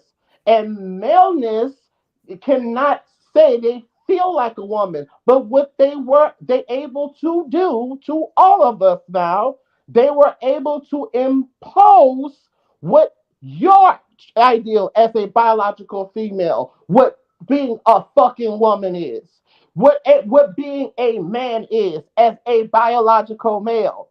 So that's the part what fucking kills me, is that how are we getting transphobia for me being a black man? I'm telling you, bitch, burn it all down. Look at the inception of fucking gender, and you tell me, because where I stand from, it didn't make no goddamn sense to me for how we infantilize the female sex, how we have them codependent. That actually goes against fucking biology. So when people are saying they feel like a woman or a man, what you're really saying is that you feel like an idealism of what someone imposed on you, what it means to be a man and a woman. And because the person who instituted this used sex as an anatomy, as the conduit to assign things.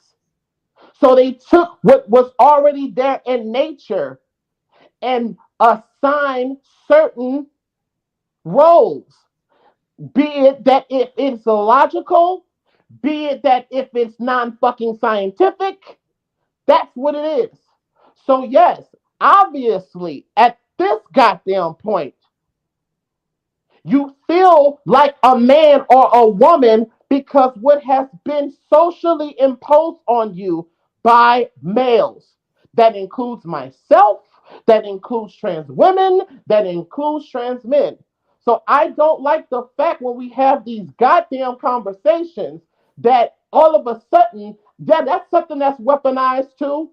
I can't speak on that. I have to be transphobic because I'm saying, bitch, burn the whole thing of gender down because it don't serve me. It don't serve me as no cisgender black man because we know what's important before that fucking noun? An adjective. That adjective is going to determine what type of fucking manhood or womanhood I have. Manhood says in the black community, you're supposed to be looking for pussy at 8 or 9 years old. What man and womanhood says, according to the context, you should be sexually docile. So are we gonna keep putting these ideals of fucking gender? I don't give a damn. Trans women, especially when you black, bitch, are you kidding me? Trans women, trans men, cisgendered men, I don't give a fuck. You are being imposed on by other men of dominant societies what your so-called ideal of man and woman is. And until we address that shit right there, the rest of the shit is going to be in shambles. Can't you see from the heterosexual community that this didn't work for them? You see how their functionality is working and caving in? So you're going to go and aspire to try to be the dysfunction of what is ostracizing you? I'm done. Well, I don't. That's not what we're arguing about. Like, that's not what we're arguing about. And that's why I keep saying, like, I'm shocked that IG's like coming from that angle because that's not what the conversation is about. The conversation is about feeling like a man or feeling like a woman. That's where the conversation is and where it's been and where it's going to be. Like, I don't get why IG's bringing up that. We all know that patriarchy. We all know that all these things affect black people. We understand that concept. But it's That's the not nuance. what It's not just me. I'm not just saying that. Neil is saying to trans people to their face, you cannot feel like a woman because you're not born females. Or to trans man, she's saying you cannot feel like a man because you're born female. Because when you go get your checkup, you still open your legs like a woman. I'm not doing that though. Right? But that's So what that's what I'm not doing. That's what the conversation is, and that's where I find that you're derailing the whole conversation. No, we understand biology. That we all yeah, but we also talk about construct on here. We also why is it okay? Well. So it's okay for you to. Here's the thing. So I agree with you. Right, but how am I derailing the conversation? What I'm saying is that you're missing the point. The point of the whole debate before you came on the panel was about trans people saying the word "I feel like a man or a woman." That's the old debate start. That's what it started from. We're not when we understand everything else. You missed the whole beginning. No, part. I really didn't. I really didn't. So what does that have to do with we're gonna what agree. you're saying? We're gonna agree. I just want to address, and I said what I said because you called me transphobic. I didn't say you're transphobic. But Neil, I said that if trans people say me assigning I didn't say that. I said if trans people you're using language as if what I am saying, like, I'm a bitch that's really up here fucking saying without fucking saying it. A bitch would just say it. That's one thing too Okay, but about that's me. what I'm trying So to I'm say. not. So, but But you you said said stuff. to But Neil, you you said stuff exact like word said to that Neil, I in the don't think that you're comments. trying. Don't back away from it now. So again, if you're Back away able to from sit what? here, if don't back away from what you said now. If you're What? able to come in here, and I'm not going back for you. We can rewind this motherfucker. I don't give a fuck. Rewind it. I don't If we're care. able to construct, if you are able to talk, so you can only talk about fucking constructs of gender as it pertains to trans people, as if No, I didn't it say that. doesn't I fucking, agree as with what if you it said about doesn't affect, construct. as if the same construct that is institutionalized through gender, through maleness, through I agree. patriarchy, does I not agree. fucking play a role in I the grand agree. scheme of how we look at it. So, but I okay, agree. but you weren't saying that. You were saying I was transphobic now. Can So I, I look, didn't darling, say you're I'm transphobic. done. I can I said, jump in here just a I'm little bit, done. y'all? Hold on, hold I'm on, done. hold on, hold on, hold on, hold on, hold on, hold on, y'all.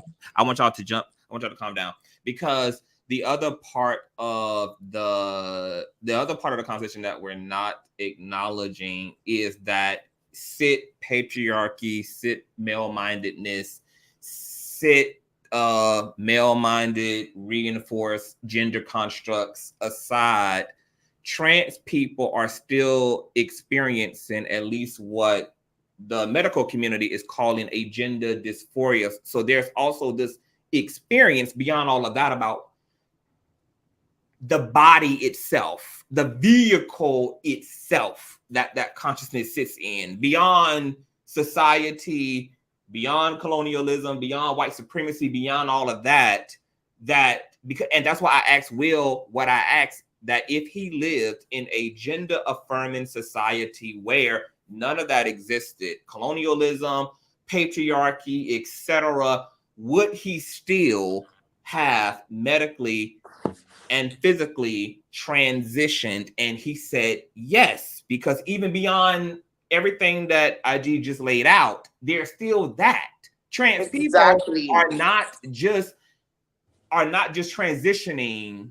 They aren't transitioning because subconsciously everybody is okay. Can the toilet really?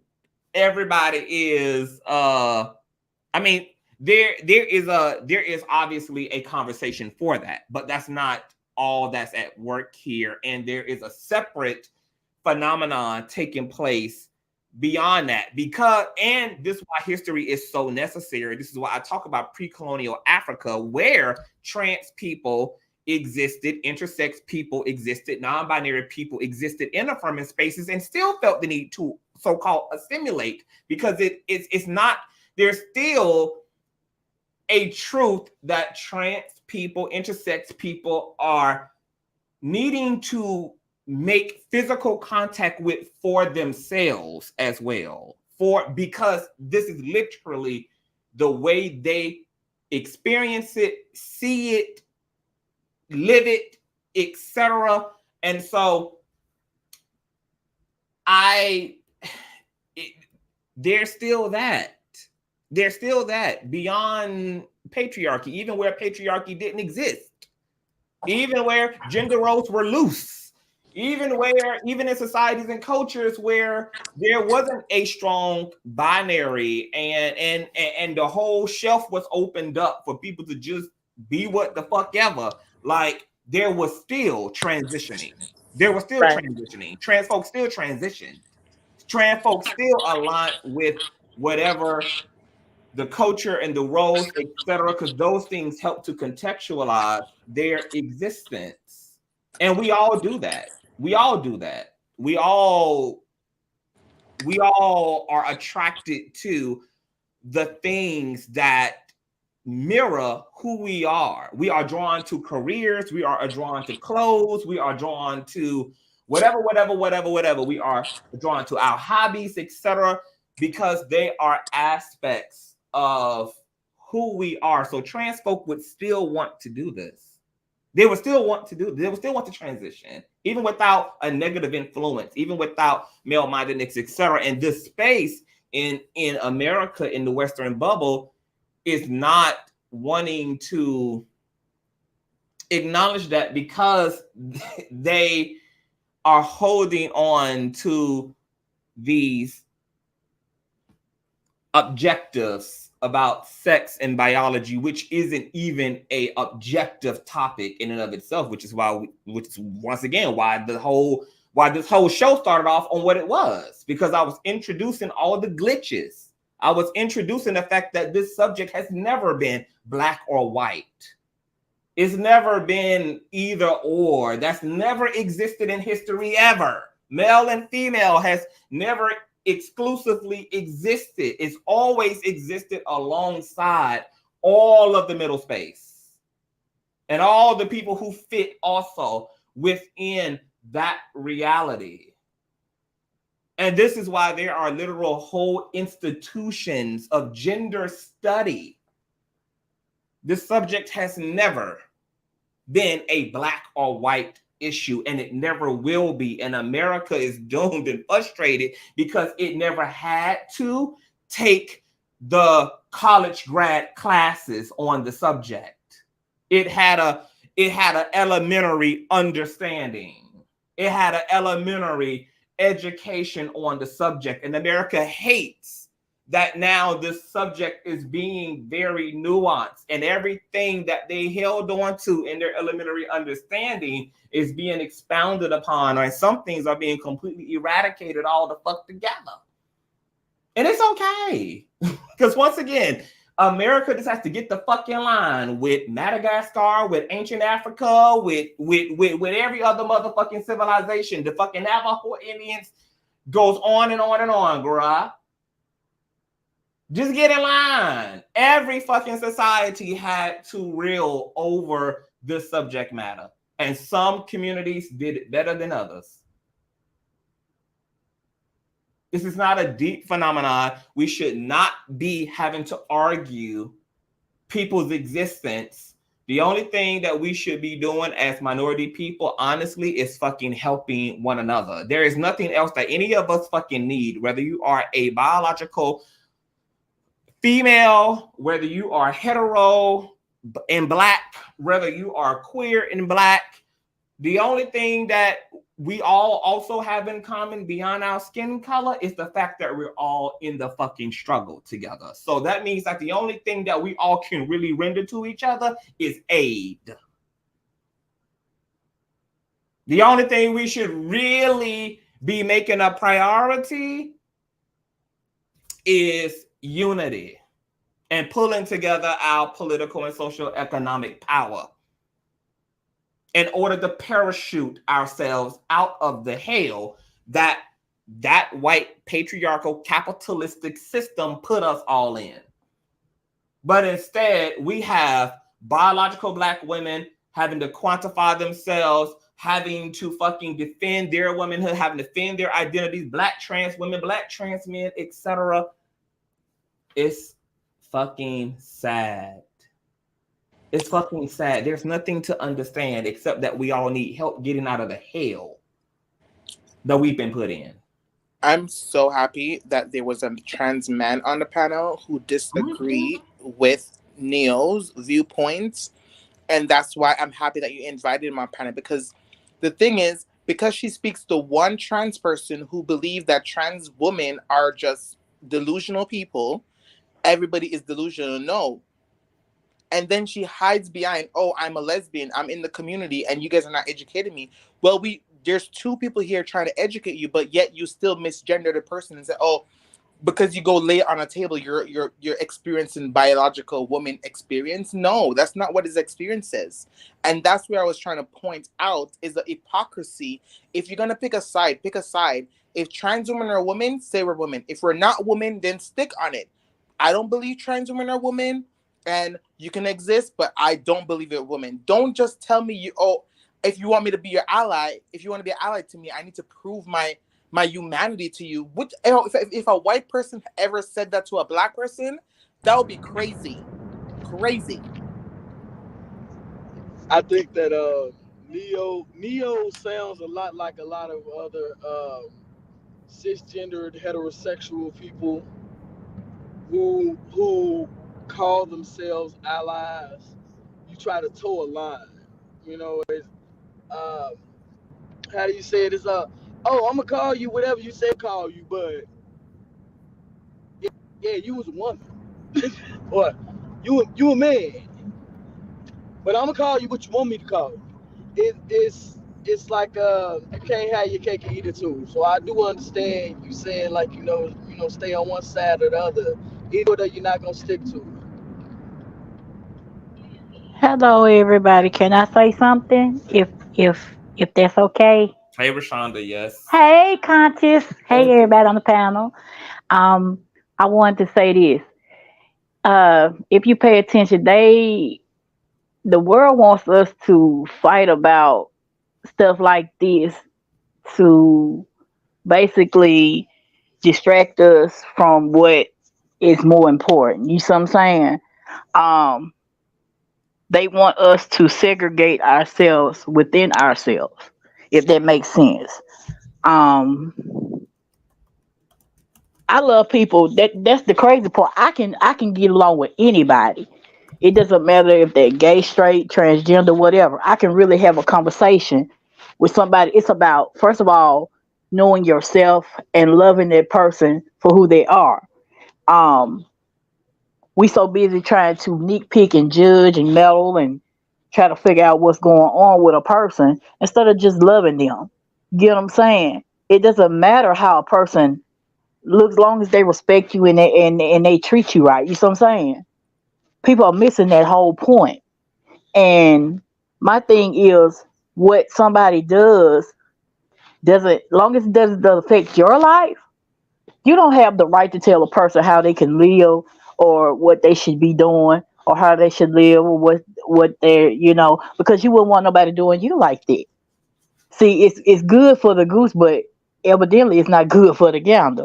So what I'm saying is, we as a people have to learn to let people live their lives, let them be able to do whatever they want to do without judgment. See, we spend so time judging amongst ourselves, and don't you know, the other people see us judging each other, and all they're doing is say, well, these fools up here fighting amongst themselves, they're helping us destroy our own self. People not seeing that. So we got a lot of work to do. Because if not, we're gonna be back. It's like we're gonna go back to slavery.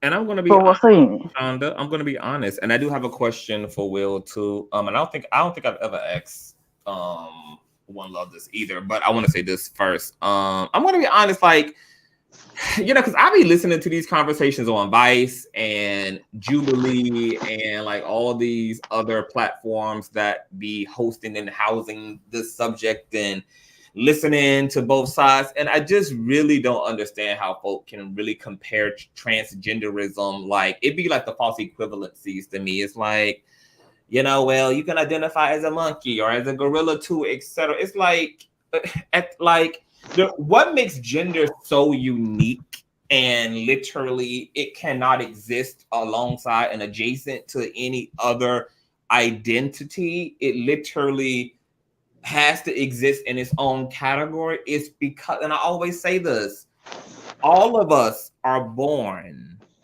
unto male and female DNA.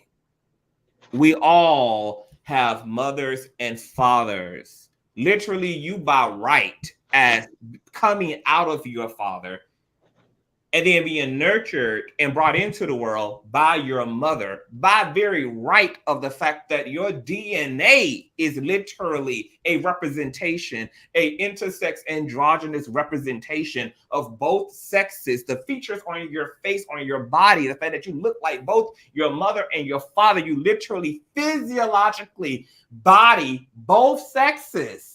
You have a mother and a father. You were literally created and marinated in all of those biochemical juices and chemicals that created your XX this and your XY that and your X and literally, so literally by right, by very fucking right of being birthed by both male and female, give birth to intersex people, give birth to queer people, give birth to males, to females, except by very fucking right of that. It is not rocket science, nor is there any gatekeeping. Whatever the fuck your consciousness and your biochemical makeup is telling you as it relates to where your gender falls and doesn't fall, it can't be no right or wrong. Because when you have these literal two male and female forces coming together, who the fuck can, rightfully so, begin to understand the complexity of what's happening in the body, what's happening in the brain, and then what consciousness is doing within all of that biochemical existence. So if people are coming into this world saying, I feel like a her, I feel like a fucking him, or I feel like none of these motherfuckers, rightfully so. You are literally born physiologically in the image. When Genesis says, I made both male and female, we forget in the trans intersex conversation that we ourselves as cis people, as biological male and females, literally were born dead smack in between both of these scientific biological forces. And then yet we act so stupid and like it is so weird that there are girls who identify as boys and boys who identify as girls. Yeah, who the fuck ever knows where the fuck the pendulum is going to fucking swing? Is it going to swing all the way toward that female feminine shit or that male and man shit? Or is it going to just keep fucking swinging in both directions that you can't even begin to fucking identify with either? You, that, and all of it. As Shaka Khan, as Shania Twain says, bitch, I'm all of it. Shit. I'm everything, bitch. Because technically you really are everything. And then to be indigenous and black, literally, we argue that Africa and blackness is the nucleus and the center of fucking creation. And then we get confused why non-binary, why black is, I definitely have no problem understanding non-binary people who make claim to nothing and at the same time make claim to all. Because literally, we identify as a melanated people as being the creator of fucking life. So why should some of us not have such a advanced and progressive consciousness that consciousness is already ahead of the curve and saying, bitch, I identify with all of humankind, gender, sex, orientation, etc. Bitch, like I'm all of that. How can a people who can make a claim to have birthed the entire fucking world and all of its culture, all of its civilizations, then be the same fucking people who have the nerve to be completely hooked on phonics about folk who identify as everything, or folk who identify to the left or identify to the right when all those directions literally exist? All those directions literally exist. And to equate trans people to the identity of a duck, like Anio said, hell, I'll call you a duck if I want to, bitch.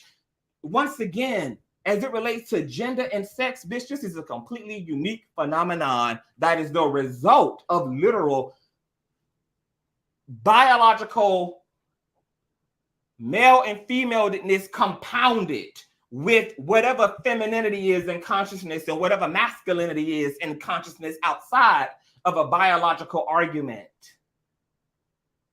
Where the fuck does a duck come into play at? Why? How is this difficult to understand? You literally see the biological result of what your mama and your daddy came together and created, which was your black ass. And you look like his ass and you look like her ass. And then you look at trans people and say these folk are fucking kook, are talking some shit that you literally witness and see even as a biological heterosexual man or fucking woman yourself. And this is why I say, girl, I don't even like talking to Americans. Like, I literally be feeling like, girl, where am I? What is this? Like, what is this? I literally, at this point, I am disgusted talking to Americans. I don't even want to identify as a fucking American. I'm so embarrassed that we as Western folk are this fucking behind and wobble-minded on something, as far as I'm concerned, is literally plastered and painted before us every single day as ourselves. You know why I never shunned, and One Love, let me bring One Love back up. Why I never shunned my masculinity or femininity? Because I came from a fucking woman. Like, why the fuck should I not be feminine? I came from a fucking male. Why the fuck should I not be masculine? Why should I not identify as both hell? Why should I not be androgynous? When my grandmother sees me, every fucking time she says, boy, you look like your fucking mama. When my daddy's side of the family see me, boy, you look like your goddamn daddy. But you telling me that if I wanted to, I couldn't identify with the forces at work that came from my mother when I was marinating in her womb, or I cannot identify solely with the forces that created me when I was in my father's nutsack. When I'm literally a birth child, I'm literally a Frankenstein result of both, and we all are. Who the fuck are you to tell me what the fuck I can and can't legitimately make claim to as a motherfucker who's the result of both male and female property? Females have fucking testosterone and males have estrogen. We literally are androgynous. We're all literally fucking androgynous. Amen. You can identify with wherever those forces are compelling you. There is no fucking right or wrong in everybody's experience of those forces and of their biochemical makeup is very fucking different. Trans people do not have to adhere to their biological fucking makeup. Nor do biological folk have to adhere to any of the fucking gender construction roles that they've been socialized with. You have biological women or females who don't feel the need to transition at the same time. They tap into their fucking masculinity and they get jiggy with it. You got the Will.I.Ams of the world who ain't a queer man. He don't want to transition to a trans woman, and he shouldn't have to in order to be comfortable and to come full circle in his total humanity, which also includes his femininity. And yeah, to some people's point, most of this shit is for the comfortability of society. That people having to pussy pop like this. We're having to come up with terminology and having to quantify our fucking selves just to Ashante scoop through society. I'm not accommodating this fucking system in that fucking way, which is why I'm locked and loaded, and I am armed and dangerous.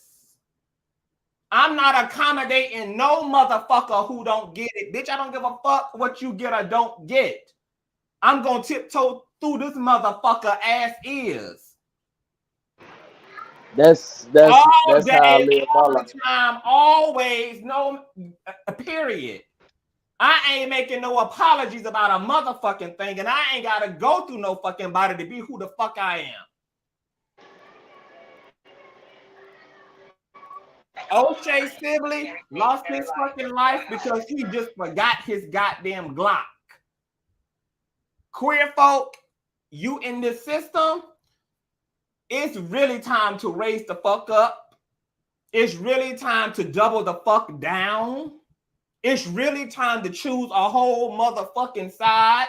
It's really time to stand absolutely unapologetically and who the fuck you is. And it's really time for you to defend that shit physically, if that's what it comes down to. I am done with accommodating. refuse the accommodation. There is no accommodating. There is none. The heat gonna always be hot in the motherfucking kitchen. It's gonna stay at 450 motherfucking degrees. And you know something, Conscious? The thing about it is, people are mad because you're not traditional. When you go against the grain, that's what happens. Because if they don't like what you're doing or how you feel, you wrong about everything. And that's the problem. We have to let people be who they want to be. As long as they're not bothering anybody and they treat people right, I'm good. You know what I'm saying? And to add to that, I, people who usually tend to get mad about you being yourself are the people who are too scared to be themselves.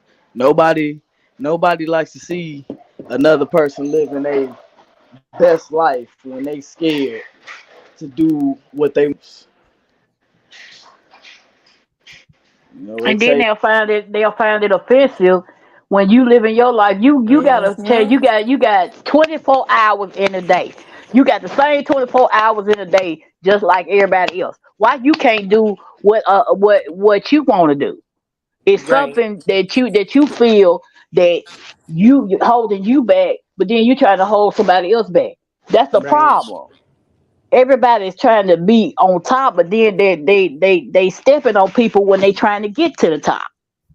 Mhm. How you going this what makes me mad.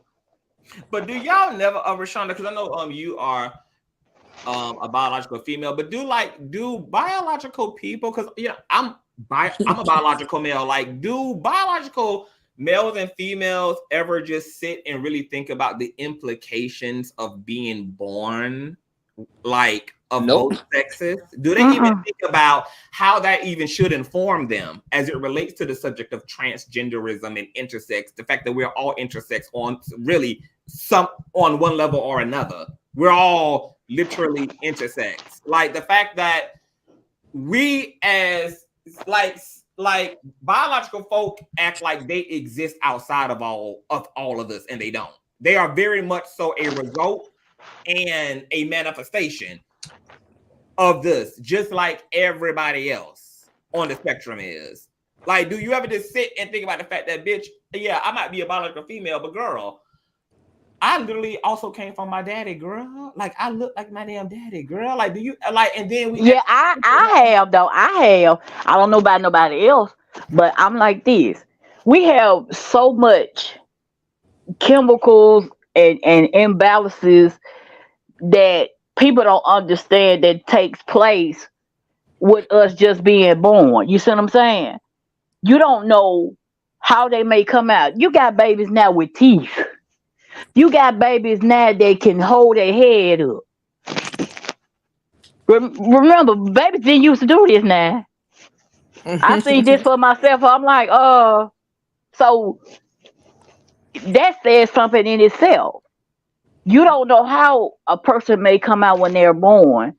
So, and you don't know what type of person they may become.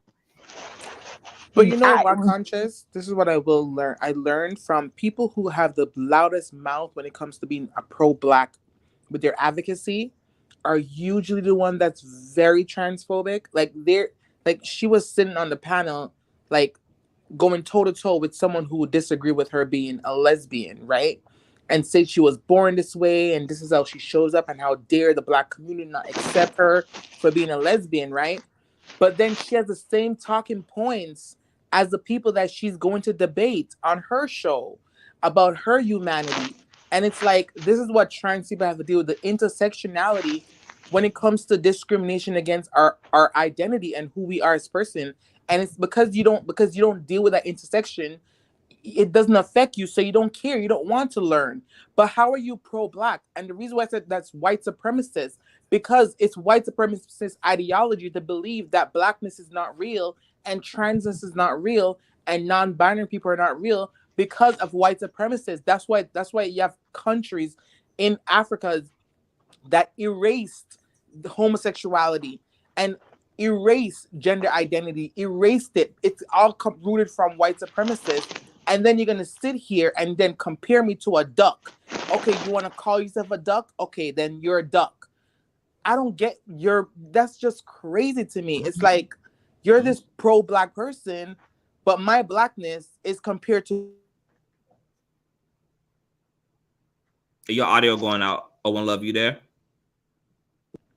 Hello? Okay, I can hear you now. It had went out. Yeah, I was just saying, like, she's basically a pro-black person, but then my blackness is comparing to being a duck. How can you fight for blackness and fight for your identity? Or and I meant the Neo as in the singer. No, Neo. The lesbian girl that was on here said, if you want to identify as a duck, you can identify as a duck. I didn't even know that. Yeah, no, she said it, and that's why I came on the panel, because you dropped the link, and I'm like, okay, let me come on a panel, and I said, your talking point, you're talking about blackness, and you're rooted in your blackness, and you're advocating for black people, but yet when it comes to being trans, it's like we're compared to being ducks, right? And this is what I was saying from the beginning, is that it doesn't matter what trans people say, as long as we open our mouth, people find it as triggering. And I proved that tonight, where you have Will, who came up here and literally was calm, collective, respectful, and his partner was calm, collective, and respectful, but yet she has the same rhetoric. She does not want to learn. She does not want to be educated. She wants to put her foot down and said, listen, y'all don't need to exist. You guys don't need to have a rights. Your humanity is not important in the black movement or the black struggle. And this is why people are pushing back, because we have to deal with white supremacists, and we have to also come into the black community and also deal with white supremacists, anti-blackness, and transphobia and homophobia mixed all in together. And she doesn't understand it, because she has the only thing she has to deal with is just being a black woman and being a woman. She doesn't deal with no other intersexual. But I was so shocked, because I'm like, you are a stud. You literally wake up every single day presenting masculine as can be. But you know something, I think part of it is the hatred they have for the different communities and different things. You know what I'm saying? It's hatred within itself. Right. That to the point where they want to be on both sides and don't know who they are, so they trying to portray like they something that they're not, to make themselves feel good. Exactly. Yeah. So I'm like, look, I just wow. on real quick just to address this, because I'm just sick of this shit, bro. Like, I don't know, One Love, what your problem is, but I never met somebody who just sit up here and just lie just so easily. You just keep misrepresenting, lying, and saying stuff that I said on this show that I did not say. I did not call you a duck. I didn't even conform no transgender person to a duck. I said I don't care if you want me to call you a duck. If you want me to call you a duck, I will call you that. That's all you're doing is key. It's not. I literally gave you an example of me saying that I would show you respect. That was the point of me giving that example. Okay, but with your ass, see, you the type of trans woman that I see at the end of the day, it ain't no way to get through to you. Because you're going to see, you're going to hear what you want to hear. You're going to perceive what you want to perceive out of ignorance.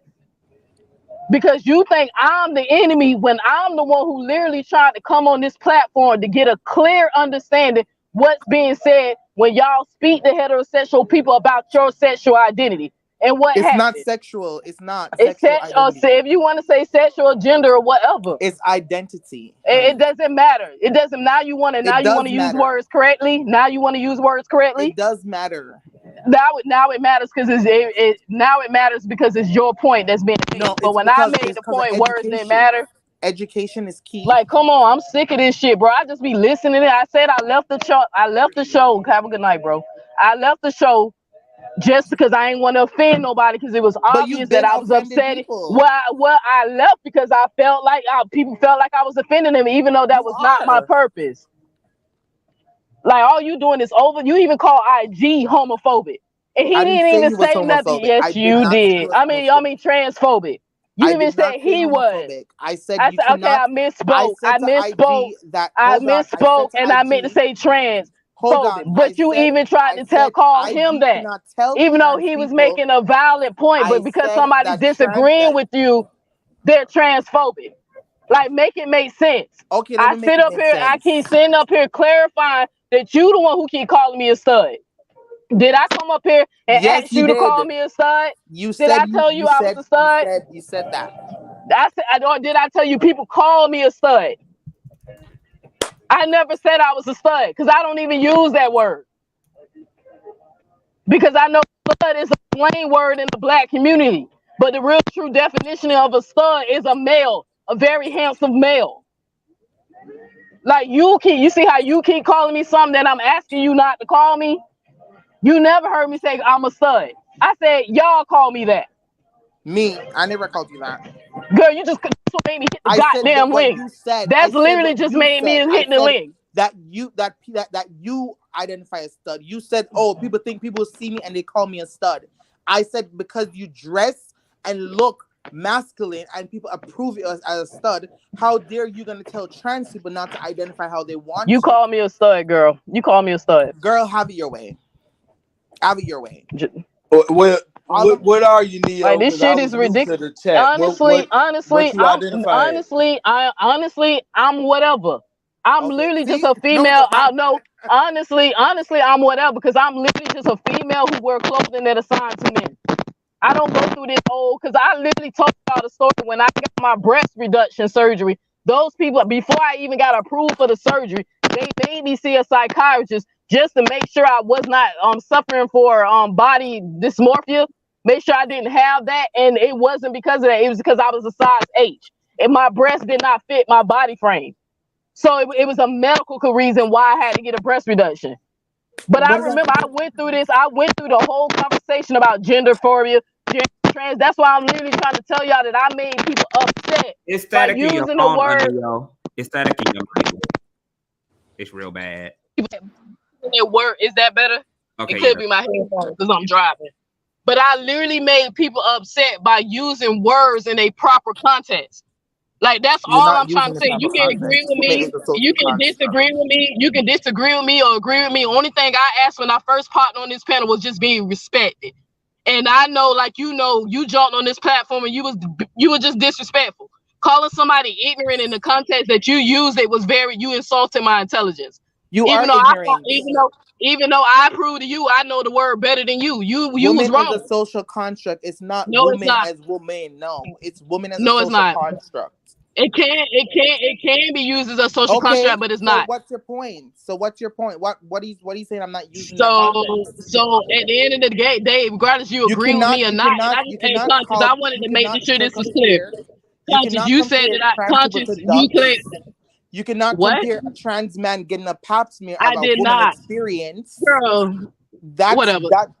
Clearly, I literally described womanhood and it went right over your head, but you the woman, right? You don't understand gender and sex, and that's the problem. No, you don't understand gender and sex. That's why we having this problem. You don't understand it. You don't understand. That's literally why we are disagreeing on the fucking word, because you don't even know what it means. Okay, so what is I literally keep showing you that the word woman is a noun, it's not an adjective. Between gender and sex? What's the difference? Well, the difference between sex is your anatomy, right? Okay. Your sexual and your gender is based off the social construct of the expression. But before they changed that, the word 20 years ago, it meant of a certain kind. Okay, can I get an A? Can I get an A? But watch this. Now watch this. Now, when are you gonna finally describe what a woman feel like? When you gonna finally do that? And then Conscious, I heard you say that I never made it clear to you about the gender expression. I literally told you, sweetheart, that souls don't have a gender. I literally said there's no need for it. I literally said there's no male, no female when it comes down to spirits and souls. So I get that expression. But I'm literally trying to tell you, I'm arguing with people who literally trying to use the word woman as a social construct, as if that's the definition of the word woman, and it's not. It is. No, it's not. Woman is a social construct, period. I'm confused. No, it can be used. Womanhood can be a social construct. I can give you that. I give you that. So what's the problem here? There is no. So The that problem is means, you an so asshole and a liar. does that mean that gender in general is a social construct, correct? It is now, but 20 years ago it didn't. So y'all gotta, you gotta wait for people to catch up. So anybody Okay. that's around the age of 20, and the people that's 30 and older, they probably don't know that the word has been changed. But 20 years ago it was not. All right, Massa. All right, bitch. See who's the rude Okay, one. so hold on, I y'all. don't give a fuck. Like I'm sick of you. Look, You know why I'm giving you energy. You said to keep lying and Girl, shit. your turf Mr. hello. Showman, sis. I don't give a fuck, bitch. You been lying on my ass all Yo, night. You that still was lying. quite uncalled for. Not called We're not for. gonna be doing all that because we've already went all the way low. So we just we should just stay on subject here, y'all. Right. Thank you. No, I'm on subject, It's and happened. I wanted to Hold address. on, because I want to talk about this a definition. This comes from the Merriam-Webster.com. Woman, which is a noun. A definition, an adult female person. B definition, a woman belonging to a particular category as by birth, residence, membership, or occupation, usually in combination. 2, womankind. 3, distinctively feminine nature, womanliness. 4, a woman who is a servant or personal attendant. Okay, so the term woman, which is a noun, literally adult female person to Neo's point, and then you get into all these other social constructed definitions as well, by birth, by residence, or by membership, or by occupation, or by all of the above, or one of the other. So can we just get over the definition? The definition is it acknowledges both identity, the social construct thereof, and physiological, biological existence, etc. It's a Hey, bro, I'm fine. I'm just tired of your friend lying on me. That's all I'm annoyed about. Every time I'm listening to the show, and she started keep telling people I said stuff that I didn't say. I do have a question for you. I don't know. Because we get it. You and One Love definitely are just at odds. That is No. Don't do that. That's the problem. That's what they do. They make it out that a trans woman is the problem. That's what the narrative that these. No, you are the problem. I know trans women don't have a problem. Can I speak? No, I said that y'all are at odds, but we've already. No, don't do that, because that's the narrative that these TERFs do. They don't have smokes when trans men say, "Hey, I'm a man." If you call me a TERF or transphobic one more time, I'm gonna call you a man. If you call me a TERF or transphobic one more time, I'll literally call you a fucking man. I'm literally gonna call you a man. Oh, yeah. See, and this is why I keep interrupting, because it's just. I don't care what you called me. Exactly. That's the point I'm trying to make. Hold on. Respect the guys. Hold on. No, I personally cannot take the insults anymore. Like, if y'all cannot just actually talk to each other, don't address each other at all. I don't want either one of y'all to disrespect each other. I don't want none of that. You're right. But we got too many people here. We're capable of having a conversation and staying on topic. Like, it's secular at this point. I wanted to ask you this question, Neo. So it sounds like you also have an antidote. What is your antidote? Because it seems like you have another alternative for this society dealing with gender. What would be the alternative? Like, if you had to have your ideal world, what would this look like for everybody? If I had my ideal world, number one, conscious, first thing I would get throw away is social constructs. That femininity would not be assigned to female, masculinity would not be assigned to male. Because no matter what sexual organ you have, every human living conscious being can display all those traits. Number two, in another perfect world of respect, that people understand that people have different perspectives and they're going to base them off their own personal ways of life. It doesn't mean you have to insult them or insinuate that now they could be stupid or some shit like that. Like, I literally would ask the world to be more respectful and be more loving. Like, I literally did not come on this platform just straight disrespecting One Love. But she came right on here. Why are you addressing me? Stop addressing me. You need to grow up. You need to grow up, girl. Didn't the man just said, "I'd speak your piece"? I am speak my speak piece, Leave but me I out just of it. stated what happened. Can we Girl, just, anyway. can we just stick to Thank Such you. a child. You gotta your be like vision? 25. Your vision of the world is what I asked you about. Your Right. vision of how this would all go. Well, you asked me what it would be in a perfect world. Like, what if I could, What? reshape the world? Mhm. So that So would you be my feel like answer, the because I issue? really believe if we get rid of these social constructs and all this stuff, that these arguments that I'm having, even with One Love, would not be happening, because I literally listen when I've been watching and listening to the show. Even when you read the lyrics to the woman that she wanted you to read, the lady literally described a feminine woman. Oh God. So that's what I would do. Like, agree to disagree and do it. Just be respectful.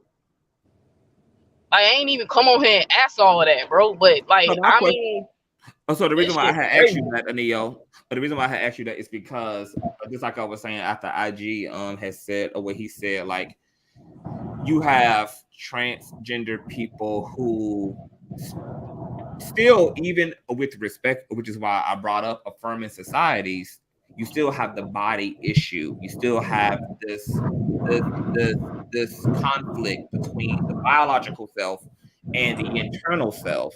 And even in a affirming, respectful, loving, utopian society, it would not excuse this conflict that a lot of trans persons are in, who still need to be able to see themselves in the literal mirror, not just see themselves in their mind's eye, not just see themselves in their brain, not just see themselves, in an inner vision, but they need to see the physical representation of that inner truth outside of themselves. And a loving environment, unfortunately, would not necessarily appease that or heal that or remedy that in and of itself. Well, if there was no social construct aside, no one would be offended if of a trans woman or One Love decide to put on the makeup and wigs and the nails. Oh, for And sure. they would not, that type of behavior wouldn't be assigned to someone's sex. You get what I'm saying? So that's why I'm literally saying, if these social constructs didn't exist, she wouldn't be doing anything someone deemed as offensive. Or Right. she wouldn't be arguing her femininity. Because Right. to me, that's what it sounds like. We can make it seem like she's arguing womanhood, but to me, the way I'm perceiving it, she's arguing her femininity. But can I say something or ask a question? Do y'all think it's a part of it is people not accepting themselves, even though people are transgender or gay or Really whatever? Some on. people, I'm some really. people. I'm Go ahead. sorry. No, go ahead. Cause what I've been seeing, Are some you of the saying under people, the trans people themselves, or the people who be bullying trans people? both. Both. It's both. So it's like, how do you go about trying to separate from society when they're putting this thing on there? You should be like this, you should be like that. You see what I'm saying? Why you think you got so many people wanting to change their bodies? Thank You see what I'm you. saying? And I'm gonna be honest, like it's plenty of us right now, present in real time right now, who literally don't even feel like ourselves if our hair is not done the way it needs to be done. Like, so could you imagine what trans individuals like One Love and what Will must have been experiencing, when most of us don't even feel like ourselves if we like don't even got on the right damn shoes, if our outfits ain't even fucking on point. Like, if you put us in some shit that ain't like that we're not attracted to, if we had to wear something that is not cute to us, imagine how disrupted you would feel. Like, and so that is quantified, I'm sure, by a quadrillion for trans folk who literally are wearing what at that time is a permanent outfit that they completely find to be disingenuous to their ideal of self, their ideal of beauty, their ideal of etc. Like, I just could not imagine. Like, I try to find, even in my own like little micro ways, to relate to what trans folk must be experiencing. And so these are the things that I can cling to be like, girl, if I know if this is how I feel in this, then I can only imagine like then this must be quantified times a trillion. If like for trans folk, because you can't just get me to wear my hair any old kind of way. You can't just get me to put on any old kind of fucking thing. Like it needs to be consistent. But being trans is not about hair and makeup and nails. Right, exactly. But that's what this person is equating me as saying, oh, I'm wearing a wig and nails and makeup. That's not. If you take all those things away, I'm still gonna be a woman. I'm still gonna identify as a woman. I'm still gonna move in the world as a woman. Whether you read me as a what so-called man as you're trying to accuse me of, or whatever that makes you feel better, that's a man. I don't care what you call me. If you call me a man, it never stopped Marsha P. Johnson from living her truth. It never stopped people from living in the 21st century or even in the 1800s from being a woman when there was no medical transition.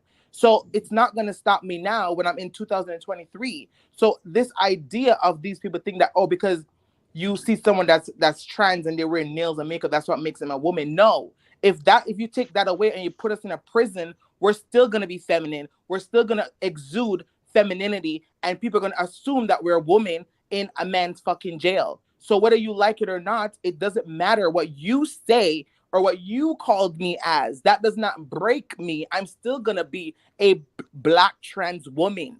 Whether you like it or not, I'm not going to be a woman or a trans woman. I'm always going to be a black trans woman in your face, whether you like it or not. Right. Are you going to be a woman or a trans woman? Black trans woman, same thing. Woman, whatever. I'm not going to break it down. So a trans woman is the same thing as a woman? You interrupt me. I'm speaking. That's your misogyny. Stop. Because when Will's speaking, you don't interrupt. You shut up. Well, you know I'm giving you energy. Okay, I don't like exactly because your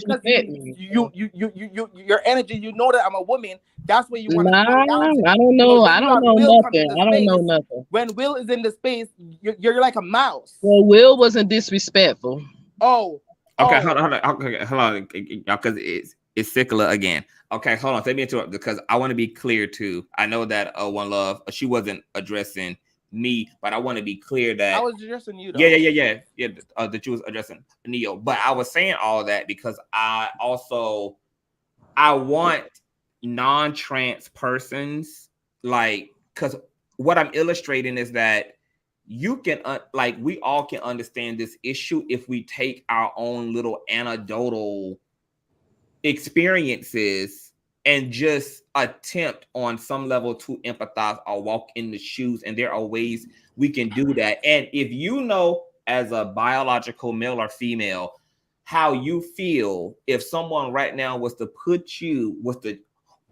have you put on and represent yourself as something that you're not, whether that something is an outfit, that something is clothes, etc., then you can literally use how that experience, like you can use that experience as and I've said this before, like on America's Next Top Model, there would be girls who would literally like take their asses home and completely check out of an opportunity to win $100,000 and to sign a model contract and to have this notoriety from the win of a show, all because they refused to cut their hair because that's how much their hair was synonymous to their femininity and their identity. And girls would have entire fucking they were going to cardiac arrest at the thought. Like even the girls who would make the sacrifice they made that sacrifice through tears and through fear and trembling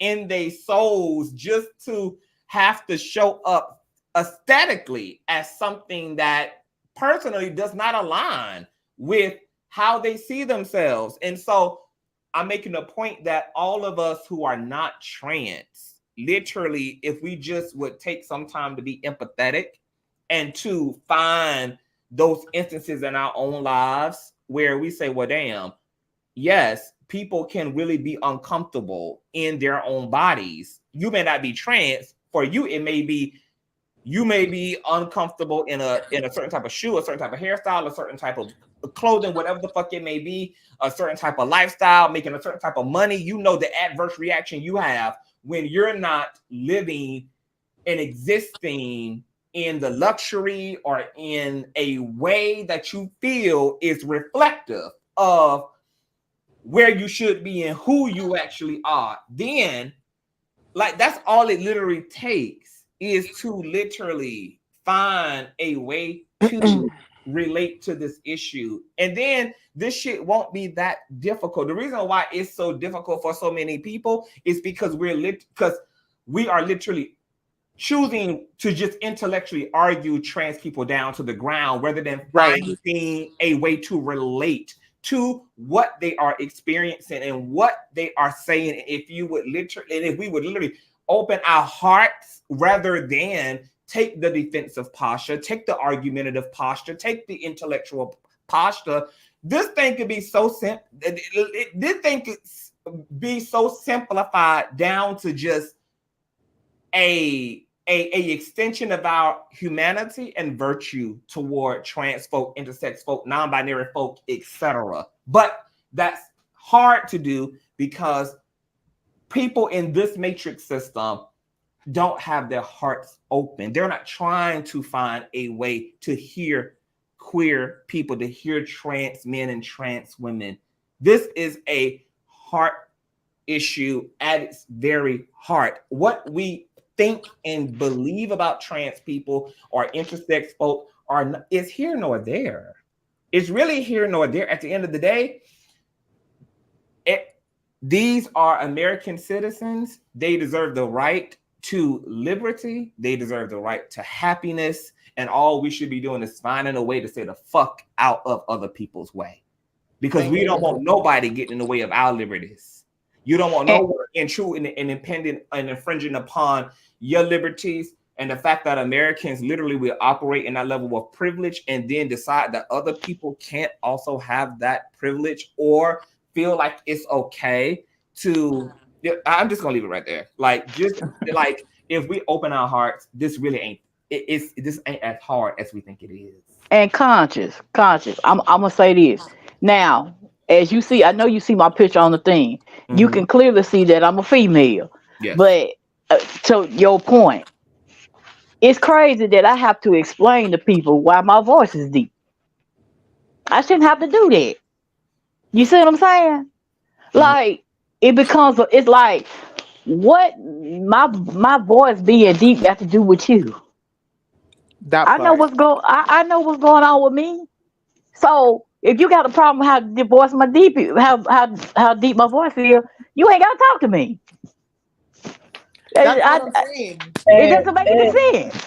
Hey, sis, just to answer your question, when you was like, when we ever feel like we want to be another gender or the expression of another gender, only time I didn't want to be myself, what I am naturally, is when I'm going up against men and I know I have to defend myself. And sometimes I say, damn, I wish I was a man so I can whoop your ass. You know what I'm saying? So that's the only time I will try to say, I wish I was another gender, just because of the oppression or the being the underdog of the situation. But I'm genuinely happy with my female anatomy. And guess what? I put on the same clothing that Will put on. And I date a woman. My girl right now is a very feminine woman. I love her energy. She's beautiful. But I'm literally telling y'all that we're literally arguing over social construct when I clearly just said, being a woman, regardless if Will agree with me or not, he is still going to have to go through those same experiences I'm going to have to go through under the umbrella of womanhood, just because of our anatomy alone. It's not that hard. I'm not trying to start no real. I always said it was a civil war in the LGBT community about this trans stuff, that all of us do not agree with the same terminology. But to come on the show, get assaulted and shit like that, it shouldn't have got that way. But I do understand that it is a sensitive topic. I never wanted to offend One Love. I never wanted to offend her. But it's just the way she came off. Well, you did offend me. You did, and I'm not taking it back. I do not care how you feel. You can't. I don't care how you. I'm not taking it back. I told you I didn't want to. I'm a woman, whether you like it or not.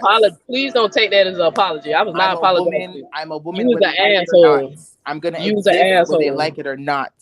I'm a woman, whether you like it or not. You remind me of the trans woman that sexually harassed me at my job. and almost got me fired. That's who you remind me of. Okay. You and her act just alike. I'm pretty sure every trans woman does that to you because it's No, trigger no. you. It's a lot Our of trends. That's why I existence can't trigger wait till they you. come on my show so people can see they all don't talk like your ass with that Okay, bullshit. yeah, okay, hold on. I want to get a Will in here as well because a Will has been rather. What do you think about everything that you're hearing amongst the panel, Will? I think this shit real spicy.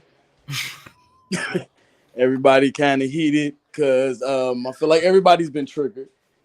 So everybody's talking from a defense, point of view. Even myself, to a point.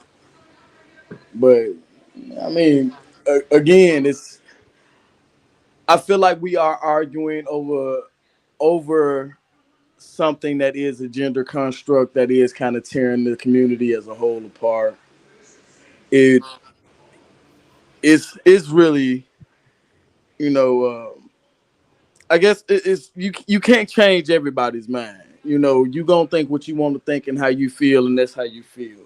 That Yeah. part. Before I became a trans man, I was a lesbian stud, and even in that area, even though Neo, you said you're not a stud, but you masculine. You're a masculine identified female, correct? Like you present I don't even add do you masculine. That's present why masculine? hey, Present real quick, I don't even add masculine. gender I expression literally just wear is clothes. You dress in men's clothes, Thank Yeah, you. but I don't then you think that's acting masculine. You're masculine. masculine presenting. yes. Okay, yeah, you could probably say that. Yeah, okay, I get it. All right, yo. So you're a masculine presenting woman, So, but and I identify just even a in human that being. area, life, you're questioning about who you are and how you present in the world. Yeah, about men who can't fuck me. That's the only one that care. Women never gave a damn. Women never asked me why I dress in the way I dress. They never cared. Yeah, you ain't came across some right women yet. 'Cause I definitely used to get it all the time, but there Mm. was women who were curious. So I mean, unless you give talking me about the church folk people, that's different. So, But how I do feel you like like? I feel like it got heated. Everybody has an opinion for this topic. I don't think we're ever gonna really get to a consensus because everybody gonna feel what they want to feel, how they feel it, until something happens that change their feelings about it. well, And can that's we agree usually how on it this? happens. We agree on this? Once you offend someone, it's hard for you to have a conversation, right? They're gonna be on guard. Can we agree on that? Once a conversation goes when a person is offended, Oh that the yeah. conversation is definitely not gonna go anywhere, right? I think it's gonna take a while for it to go somewhere. You all are gonna have to step back from the conversation from each other for a moment. Both of you done hit some soft spots, some sore spots. You're triggered. So Yeah, you're gonna Well, keep coming at each other with defense. it's so I have a question for you, Will. Do you I had this conversation on Storm and Rose platform like 2-3 weeks ago, and I mean the homophobia, the queerphobia, the transphobia, all of this was just it jumped out of his audience like a motherfucker. Everybody was out of the window. But I have noticed that every time queer people go to speak to, like when Black queer people speak to the Black community, that the feedback is we're not homophobic, queerphobic. We are the most loving people on the planet. Is that your experience of the Black community as a trans Hell man? no. You talking about like the regular black? Hell Yes, the no. Black community just in The general. black community, the African American community is the most homophobic, transphobic. Shit. The only second to probably Orthodox Muslims or some shit. Like it's terrible. I don't think I've definitely got accepted way easier from other races than black people. Wow. I can second that. I ain't gonna, hell no. We were conditioned for it. I grew up on the west side of Chicago where machismo men was the common thing. You couldn't do shit feminine. You couldn't even listen to R&B music without somebody claiming that you was a homosexual male. Like it's terrible. No, hell no, no.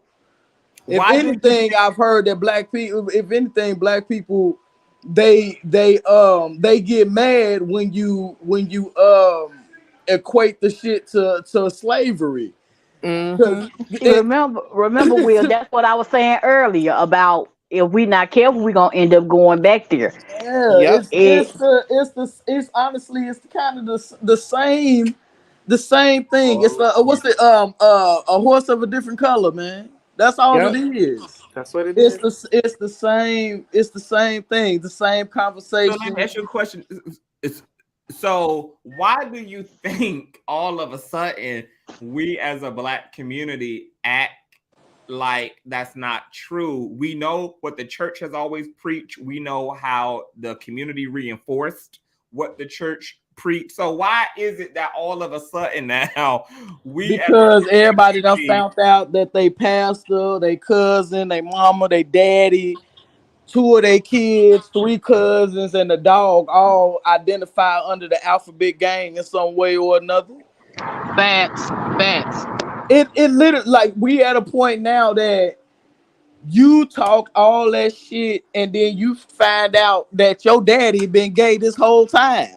So now you got to try to reconcile with yourself about how what your relationship is with the community, because you've had the community up under your nose the whole time. I remember I tell my brothers when I came out as lesbian first. I remember telling my brothers, like, it doesn't. It's fine if you gay. I just couldn't do it if it was one of the brothers. If one of our other brothers was gay, like cisgender males. And it's like, it still don't matter. Why does it matter who I spend my intimate moments with? I don't like none of your baby mamas, but you don't see me talking shit to you. that part?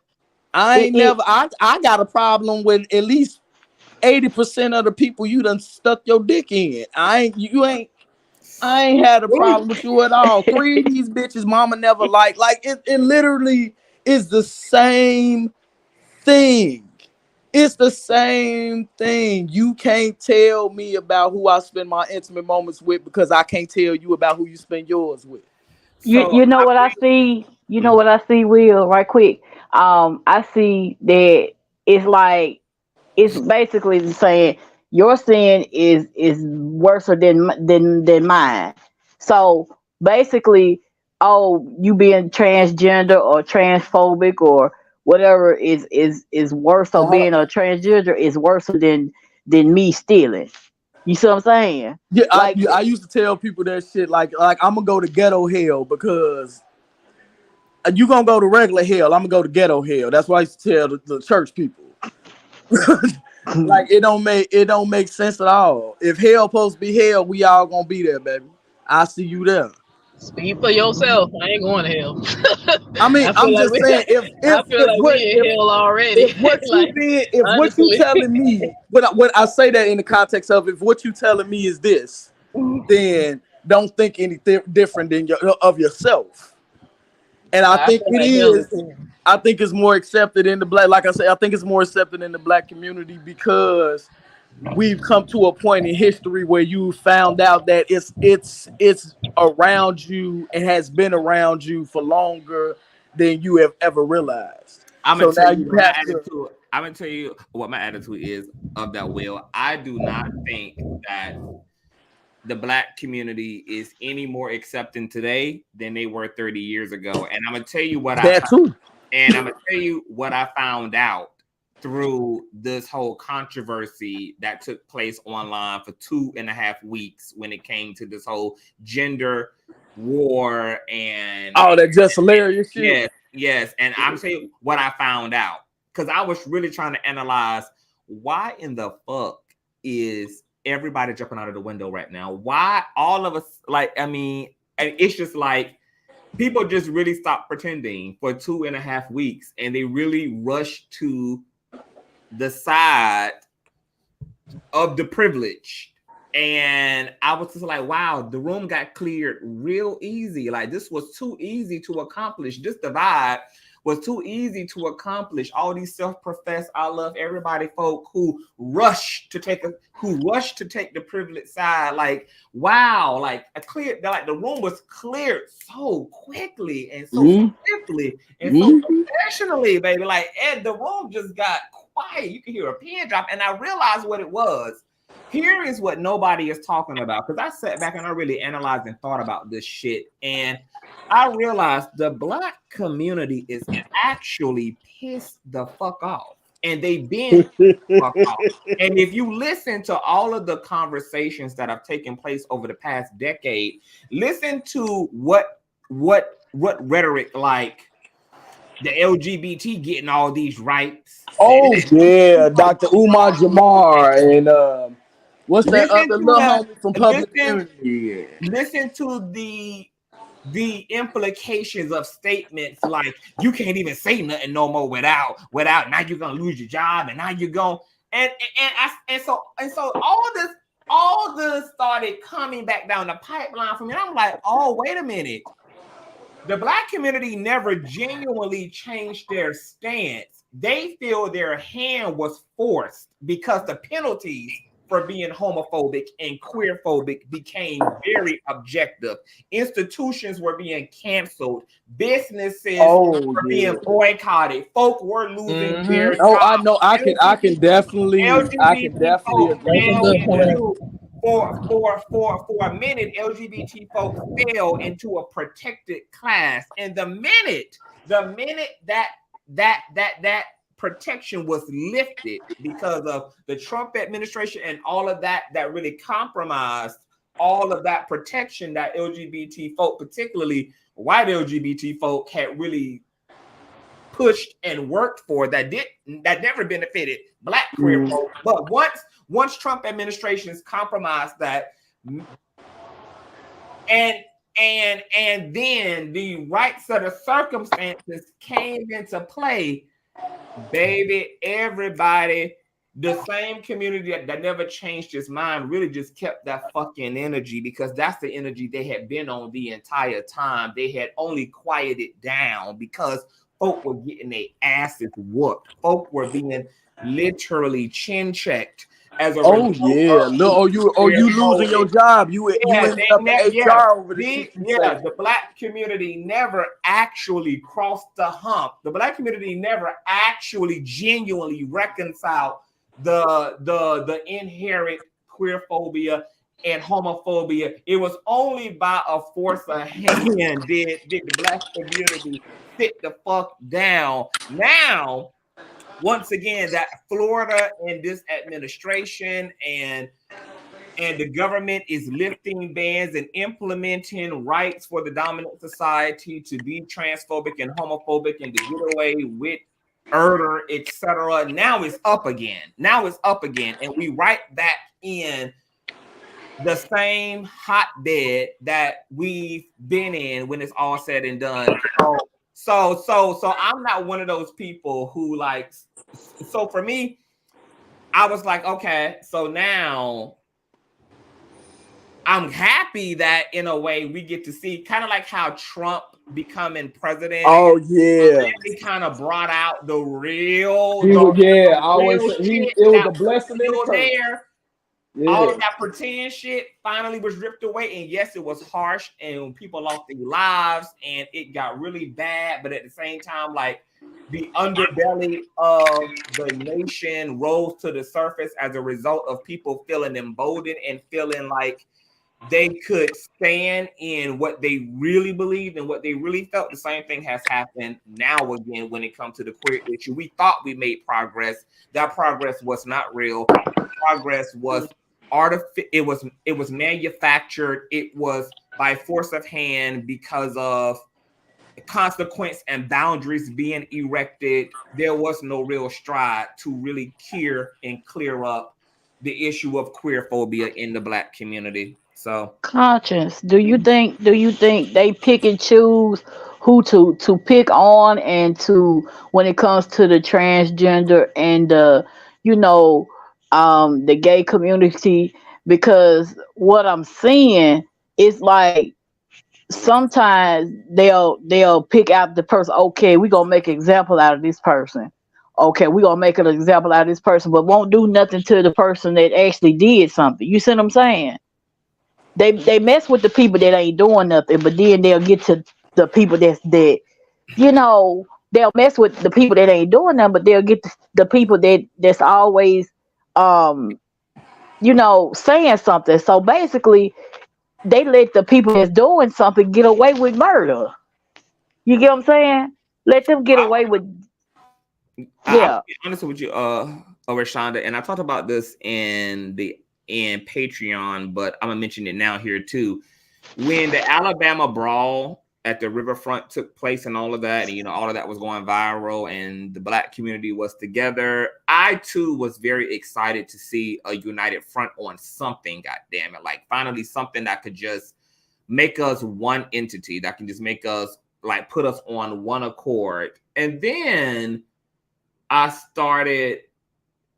listened to Hope Giselle, who is a Black trans activist, etc. And I listened to one of her commentaries, and because I was at the same time, I was conflicted just like her.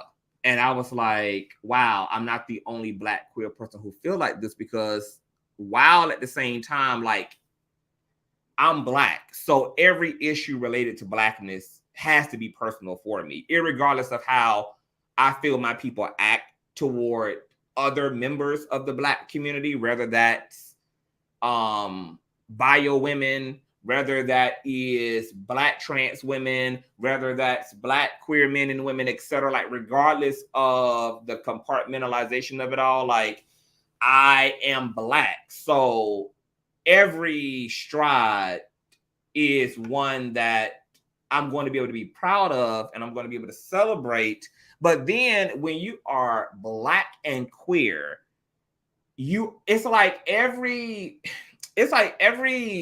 stride made as a Black community, as a so-called Black community, it's also like, it feels like it's like a backhanded insult when you are queer, because it's like, and I'm sure that biological Black females should feel like this as well, because biological Black females do not feel protected in the Black community either. So it's probably more Black folk who can identify with this, but I just felt like it's always a backhanded insult, because on one hand, I'm celebrating an aspect of myself represented in the collective of my people, but then at the same time, I'm immediately met with sadness and these kind of like weird feelings, because those same people don't believe in protecting Black queer people and want and desire to cast Black queer people out and to disquantify their Blackness because of their gender and sexual intersections.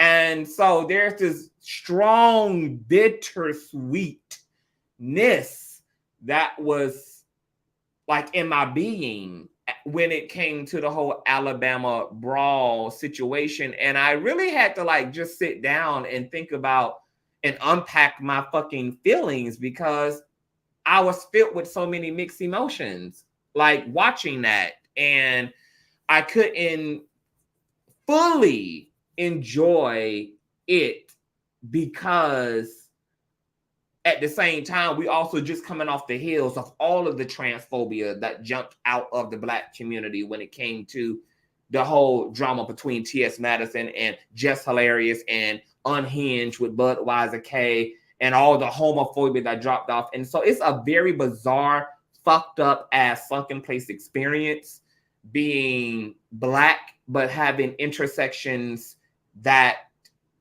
those who try to gatekeep Blackness don't consider Black, don't quantify as Black. And so, and then in listening to Hope Giselle's commentary, I did not even know that transgender woman who lost her life in Dallas what is her name? What is her name? What is her name? What is her name? A Malaysia Booker.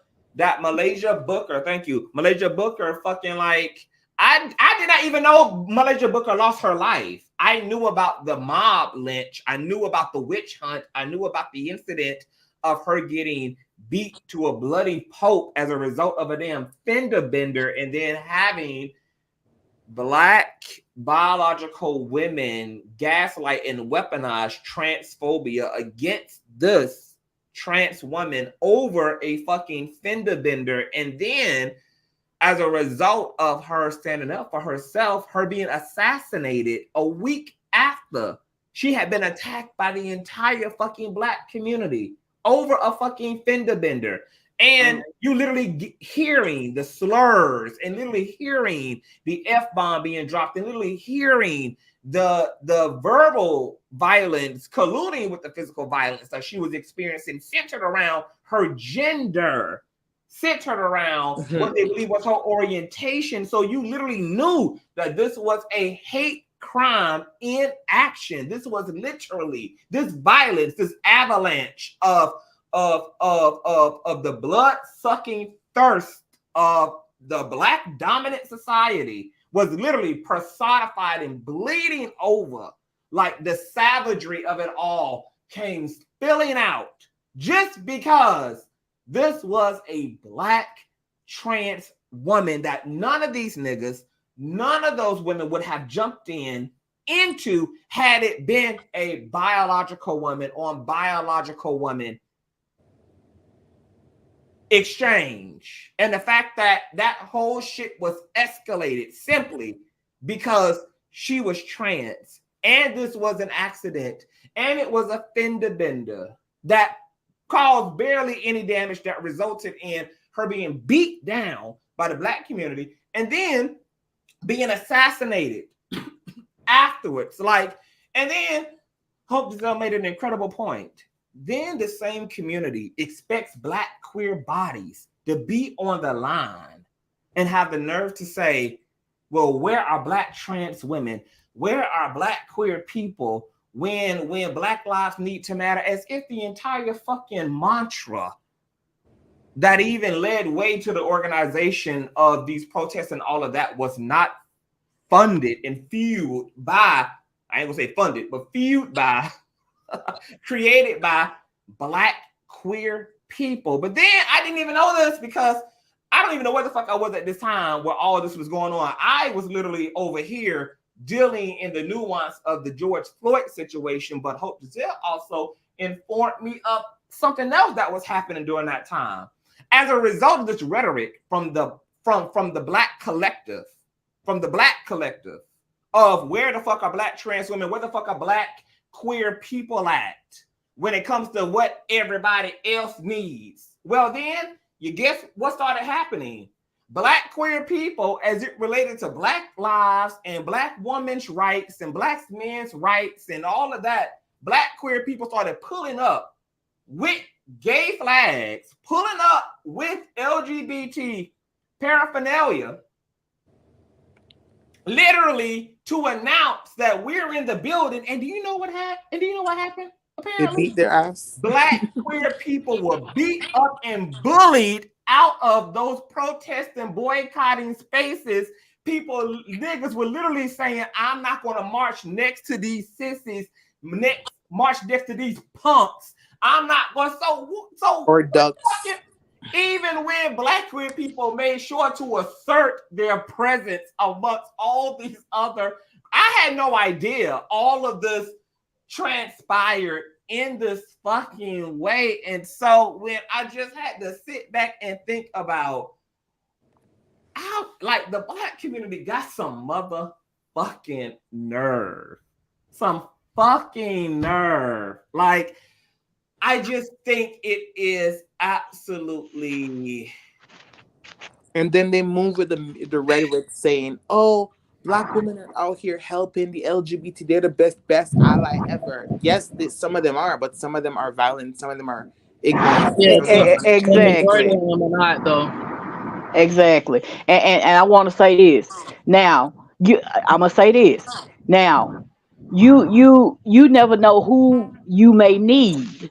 I'm gonna say this: you never know who may come in your path. You can't mistreat people one day and then expect them to help you the next. I'm gonna tell you a quick story. I was washing my clothes. Now there was straight men out there. I'm trying to pull my clothes, and a guy, he said, "Do you need help, sweetie?" The gay guy helped me first before the straight man helped me. Make that make sense? So what I'm saying is, The they first at the time I got store, punched in the face, a gay guy did that. You see how but these but personal but antidotes like I'm trying to make a point, Neo. yeah, What I'm not trying saying to is, I'm just saying these personal antidotes. I'm trying to make a point. What I'm I'm gonna saying stop. I'm gonna is, stop. I'm gonna stop. what I'm saying is, the gay guy helped me first before the straight man helped me, and that's saying something right there. Like, you know, we have to love people for who they is, because you don't know if you may need help and they be the ones to come to your rescue. You might be in an accident, they might have to come and help you. It must save your life. So we have to put all of this hatred aside, because there's gonna come a time we're gonna all still need each other. I still say we still gonna need each other at some point. Folks act like we ain't human, like we in another country or another or foreign or something. I don't know what's going on, For but minority folk, America feels equivalent to living in a third world country. that's Like what I'm saying. minority Like, country, it is equivalent to a third Someone's world phone country. is echoing. Hey, Conscious, can I ask you a quick question? Because I know One Love is not gonna answer. So just I'm not trying to be funny, but I'm just going back just a little bit when One Love said that she can take off the nails, the hair, the makeup, and all the feminine stuff, and still would be identified as a woman. Can you tell me what is it when a trans woman is saying they're transitioning? What is it? Because it's in the name trans. What is it they're transitioning to if they're not transitioning to the social construct of the hair and the nails? Like, can you just, like, not trying to be funny, but can you just try to help me understand what is it that Okay, they? I let me can I yes. say something? No, I Okay, don't so want to if talk I to go to you. I if don't I want to go, talk to you. I'm not Please, talking can to you? you because you're just Oh, being here you ignorant go. at This this is what point. I knew you weren't gonna let you. I knew you You're weren't just gonna let the can I conversation flow, bro. You did not okay, interrupt so that be lady when quiet she so just spoke. conscious can answer the Like, can you? question. Hey, everybody don't give a fuck that you don't You like me. can't Some ask people a want to hear. non-trans Right. Some person See, a people want to see, trans no, hear the question, fucking yes, dummy. conversation. Like, One exactly. You're a Love, you big need to Yes. chill the dummy. fuck out. I You agree acting that like a a Neo. misogynist I nigga for agree. real. I agree that Neo and Sasha should not have any more direct interaction. Right, I've been saying that. So instead, I would love for Will, because I mean it's Yeah, trans people on the panel. So Will, She what yeah. used me what as a context. You acting like a man right now. And you act like a what you act like? What do you act Y'all like? as hey, look, Like, for y'all real, got like, you to just stop, won't man, stop. I because wasn't even I'm talking to starting to I you. feel don't like care You what this I act found a way like. to conversation. say something I to don't me. care what you act like. I don't Like, you care. I need to don't go. care. You acting like a messiah. You know that I man. don't You know that care. man energy I that you don't trying care. not to Call tap, me and you y'all out. I want to literally don't take act. You up care. acting time to That does controlling. not that argue? does not shake me. That does not Y'all shake want to Like, me. you take Oh, up acting very time to Your controlling right transphobia now. argue? You does acting not like a shake whole me. nigga.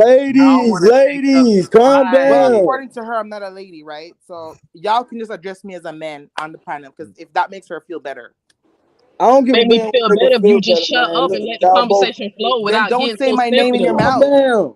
We Like, come could on, bro. Conscious, what be did you ask me? dialoguing What was the right question? now. So the question that Anio had was if it because One Love said that Don't say she my is name. still I'm going to say your name. No, because One that's Love. the whole purpose. She can't use a trans man in the argument. She has to use a trans woman. So use a trans woman in that statement because that's what they do. They do use trans women to defeat Well, their argument. Use a trans let's man. Will use is a on the trans. panel. Let's use a Okay, trans man. Like Yes. use the trans what? man and say the same question. Okay, because the question was about So trans controlling. women because No, use trans men. Neo posed a question, but we're going to direct it toward you since One Love and Neo cannot coexist of I each other. get. All right. What was the question directly? What was the actual I question? don't get along with a lot of men. Neo, pose your question to Will. Thank you. All right, well, Will, I'm gonna try to pose the question to you, but it's gonna be kind of hard because you didn't say, you didn't make It the don't matter what I statement. said. Just So what was the question? I'm gonna try my best. So I asked you, I was asking Conscious when I heard when the person on the panel who don't want us to say her name said that she can take off all the nails and the makeup and all the stuff that is socially constructed to a feminine woman and still will identify as a woman. And I said, in the word trans, in the words trans woman, the word trans is they're transitioning into a woman. So what is it that they're transitioning to if it's not the female construct, the social construct? Like, what is it that they're transitioning to? Your own personal identification. But how come is the word trans needed? Like, Well, do I mean, anybody need to honestly, start the word identifying you as trans. I think I mentioned this before. The word trans, just like cis, is a Latin prefix. It just mean the opposite. It was given by doctors and shit. To be honest with you, because nah, doctors ain't come up with that. transgender people just. I mean, it's just either a man or a woman. I'm a woman. I'm a man. Like, No, did you get my question though? I'm saying what if do the you if you're transition gonna into if take it's not away the social construct? the social construct, the stuff that is assigned to a woman or assigned to a man, if you take that away, then what is it that they're transitioning to if it's not the social construct? Like, you know how you wear masculine clothes and I don't know how your hair look, but your hair might be masculine presenting, like how you said to me, right? So what is it if somebody was to strip you away from all the stuff that is assigned to male and have you stand in your bare nakedness? What is it that you can say besides those things that you're transitioning to? Not the clothing, not the behavior, not the masculine. Like, what can you actually say, just being real, that you're transitioning to? Okay, so would would I so would I still be a man without presenting as a man? Is that what you're saying? Like, No, I'm asking, what is it that you feel like you're transitioning to when you not even when you don't have all that stuff on you? If you were standing bare naked, just I bare would still in be a your man. birthday suit. Yeah, but you transitioning to a man, right? Nah, I'm a man. I was told I was transitioning. I was born man. I was born a man. Biologically, I might have been assigned female at birth, but I was born a man. I've been the same motherfucker I've So been my what whole makes a life. man? Now, what makes a man? Woo, What this make what conversation. now look, because I think you missing the question right there, brother. Like, what makes a man? What is it that makes a man a man? One love. I think I understand what she's trying to say. Okay, so I if, think I if get it. so, Yeah, like for real, what you makes said a you man a you are man a without man. You said the it doesn't other matter shit? what your biological is, you Um, are a man. Now, what is a man? integrity, leadership. Uh, Can a cannot a woman do all those things you just named? I didn't say no. They can. So that's not a good Neo is representation of asking you what's a for man. exclusive male identifying markers. No, I'm not going. Exclusive I ain't even male. gonna use that. I'm not even gonna use that argument. Like, I'm I literally can't, trying but to you say, know what? will you strip I it? can't even Will you say that I strip it? am. I can't even say that I'm a man in the social construct of a man. Because I'm gonna be honest with you, a lot of the cisgendered men that I'm around, I ain't worth shit. So, Yeah, I mean, I give you Mm. that all day. Niggas so, ain't shit. I'll be the first one to say that. but I But I'm said this trying to see earlier. what A is lot it of that you're. gender in general, I will agree. It can be what is supposed. What's the word I'm looking for? What society says is a certain gender's uh the way that they act, the mannerisms, all that shit. For the most part, I guess that is a social construct. So can you kind of like you don't have to fully agree, but could you, to be fair, can you literally say that that's what we're arguing? What, Not that not gender is a social construct? that's what y'all kind of transitioning to. Y'all not actually transitioning to a person's anatomy, they biological structure. So can we Yeah, agree? So can we? I So can't say that. Testosterone change shit, you know, and estrogen do I things. can show you a And female who got more testosterone than the average female, and she dunking on these niggas. I Like, mean, but she's I not a mean, man. She's well, not a she don't. No, male. she doesn't identify as a man. That's what Nah, that is. testosterone ain't got nothing to do with male or female, man. It's just one just have more than the other, just genetically. But there are female There are females with testosterone. I do agree with that that. has You're more right. than that, but has more testosterone than estrogen. That doesn't change their That's a fact. biology. Yeah. But no, I'm just saying, like, can we just keep it real? So can we just be honest and say that's what it is that y'all transitioning to? The We're social construct. transitioning to social construct. So what Which you're saying is that hold on. transgender Before you say people that, are though, transitioning to before you say social that, though, construct. Will, I just want to add a this little caveat, but Uh-huh. it is okay to admit that because that's exactly what also biological male and females are doing as well. Is assimilating to the No, social. I know. I just want to make sure that I was so. What you're saying is that you are transitioning to a social construct that is supposed to be male or Well, female. I think it's in the name trans woman, right? When I heard a person a trans, like, hopefully when I can get the interview with her, she literally was like, it's in the name trans, like woman is right there. It's like trans woman or trans man. The Uh second huh. word literally tells you what this person is saying they're transitioning to. So that's why I asked you, when you take off all that clothing and all the stuff that's assigned, and even though I wish old girl would answer, but we know that it ain't gonna happen. I literally just wanted to know, when she made that comment saying she can take away all that and she would still I be a can't. trans woman. I'm literally like, okay, but what is it about a woman that you're transitioning to if it's not the social constructs? Conscious, can I say something? Or if Will's not done, if Will's continuing, that's fine. I was gonna say something. Okay, go ahead, babe. So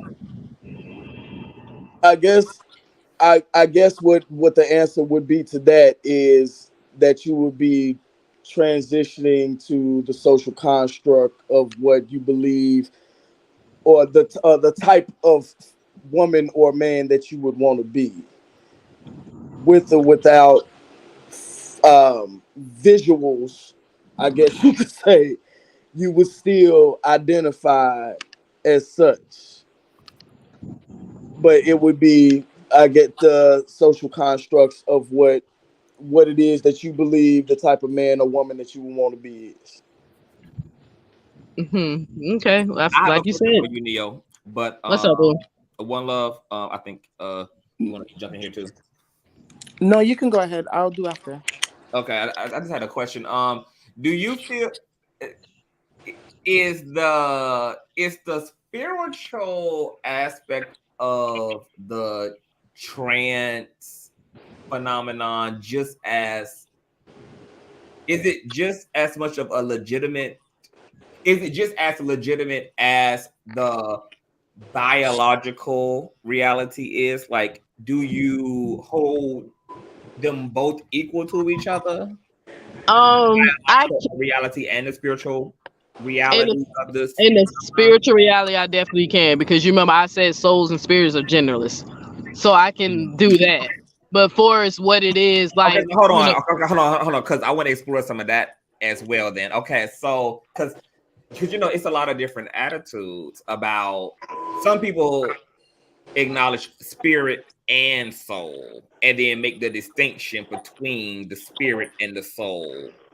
So for instance, right? I'm a spiritualist. I'm in these conversations with other occultists and other witches and other mystics, etc. And I've heard a lot of interesting perspective about gender and sexuality as it relates to like the spirit and the soul thing. So I've heard things like, I've heard some metaphysicians say that like the soul can take on sex and gender because the soul actually is the one that's reincarnating and having multiple human experiences, etc. And so some explanations for effeminate trans, not even effeminate trans men, but like effeminate queer men, or even just queer men, have been that from some spiritual perspective that queer men have lived a lot of incarnations as women, and that can be argued for trans women, that they've lived a lot of incarnations as women, and even though they incarnated into male body, that the soul is the one that's bleeding over from the previous incarnation as woman, and that's why there seems to be this discrepancy. The same thing for trans men and trans women. Even when Rachel Dolezal, you know, when that whole conversation happened around her identity as identifying with the Black community, as a spiritualist, that wasn't a wow phenomenon for me, because I can also believe in being transracial. Like I can understand, because I understand that I accept reincarnation as a part of my personal worldview. Like that's a part of my spiritual worldview, my worldview, etc. I can accept that there are probably Black people here that have lived multiple incarnations as white people, which also outside of a simulation and the influence of white supremacy, why they also would still feel connected to European culture. And the same thing for European people in European bodies who feel this very deep connection to the Black culture, to Black community, to Black things, because they probably also lived as a Black person and probably had multiple incarnations consecutively as a Black person, etc. So I think there's a lot of range and a lot of explanations that can be considered, which is why I never take an inherent exclusive scientific view of anything that transpires in our world, because I have to consider all of these other spiritual explanations also for why the world looks the way that it does, the things that can contribute and influence human behavior and human nature and human perception, etc. So what do you think about those ideals as well as it relates to this subject? I get it to a certain extent what you're saying, but you know, everybody views soul and spirit different. You know, soul to me is the essence of who you are, and to me, a spirit is just the power source. You know, like when you plug in a refrigerator, it's the electricity that keeps that gives that refrigerator power, right? And it's coming from an outside source, or what we like to call the creator or the force or governing force or whatever. So that, to me, that's what the spirit is. So that's why I say with me, a soul is genderless, because even if it's, let's just entertain the ideal of reincarnation. People go in, they might reincarnate as a female, a male, or a dog or whatever, but it's still that same soul. It's still that within, that's with that essence, but it's the spirit of that person that's driving them to be, I guess, alive, if that makes sense. Because when you die, they said your breath leaves you. They call the breath the spirit. And when you die, they literally say the spirit leaves, and then your soul goes to wherever it dwells at, right? So that's why I said I don't have a problem with that argument. And I'm not saying, like, please, even though I keep repeating this over and over, I'm not saying Will is not a man. I'm not saying that. I'm literally just trying to understand what it is that he is transitioning to, or what it is that he thinks he is, if it's not based off the social constructs that he's engaging in. So that's why I asked him, like, what does that feel like, or what it is that you think you're transitioning to, if it's not the social construct.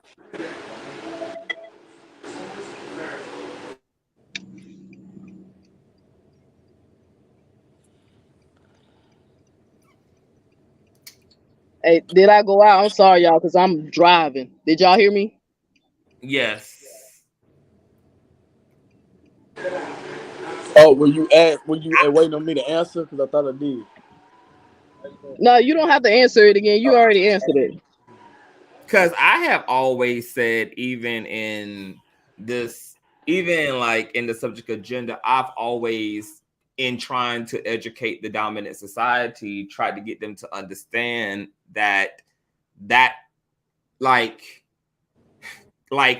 because the conversations were always trans women and trans men are not actually women and men, but because I also adopt the language and that we're making distinctions between identity and biology, which is the way that I use male and man, female and woman, I'm making those distinctions intentionally. My feedback in trying to help them to understand the subject matter has always been like, okay, the reason why even in the dominant society's paradigm, even in heteronormativity, right? Like these ideas that have accommodated the binary have existed forever, such as these ideas that the man should raise the son and the mother should raise the woman. Why? Because there is a culture that is also associated with being a woman in a given society, because there's a culture also associated with being a male in a given society. And that's what essentially people are calling manhood or womanhood, whatever the fuck that looks like for each people, for each person and group in their communities, etc. And so trans people are, of course, assimilating to that culture the way that culture has designed and created the spaces for the polarities, for these universal polarities to operate in. So there's that, but there's still the added reality of the fact that this is also an inward reality, and trans people are looking outward of themselves as well and making the logical choices that everybody else is making, right? Which is why biological females want female restrooms and female spaces, because they also too want to align with the spaces that are associated with their gender and sex, the way that trans folk want to exist in the bodies and want to wear the clothes and want to also adopt that culture to complete their human experience of their gender. But trans people are not the only ones who participate in that paradigm. We all participate in it. If I go into the male section, I'm participating in that paradigm. If I go to the male section, I'm participating in that paradigm. If I'm participating in that paradigm as well. My mother is participating in that paradigm. Every time she puts on heels, puts on a dress, she goes into the women's restroom, she goes to the women's sector.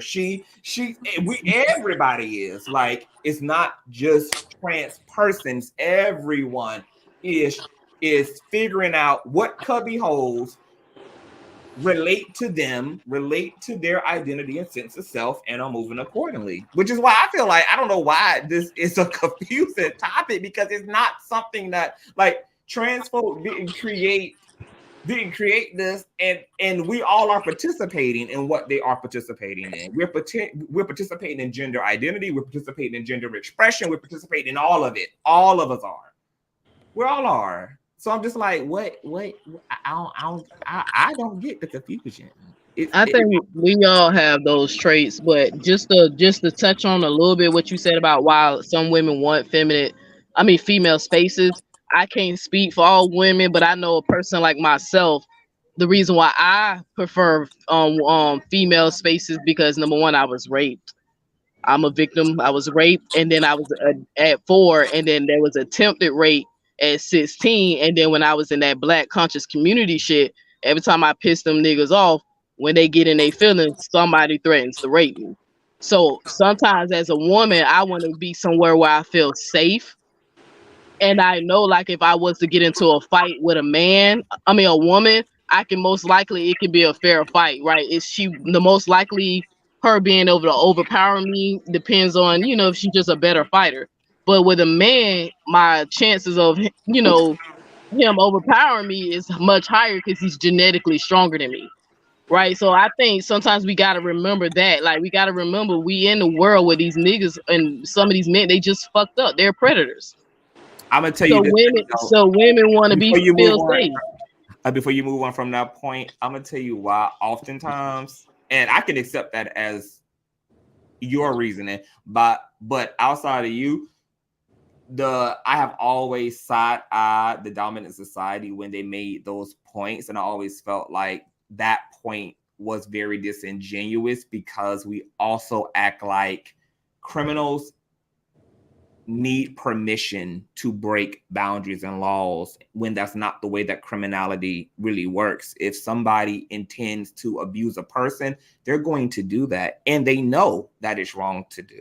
Like, this is why we have a criminal justice system, we have prisons, and we have criminal people, because we know that some people, despite these boundaries, despite these rules, break them. And so this idea that a single symbol on a restroom is somehow really protecting women or protecting men feels disingenuous, because I know that somebody who wants to hurt and harm me doesn't give a fuck about what symbol is on the door, and they don't give a damn about what the time and the space is, which is why sexual assault happens in broad daylight. It happens right on the escalator, in the elevator. It happens right in the hallway. It happens right in the front yard. It happens right, like it because it happens in relationships. yeah, it happens in right. relationships, because the real reality is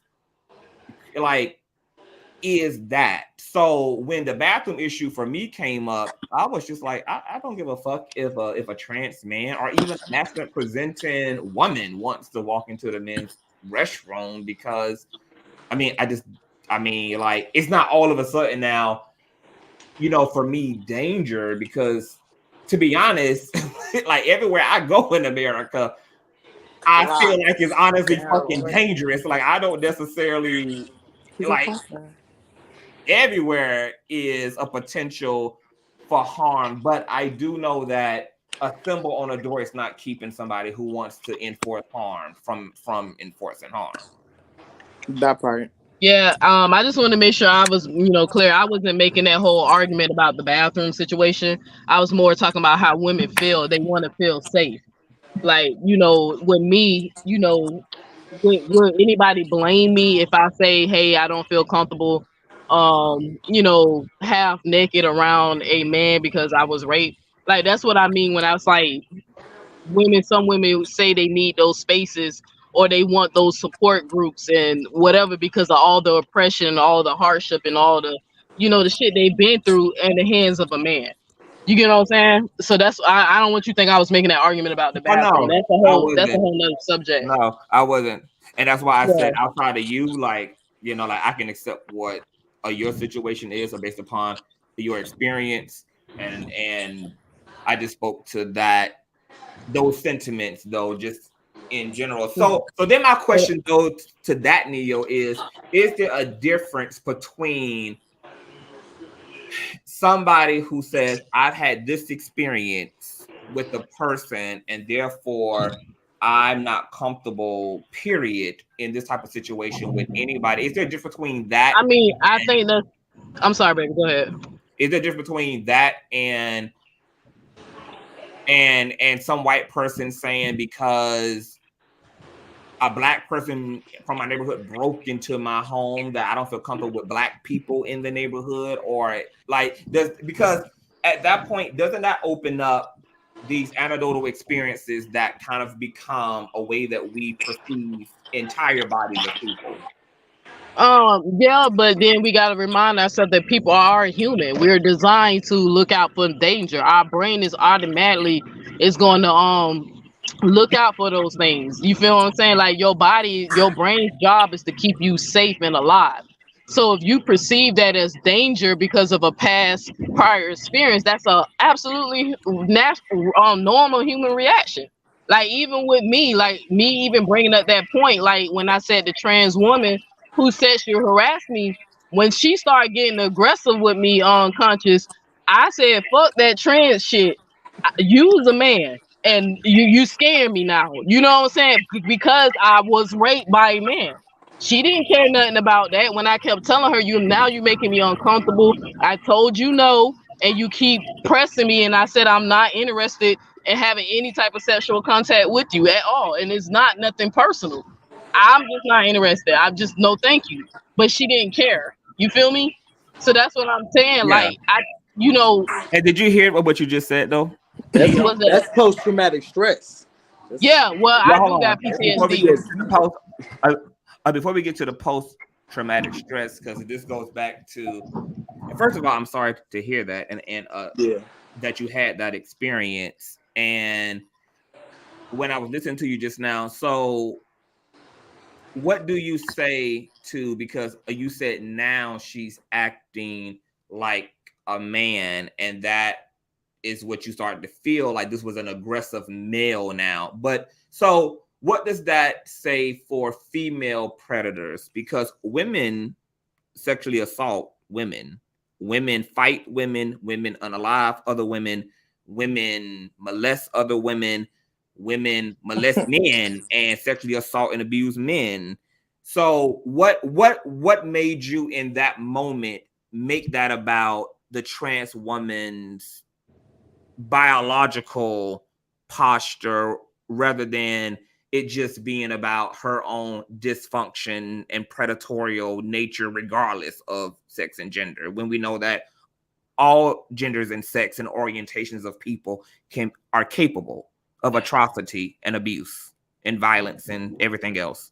Right. So with that, going back to what I said in the beginning, if a woman was to attack me, I would have a greater chance of, defending myself and not having to take the risk of her overpowering me, right? Because she's not genetically stronger than me. The playing fields will be equal.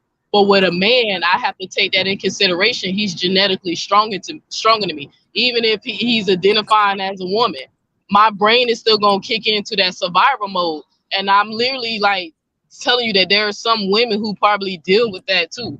They probably want to respect a trans woman, but then they might have been sexually assaulted as a child or raped. I mean, the statistics say in America, what is it now, 1 in 4 that a female will be molested, raped, or attempted rape in America? It happens so often that women do not feel safe around men, even if they say they transitioning into a woman. That's the part that I just be wanting them to just take in consideration before they run off and call somebody transphobic because they're not agreeing with the terms. That it might be another underlying issue why some of these women like, look, we just want our space. Because I know you say women rape, we know women rape and all that stuff, but that's more like an anonymity. It's not that often. Like, I literally can tell you that we just tried to sign up for, me and my girl tried to sign up to go to this nudist hotel. And one of the rules there is that only person that has to be screened are single men. Married men don't have to be screened. None of the women have to be screened. But single males, all of them have to be screened. They not allowed to just go in there because that they know that men rape more than anybody. It's not a social construct thing. It's not a issue in America with women raping people. So that's what I mean about it. So it's not transphobia, it's trauma. With what? What's not transphobia? Everybody on this panel since I've got on have been claiming that you so you think I'm transphobic? You think I'm transphobic?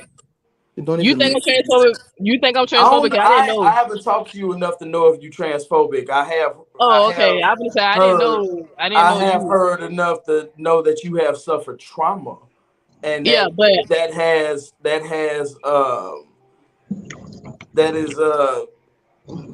been the reason why you kind of feeling some of the feelings that you feel.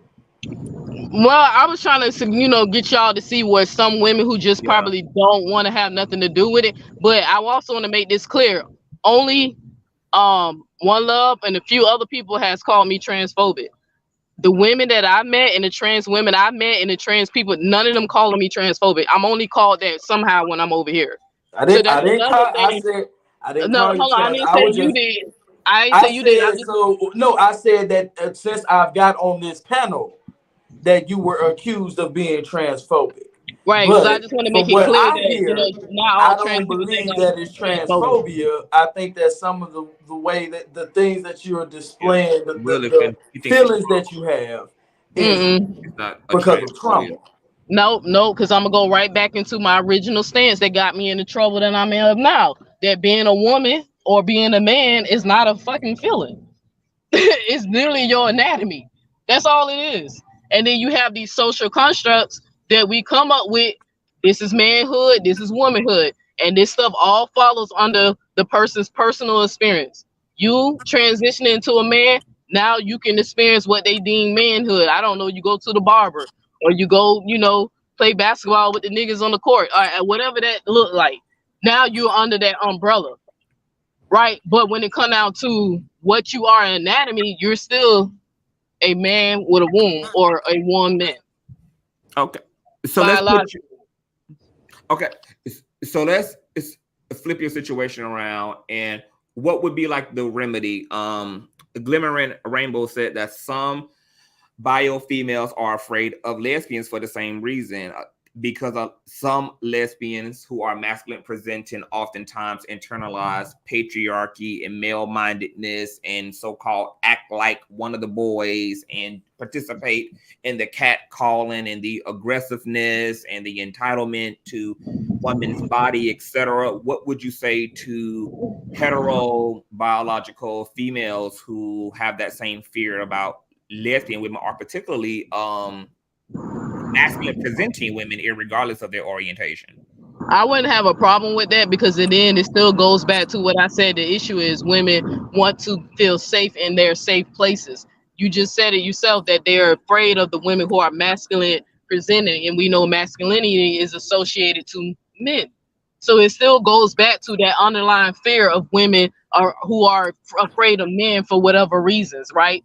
Even though I just want to make sure it's clear, I'm not afraid of men. When I But had what a should chance be to, done though if those masculine presenting women are also women who get to, I guess, by gatekeeping authority, also be in women's spaces because they also are self-identifying women, just despite presenting at, masculine or at the loving. at the end of the day, we can't make everybody comfortable. But if a person, we can't make everybody comfortable. But if somebody was to tell me that, like, say about being that the way I dress, and if I go try to holler at a female and she tells me, "Oh, nah, I ain't," even though she's gay. But if she says like, "Nah, I ain't interested. I don't like females that's too masculine. I like feminine and all that stuff." I wouldn't get upset if that's what she literally saying. That's what she wants. So that's her preference.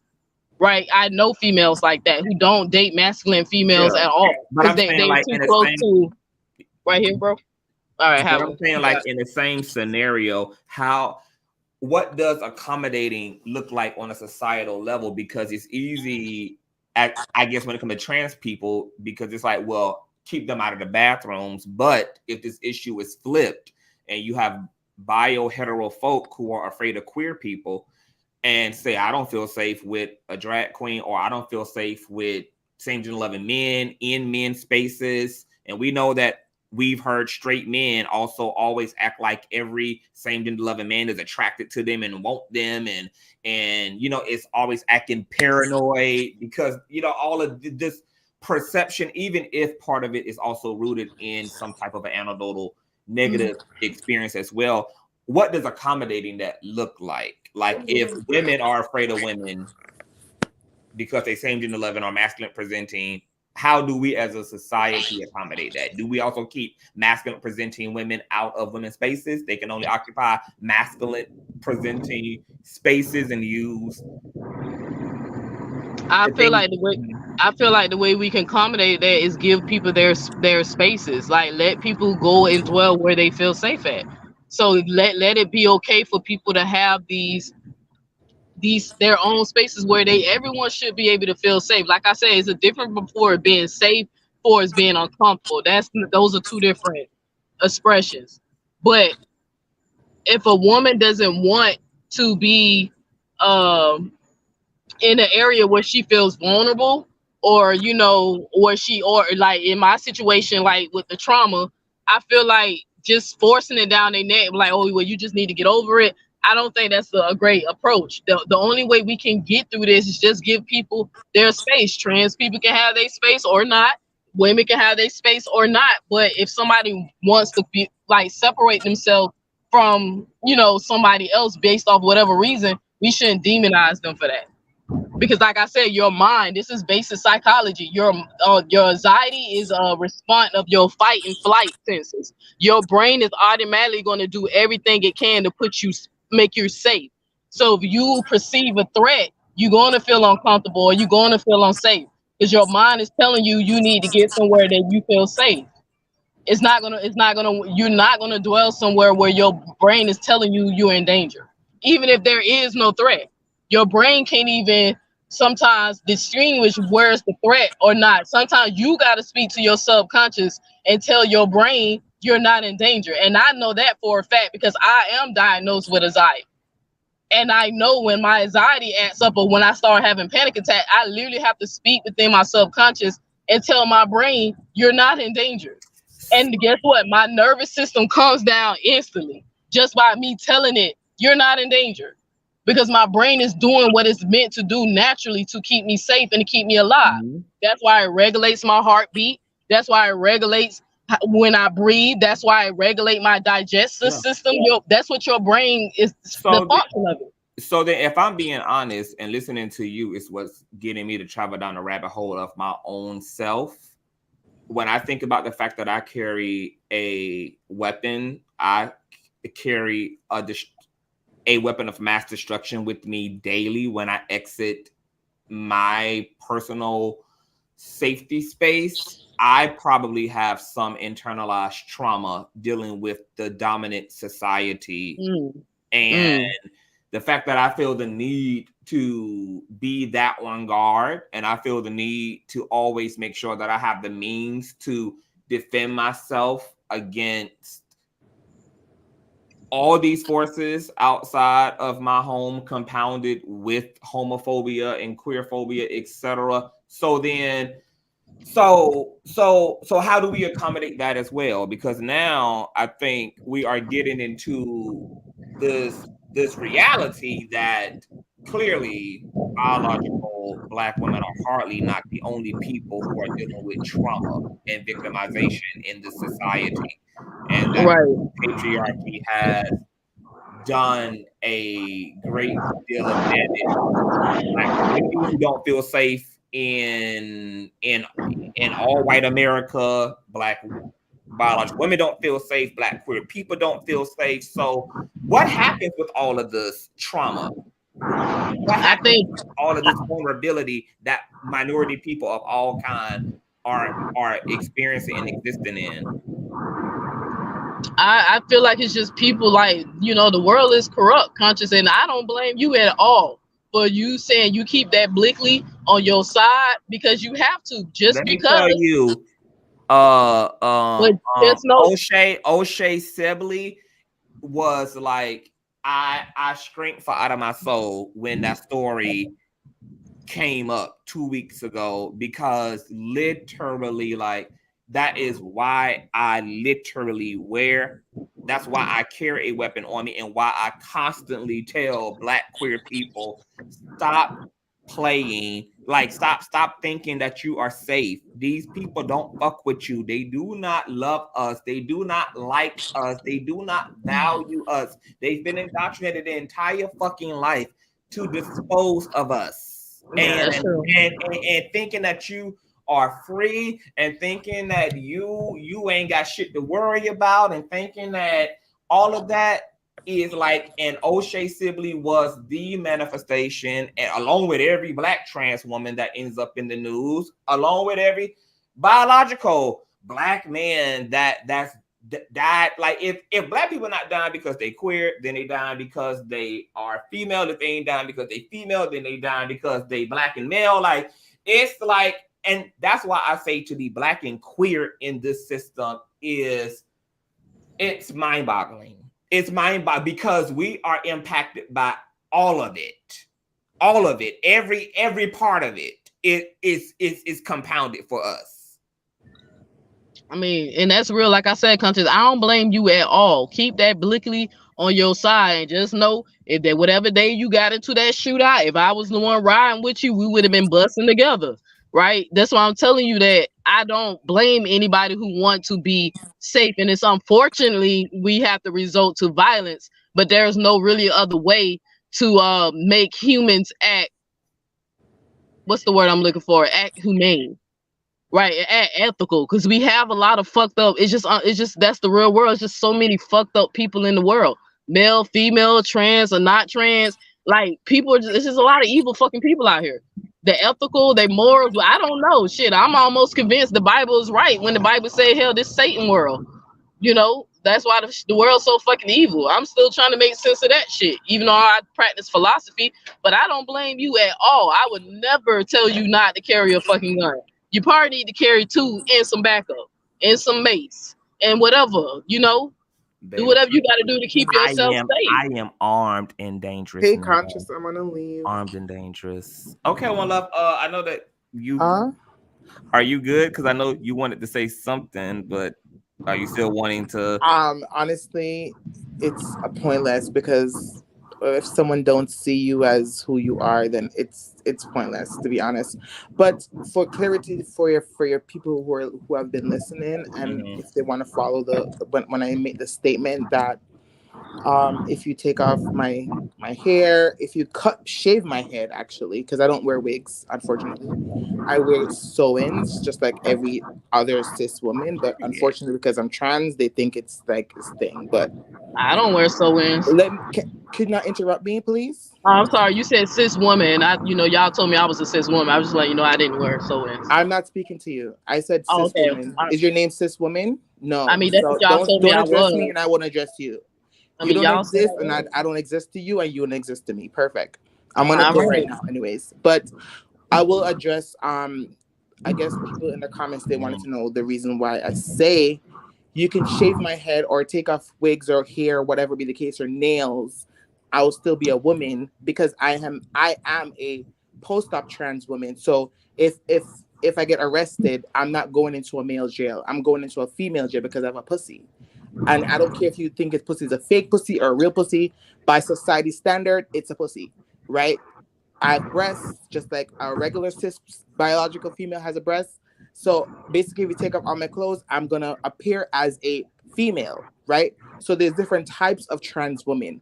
Every trans woman can't speak the same language. Myself, I can go into a female space and have a wax, and a wax person who's waxing my vagina is not going to be like, okay, that's a trans vagina or a biological woman vagina. No, it's going to be, you're a woman, you have a vagina, I'm going to shave your pussy. Or if you're a woman, you're going to go in the women's facility, and that's be the case. So when people are talking about this transition, yes, there's some trans people who transition, and then there's some trans.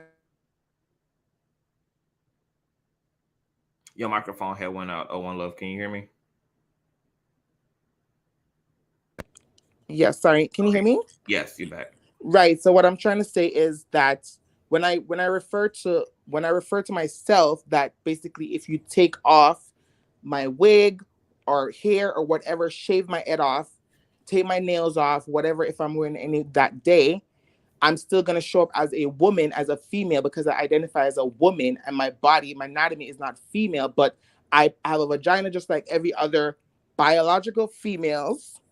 I can go, but if I do go to jail, which I hope I would never, but if I go to a jail, I'm not going to be in the men's jail because I don't have a penis, right? Mm-hmm. If I go get waxed, the wax person is not going to be like, okay, that's a male's pussy or whatever. It's not going to be the case. So when people are thinking that trans people are monolithic, we're not monolithic. There's some trans people who don't assign or agree with their male identity, so they change over to that's why it's called trans. Trans is from one to another. So we're transitioning medically from one sex to another sex. Yes, our anatomy or biology is not female, but we are showing up in the world as woman and female. So when you hear people say, oh, wig don't make you a woman. No, it doesn't make you a woman. But for some people, it does make them a woman. For some cis women who has cancer, who lose their hair, they don't want to walk around with a bald head. They go and buy a wig, right? So are these women not women? No, they people just wanted to gender express themselves. But because trans women speak these ways, oh, we're getting policed and feeling that we can't be in certain spaces. Yes, I do believe that every person, every human deserve their space. I believe in women's spaces, right? But when you're going to single out that, oh, I'm a rape victim, like trans women are not out here getting raped, or gay men out here not getting raped, or cis women not getting raped. Everybody's getting raped. But how do we educate ourselves and be safe about it? You can't just say, "Oh, I'm not safe around male," and then classify trans women as men. There's trans women rapists. There's bio women rapists. There's cis women rapists. There's all types of rapist people. But because you're singling out these stuff, these are talking points that I see a lot of TERFs and homophobes and transphobe people use. They use those rhetoric to assault trans women's body, and they don't do their homework that there is post-op and...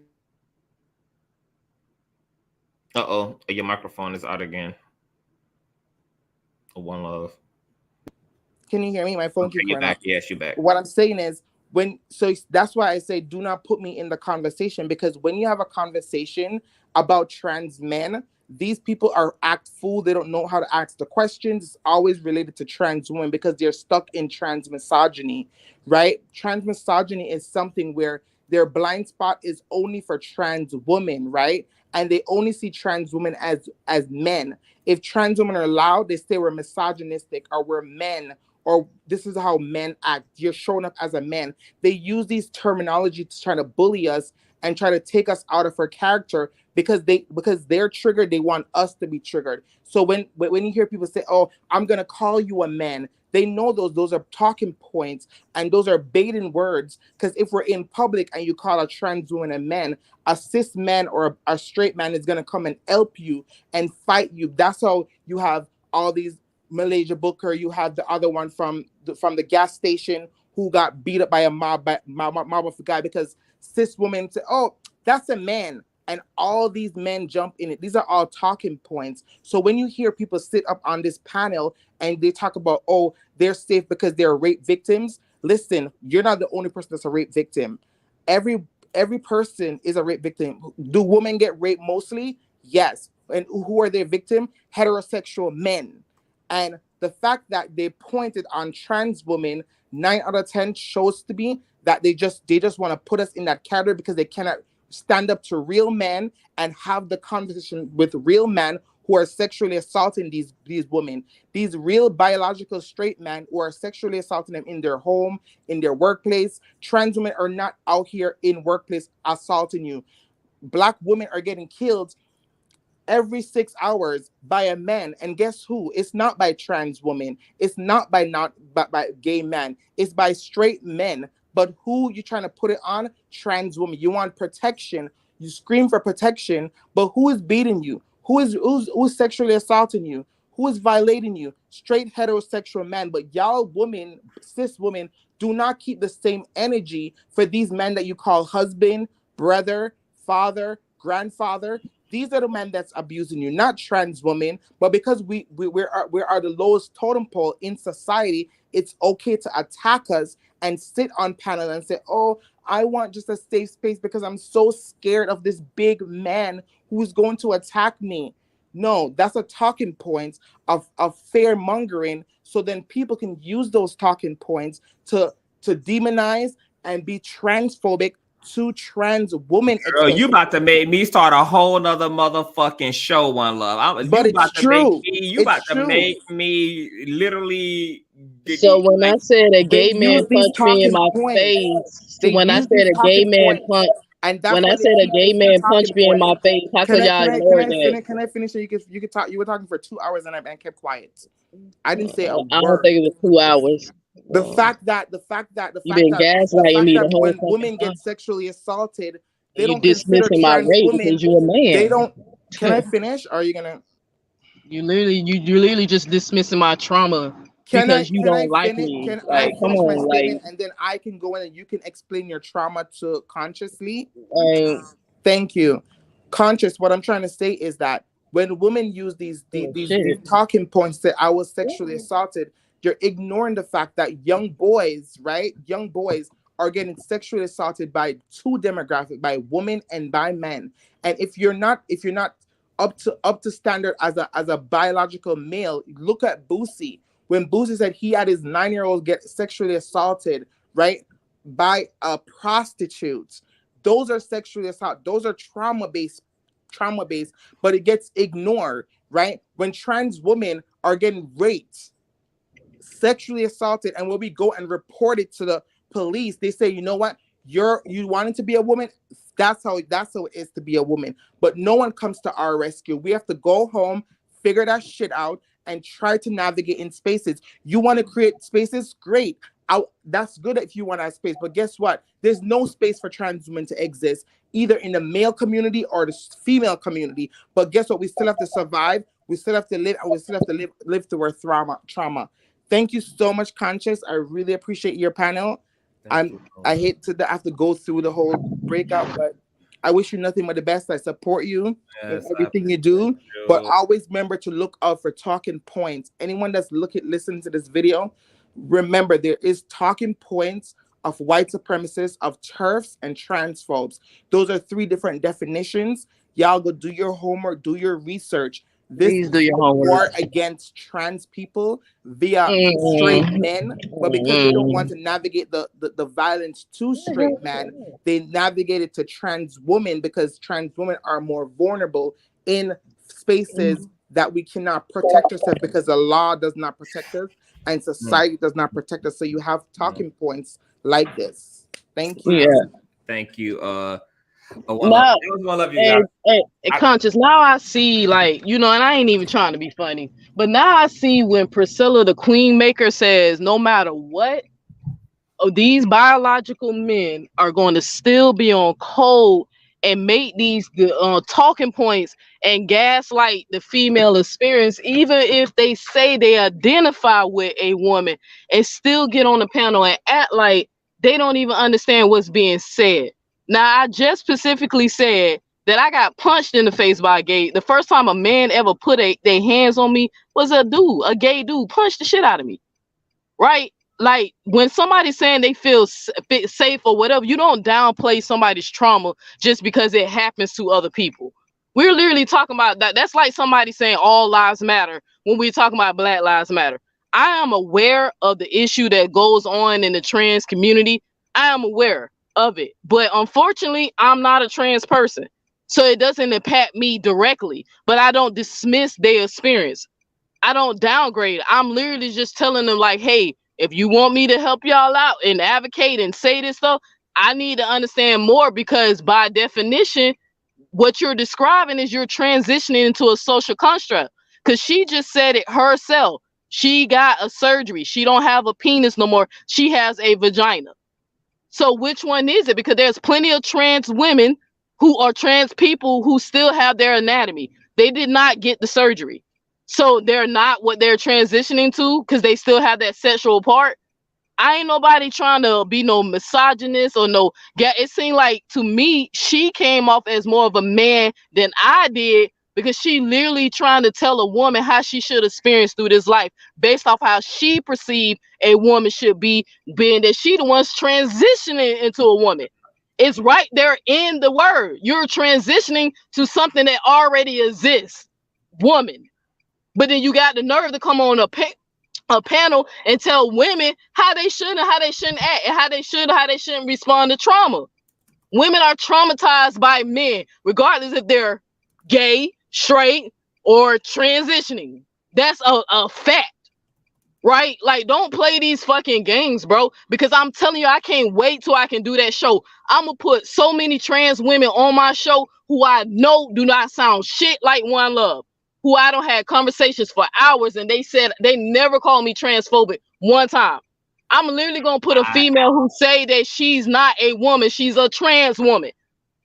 I'm literally gonna put one on channel so y'all can explain to me why she's saying that. I ain't even the one saying it. She's saying it. Because she can't. People look. Like, this is crazy, bro. You can't downplay somebody's experience, man.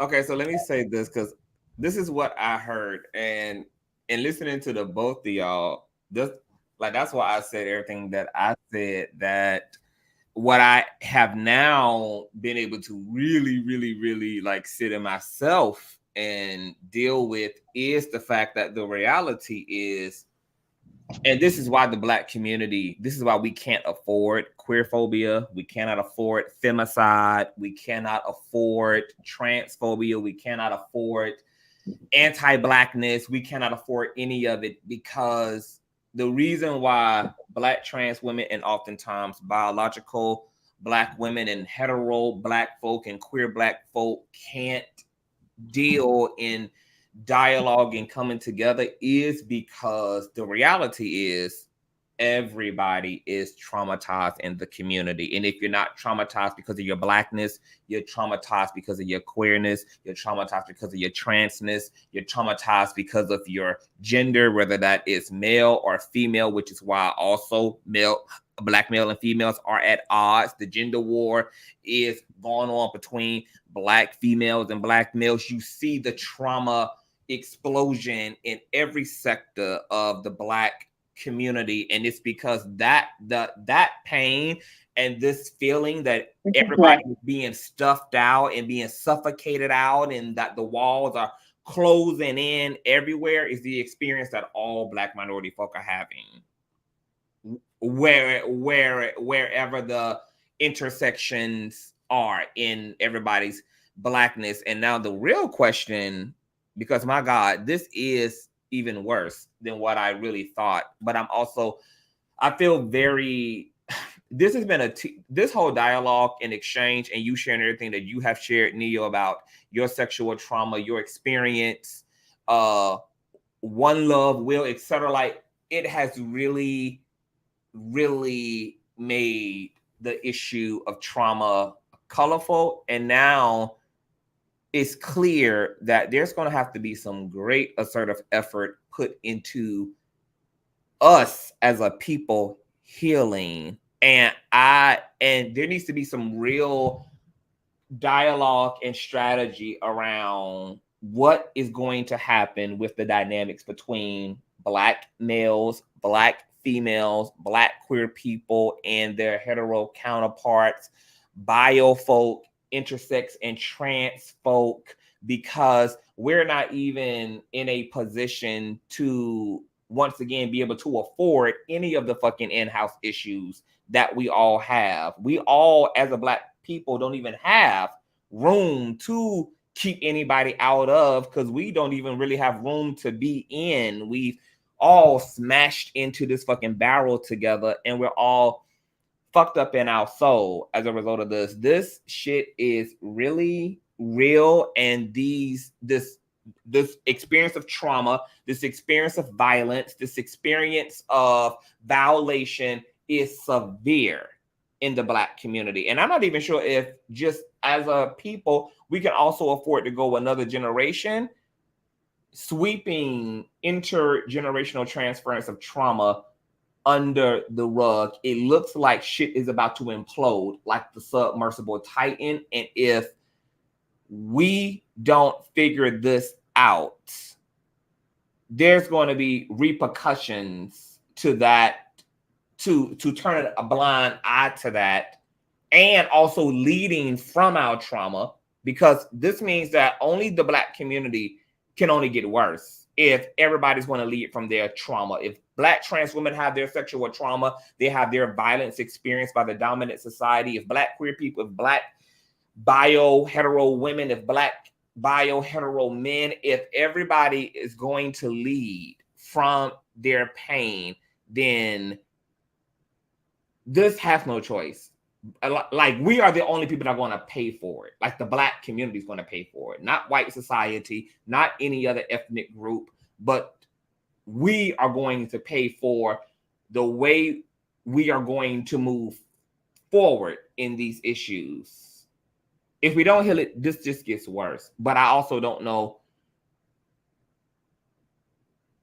I'm not going to say I don't know, but everything I just heard from One Love and heard from you, And then me also thinking about my own experience of carrying a fucking firearm around every fucking day. The fact that there hasn't been a day in 13 years that I have left my fucking house without my GUN says a lot about my experience of this society and of this culture and my experience of my life daily. Like, this is very fucking tragic from every end.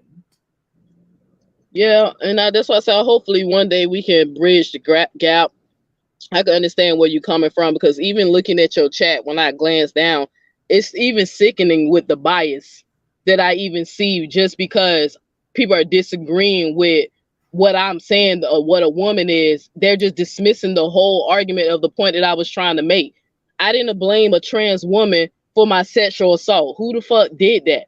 I literally gave an example where I was sexual harassed by one, to the point that she even tried to get me fired from my job. And that when it came down to a perceived threat, I didn't care what the fuck she identified as. I knew she's genetically a man, and she can overpower me, right? So even in your chat, I clearly made what I said very clear. But you look in the chat, oh, you still transphobic. Oh, you need to stop blaming trans people for your problem and go somewhere and get some healing. He just said we all fucked up. That's why One Love couldn't even have a conversation with IG. And he's the most unproblematic person that hits your link. It's IG. Like, that's what I'm saying. The trauma was in her. The trauma was in with me. But at least I tried to bridge the gap. Like, I would never apologize to One Love. She's clearly a fucking asshole, and that's cool. The world just have assholes. But she was literally making talking points that I did not make. I did not call a trans person a fucking duck. I did not say that. I did not argue and said I had to defend my stud mentality through black men. I did not. I don't know what show she saw that, because anybody who's seen my show knows that I say people call me a stud, but I don't go around saying I'm a stud. Like, it's just the same thing. Like, at the end of the day, it's a maturity thing. And hopefully we do come to a common ground. Like I said, if I was right next to you, Conscious, while you was having that shootout with whoever you was shooting out with, I would have been right there next to you with the Blickley, because it's still about protection, regardless if we agree on certain shit or not. Even One Love, if I was to roll down the street and a mob of people beating on One Love because she's a trans person, well, guess what? Me and One Love would just have to get beat up together, because I would jump in and actually try to help her. But deep down inside, I know she wouldn't do that for me, because she already hates me because I'm not viewing the world the way she feel like I should view it through her perspective. Like, she literally, like, I see what when Princella say that they, like, sometimes it's hard for men to connect with women, even if they identify as a woman, because she literally dismissed the whole trauma thing by saying everybody gets raped. And in that case, then I can say, well, everybody gets killed, not just trans women get killed. Everybody gets killed. Kids get killed and dogs get killed. So we shouldn't care about trans women getting killed. I didn't say that. Like, we can't be sitting up here taking these talking points just to fuel our bias. If you're going to be fair about something, be fair. If you're going to call a spade, call it a spade. But after over and over, after I asked her to start calling me transphobic, start calling me a Turk or whatever the fuck she kept saying, I told her, you're disrespecting me. But if I start calling you a man, then people would say I'm wrong. But by definition of what your anatomy is, you are a man. Right? But I'll be wrong if I say that. But it's okay for her to keep perceiving me when I keep telling her, you haven't proved that I was transphobic. But it's clear that you and One Love, it's just never going to be a thing. But what I will say to One Love said, and I have to agree with her when she was addressing the dominant society, because, and this goes back to my earlier point about the fact that there is a profound denial and hypocrisy that is coming from the Black collective when it comes to queer people, when it comes to trans folk, because One Love hit that shit on the nail with the head. How is it that the Black trans women, who literally make up less than 1% of the population, all of a sudden become the big bad boogeyman when there are literally centuries of white and black male patriarchy that has been so severe upon black bio woman's experience that this same heat and smoke is not being kept for black patriarchy. The fact that black bio women feel safe in co-ed spaces with black men, regardless of the femicide rate, regardless of the domestic violence statistics, regardless of the sexual assault statistics, regardless of all of the historical documented violence that I was about to say black women have experienced at the hands of black male population, and still fuck black men, marry black men, date black men, be on dating apps with black men, work alongside black men, and are not keeping the same paranoia, the same sense of protection and self-preservation from an entire community whose actual violence and intention and exploitation of black women's body is literally the history, it's in the history books. And yet there is a whole entire congressional hearing over trans women wanting to take a shit in a urinal when none of that same smoke and heat is being kept toward the community of cis black hetero men. And I say it, there is something is not. There is a hypocrisy in this space in general, and it's from top to bottom. Because I told you how I was over on Storm's platform. We had this talk too, baby. Those you would have thought I don't know what you would have thought, but the way that I was attacked, the way that trans women were attacked, the way that black queer people in general were attacked by the dominant society. And I was literally over there laying out the facts. And then I was doing it pretty fucking sweet. And the way that there was this adverse reaction to everything that I said and everything I fucking came. And that's why I was so turned up on that after show. That's why I didn't give a fuck. By the time that after show came, I was dragging, toe tagging, roasting. I'm like, y'all wanted the big dick energy. Y'all wanted this. Y'all wanted this. So let me give you this, because y'all done showed me what time it is. So now I'm gonna show y'all who wearing the watch. But even then, like, there was no willingness, Neo, for the dominant society to acknowledge queerphobia, to acknowledge homophobia, to acknowledge anything. You also sit in these spaces with the dominant society, with other black and brown people who disquantify your existence because you are a same gender loving woman, because you associate and align yourself with other same gender loving people, etc. Like, you experienced this direct attack too, so I know I ain't gotta really explain nothing to you.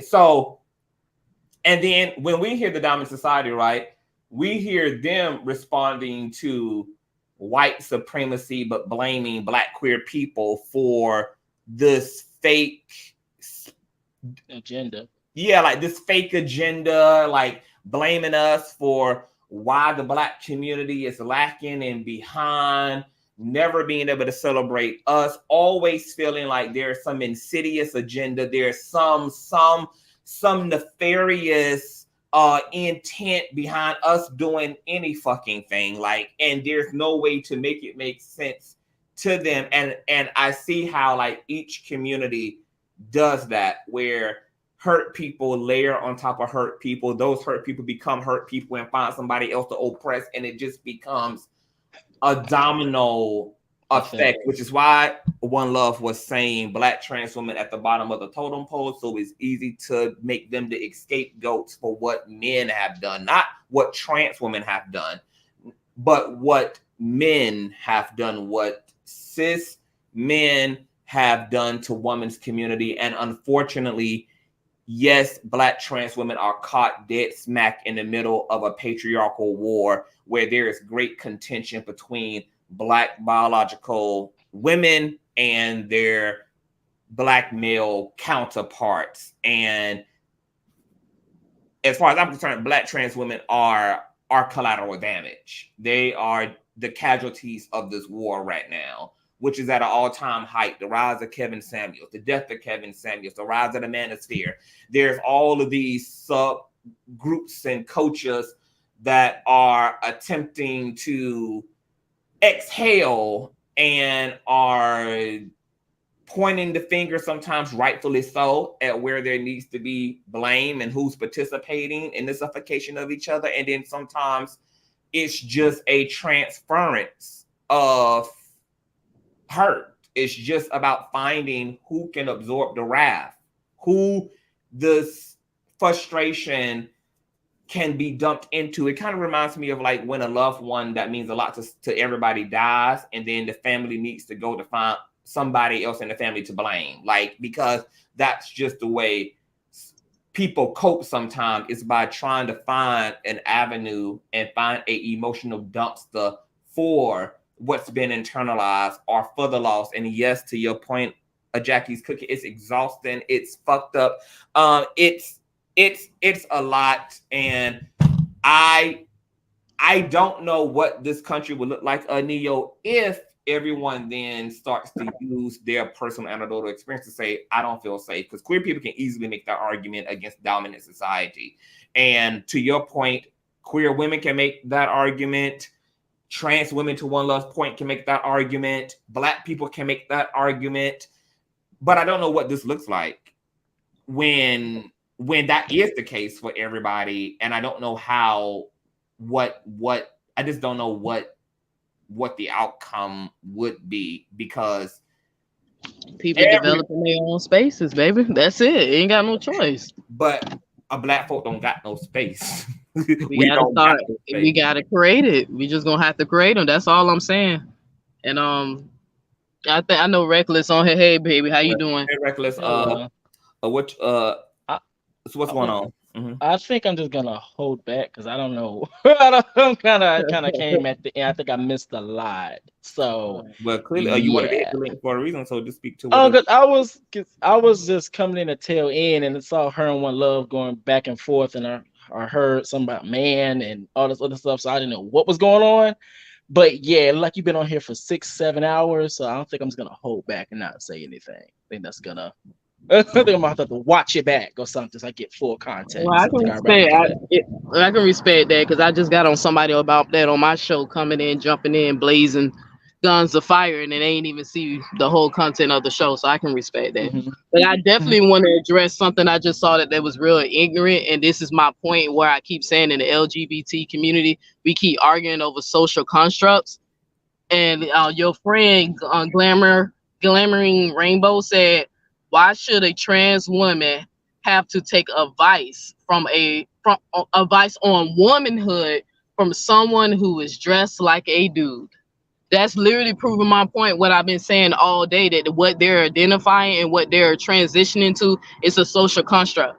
Because I've basically been saying, because of my anatomy, I have to experience womanhood. I have to go through everything that's acquired by my sexual organs when I go see a doctor and when I deal with medical stuff and even the social construct. I have to go through that strictly off my anatomy alone.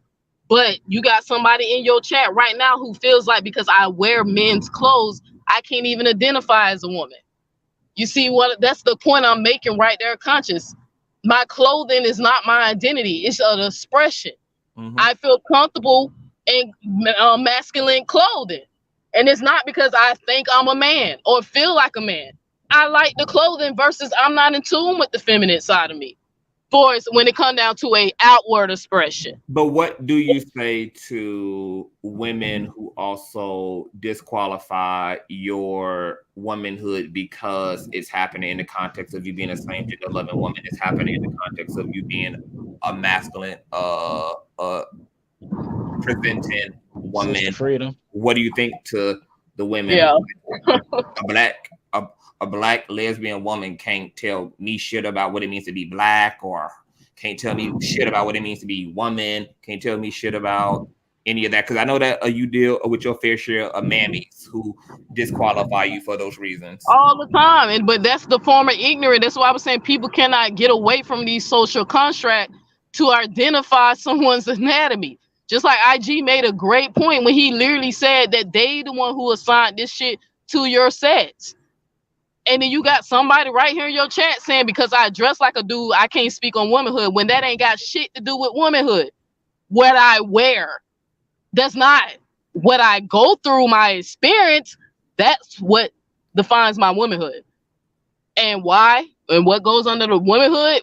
Where does that come from? The umbrella of woman.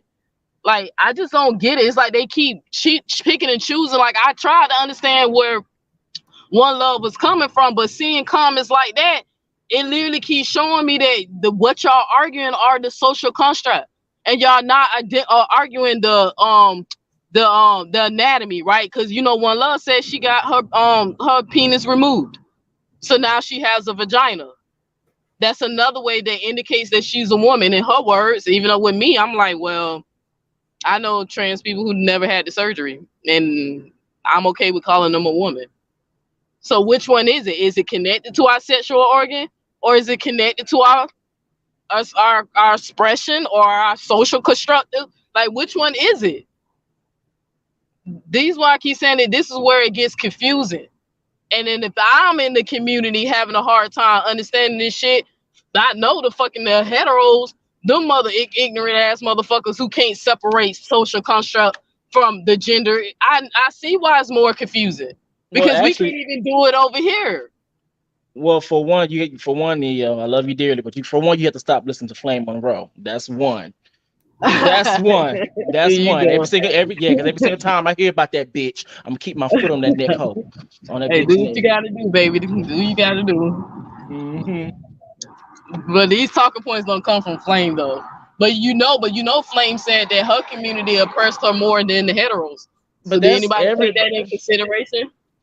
Of course we did, because the thing about it, Flame think that she can say what the fuck she want to say about her own community and think that she's gonna get away scot-free. No, there's gonna be a bitch at every corner with a brick in a damn hand. Like, bitch, you can't be going to say those dumb ass shit. That's like Y'all Candace. wanna hurt her? Y'all wanna hurt her now? Hell yeah, the fuck same way the Man, black that community sounds want to hurt. It's terroristic. the flame way. It's the same way the whole black community want to hurt Candace Owens. When you are against your own community, yeah, bitch. Just because you look like me and you identify as queer, that doesn't mean that your psychology identifies that. So with that being said, your shit is harmful. That's the same reason why we have women who are progressive, and then we have mammies. You have women that are progressive, then you have, I'm sorry, Conscious, you have a sister freedom. Just because y'all a woman and y'all may be cis woman or biological women, that don't mean y'all are all for the same cause. And that's the difference with fucking Flame. Flame ain't shit. She ain't shit. I don't give fuck. Fuck that hoe. Yeah, I ain't got no comment on that. Like, after you explain that to me, like I said, I ain't got no comment on that. You have the right, because I don't like 50 Cent. So I mean, everybody have they people they don't fuck like. So I don't like that nigga. So I just want us as Black queer people, just like I want us as the Black community as a whole, to understand that once again we cannot afford these fights. We're all in the same boat. It's no point in having any opinion about each other. We actually need each other because we actually all that we got. They want us all in the same boat. All Black queer people are in the same boat. White supremacy and Black male patriarchy wants us all in the shitter as Black queer people. We can't even afford a opinion about each other. The logical thing it makes sense to do is to band together as a collective. Like the fact that Black folk think they can afford to have an opinion about each other and to be divisive about nothing amongst each other is irrational as hell to me, when the stakes are high at this point and we're literally under every fucking assault there is on every level. And yet Black straight folk think they can actually afford to be at war with the Black queer sector of the community, and Black queer people think they can afford to also fight other queer people within. It's insane that we actually believe we can afford this fight. It's insane. It's insane. And this is all by design. So kudos to white supremacy. Great job. Yeah. Great, genius execution, baby. You no longer even have to do the dirty work. We are in self-operative mode. You done wind up the toy in such a way, baby, that you can walk away from the table now. And the program is going to program. This is equivalent to leaving the TV on. The movie continues to go on while you out there pooching through in the city, handling business.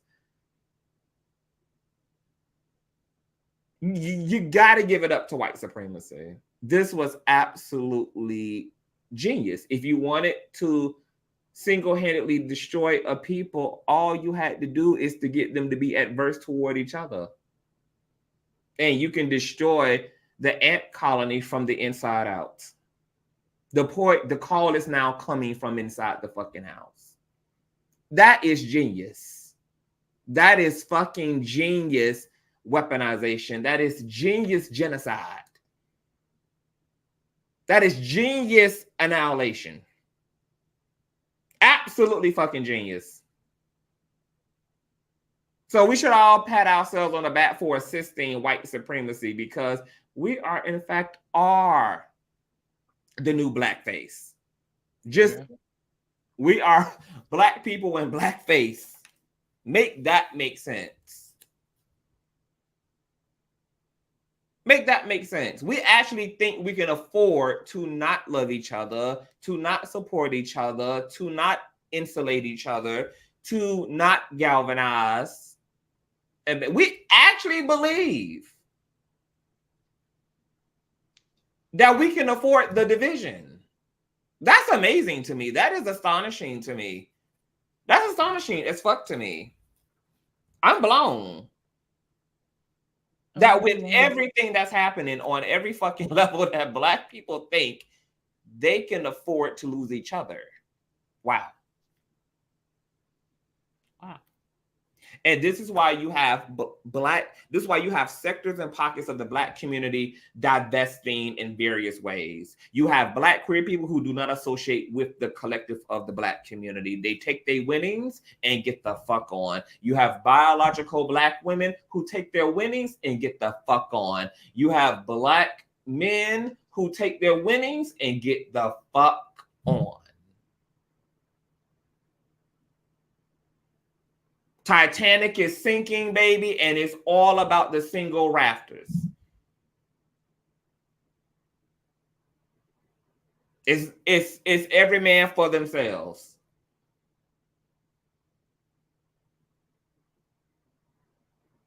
So what now? Neo is going to have a show, gaslight the fuck out of other black trans women by having another trans woman saying that, I don't know what the fuck she's going to say. What is this? I don't know what what what we're in a shit show, and then y'all wonder why I be gone for a week, and it'll be a month the next go around, baby, because this is for the birds. This is for the birds. This is for the birds. There is no redeeming quality to being a black trans woman in America. Black trans women are inheriting all of the patriarchy, all of the internalized misogyny. They are inheriting all the issues that biological black women are inheriting.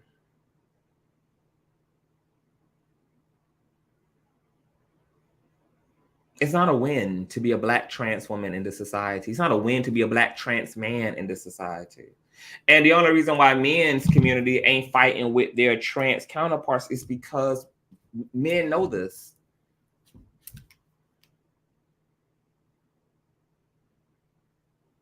Black men know this. What the fuck we need to argue about you being in the restroom for when you've now qualified yourself to be stopped and frisked for no reason in your Mercedes Benz because you a nigga in a Benz? Why are we gonna argue with a black trans man for when we know that the moment that they see your name and have to interview you bitch, that you are likely to be overlooked for your white male counterpart instead. What is the intrinsic value of being a fucking black man in America?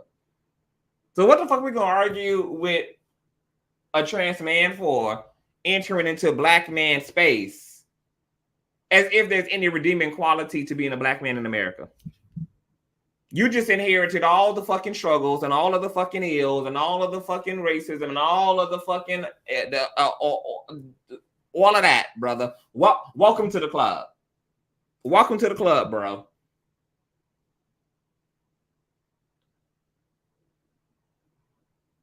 Black trans women ain't winning because they identify as fucking black women in a misogynistic, femicidal ass society. They inheriting the bullet. They inheriting the sexual assault. They inheriting the gender wage gap. They're inheriting everything that black females are dealing with. And once again, the only fucking reason you don't hear black men's community fighting with their black male counterparts is because what does it mean that you're a black man? We don't even know what the fuck it means as black men. Got issues to the east, west, north, and fucking south. What is there to argue about? What is there to argue about? What are we fighting about? What is this? We're all acting like we are the fucking winning prizes in this society. Have we forgotten that we're not?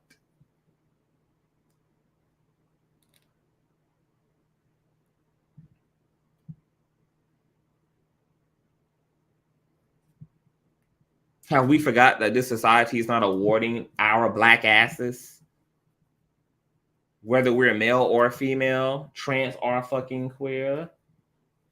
Because it seemed like we don't forgot.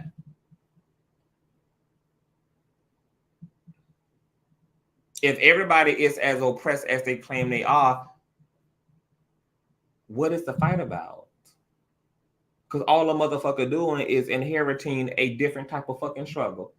You just got to decide as a trans person if you want to struggle as a damn black woman or struggle as a black motherfucking man. That's the only motherfucking choice that's being made.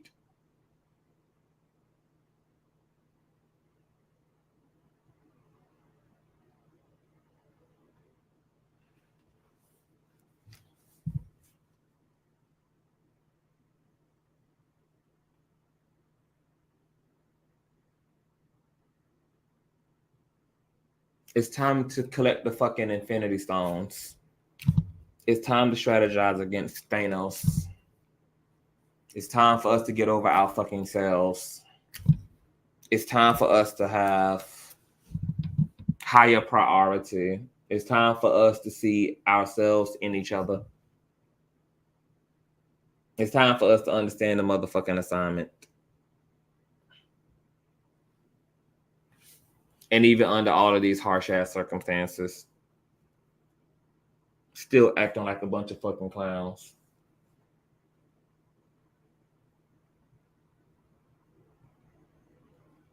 Anybody got anything to say? Because if not, everybody can go pray about it in the 7th hour.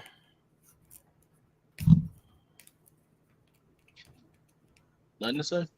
I'm gonna call you after, so. I want to thank, I got some beautiful contributors. Thank y'all for the work, girl. I worked today, baby. 7 hours with y'all, baby. Working, honey. Fucking working.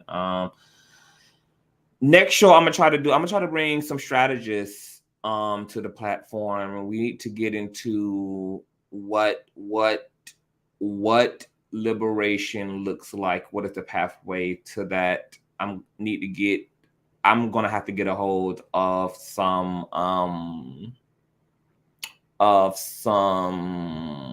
really respected social critics who specialize in abolition work, who are educated about how to dismantle the entirety of the system and what are the fundamentals that Black folk need to be focused on in this hour in order to break even in this society. It really is time to focus on some real answers instead of all of the symptoms of the problem, because that's really what all of the fights, all of the in-house fights are just symptoms of the actual problem.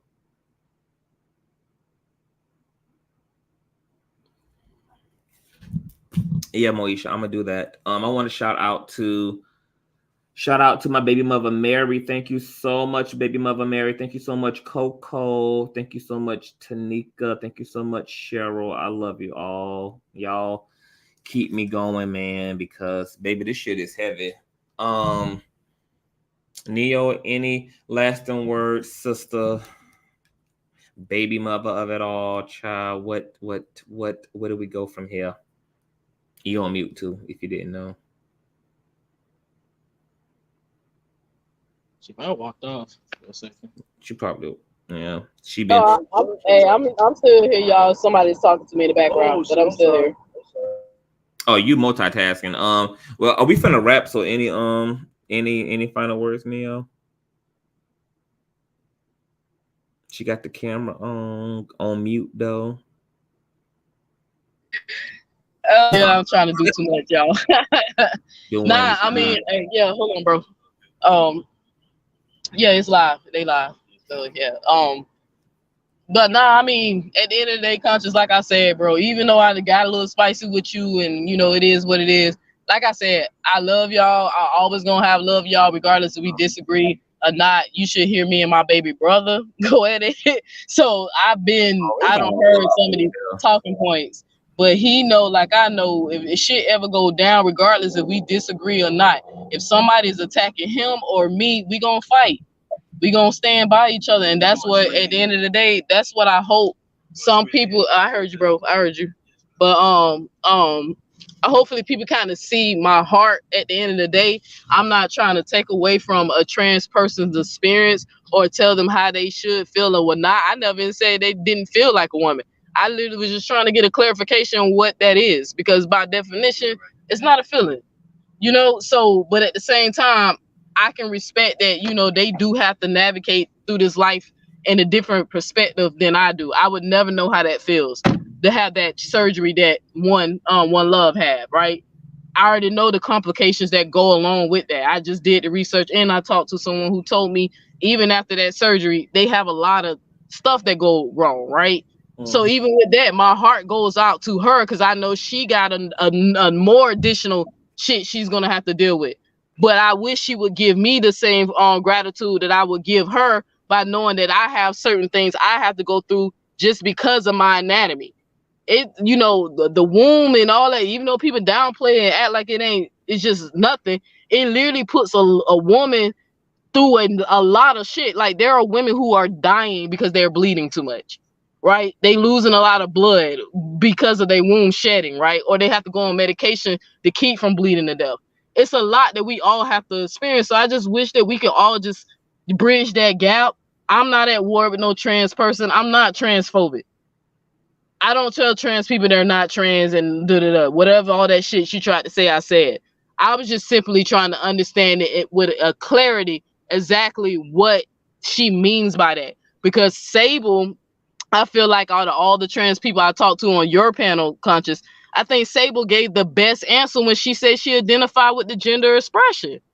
And that's like, I literally feel like that's what the argument is all night listening. Even when what's his name, Will girlfriend came in and gave her 2 cents. That's why I praised her, because I was like, she said it better than me. She articulated it better. But I literally was saying the same thing she said. But because everybody was kind of already on the defense, it got lost in the sauce, but I'm used to that. But just know I love y'all. I'm not perfect, especially when it comes down to my behavior. I don't like going off and cursing at people, but I am a Leo and I am a little petty. If somebody, you know, get spicy with me, I'm gonna get spicy back. Right? So at the end of the day, just thank you for opening up this platform. Thank you for having these conversations. I'm glad you end up coming back up. and everything, because y'all already know how I get down. I'm capable of having passionate discord and definitely disagreeing with folks that I fuck with, and still there still being love in that relationship there. Like, just because I will oppose something or just because I will disagree does not change the relationship, etc. Yeah, but I already peeped that about you a long time ago. That's why I didn't get upset. That's why I backed off, because I said, okay, I'm offending them, and I'm not trying to offend them. You know what I'm saying? No, I So, wasn't. but I already seen. I ain't feel offended. I was just like, I really think- didn't. I really didn't want you to be labeled as transphobic, and that's why I was trying to help you to understand why you were being perceived that way, so that you could just look at it from the outside in and be like, all right, and just take those cues in case you wanted to try to restream the whole transphobic narrative. And that's why I was really trying to break it down to you, like, sis, this is why. I get you on that, but let me take that back. Not offend you, maybe disrespect, because I did kind of disrespect your platform a few times. It's been numerous times you told me to stop, and I did. And or if I was over talking you and all that, like, you even had to remind me it's your show, so I even had to check myself. So that's why I was telling you I didn't feel no type of way, because I knew at that time I was just frustrated and pissed off.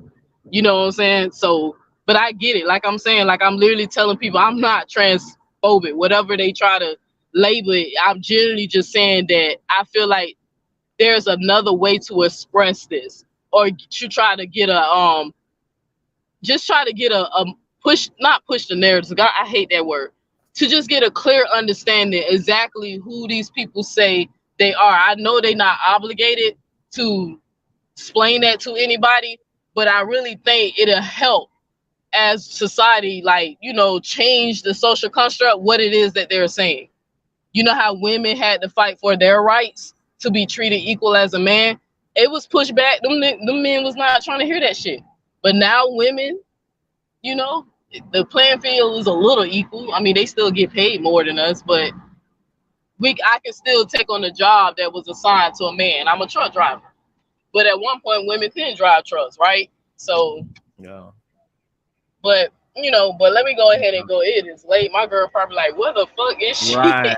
Yes, get your ass out of here. I know y'all hear all them trucks in the background. Like, I love you down, Boots. I'm gonna send you. I'm gonna get your number from Reckless, and I'm gonna send you a text. Okay. Yeah. Wait. What's trying to? Because Reckless got like 2 numbers for me. Reckless, give him the 229 number, not the 386. The 229. Okay. Gotcha. If you can remember that, not the 229, not 386. Thank you, baby. You're welcome. All right, peace. Y'all have a good night. Thank you, babes. And that was our I just call Neo One Love. Neo X, y'all. I didn't feel the love from One Love, but hey, you know, we all been traumatized. We all been traumatized. It's all love. Bye, girl. Bye. Bye. I'm out. I'm out. Y'all. Shout out to this is this I'm going to be unpacking a lot of this over the next few days. I can tell you that. Once again, this made me hearing Neo X, her trauma, listening obviously to One Love and her experience and understanding that trans women have been fucked over, abused, killed, berated, beaten, etc. That they have just as much of a right to fear the entire fucking society, just as much as biological Black women have just as much of a right to fear the Black community and to fear the larger society, etc. Man, like it literally just hearing that, Reckless, it made me like think about, because I don't even think about my weapon carrying as an attribute of trauma. It's just something that comes so second nature to me to just be on defense in that way and to ensure my safety. And by me not even like thinking twice about it and not even thinking about what it means and what I feel for me to literally carry every single day. I didn't even just think about the implications of that. I didn't even think about, and the fact that I'm actually numb to it is why I don't even think about it. I've literally adapted to the violence. I've adapted to the queer phobia of it all, completely adapted to it. That it's almost like when you are part of dysfunction and don't even know that that is dysfunctional, because it's just you're normal. And that's why being Black in America, whether you're Black and trans, Black and female, Black and male, Black and queer, Black and whatever, like, that's why it's just so interesting to live in this system. And sometimes when I am listening to stories from Middle Eastern people, or I'm looking at what other civilians are going through in their countries and in their nation, particularly in third world countries, sometimes I just be like, girl, it's sad that as a minority person, like, you are having a third world experience in America. Like, the only people who get to ever feel relaxed in this system are and is white America. And then Asian America, they just stay the fuck out the way. And Latino America just fucking assimilates accordingly. But if you're Black in the system, like, and to be honest, like, now that I'm thinking about it, like, I can't even tell you the last time that I felt safe. And the fact that I carry a gun every day just lets me know that every day I feel vulnerable.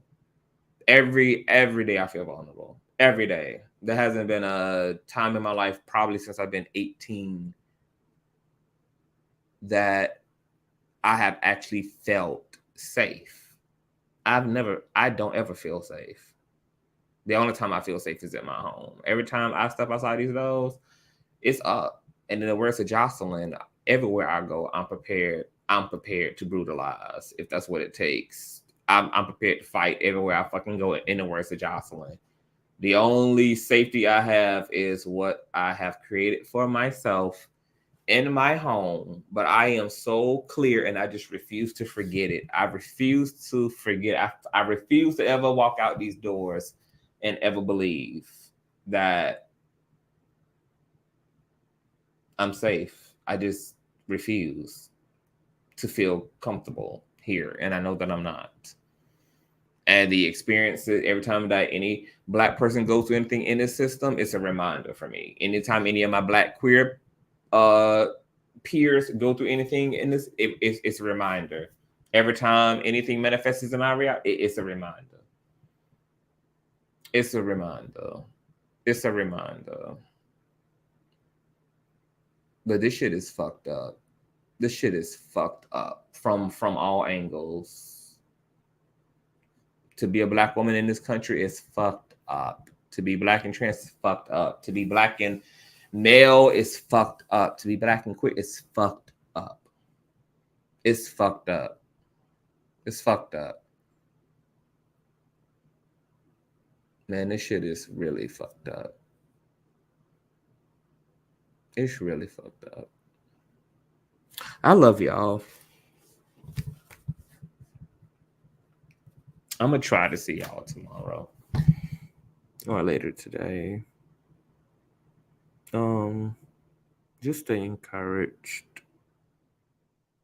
and protect yourself and try to keep your eye on the prize. And may the force be with us all. Well, that is it for our videos for today, guys. Please make sure you guys pop that like button, hit the subscribe button, and please smack the notification bell so do not miss any of my posts from Conscious. And that'll be it. Bye, y'all.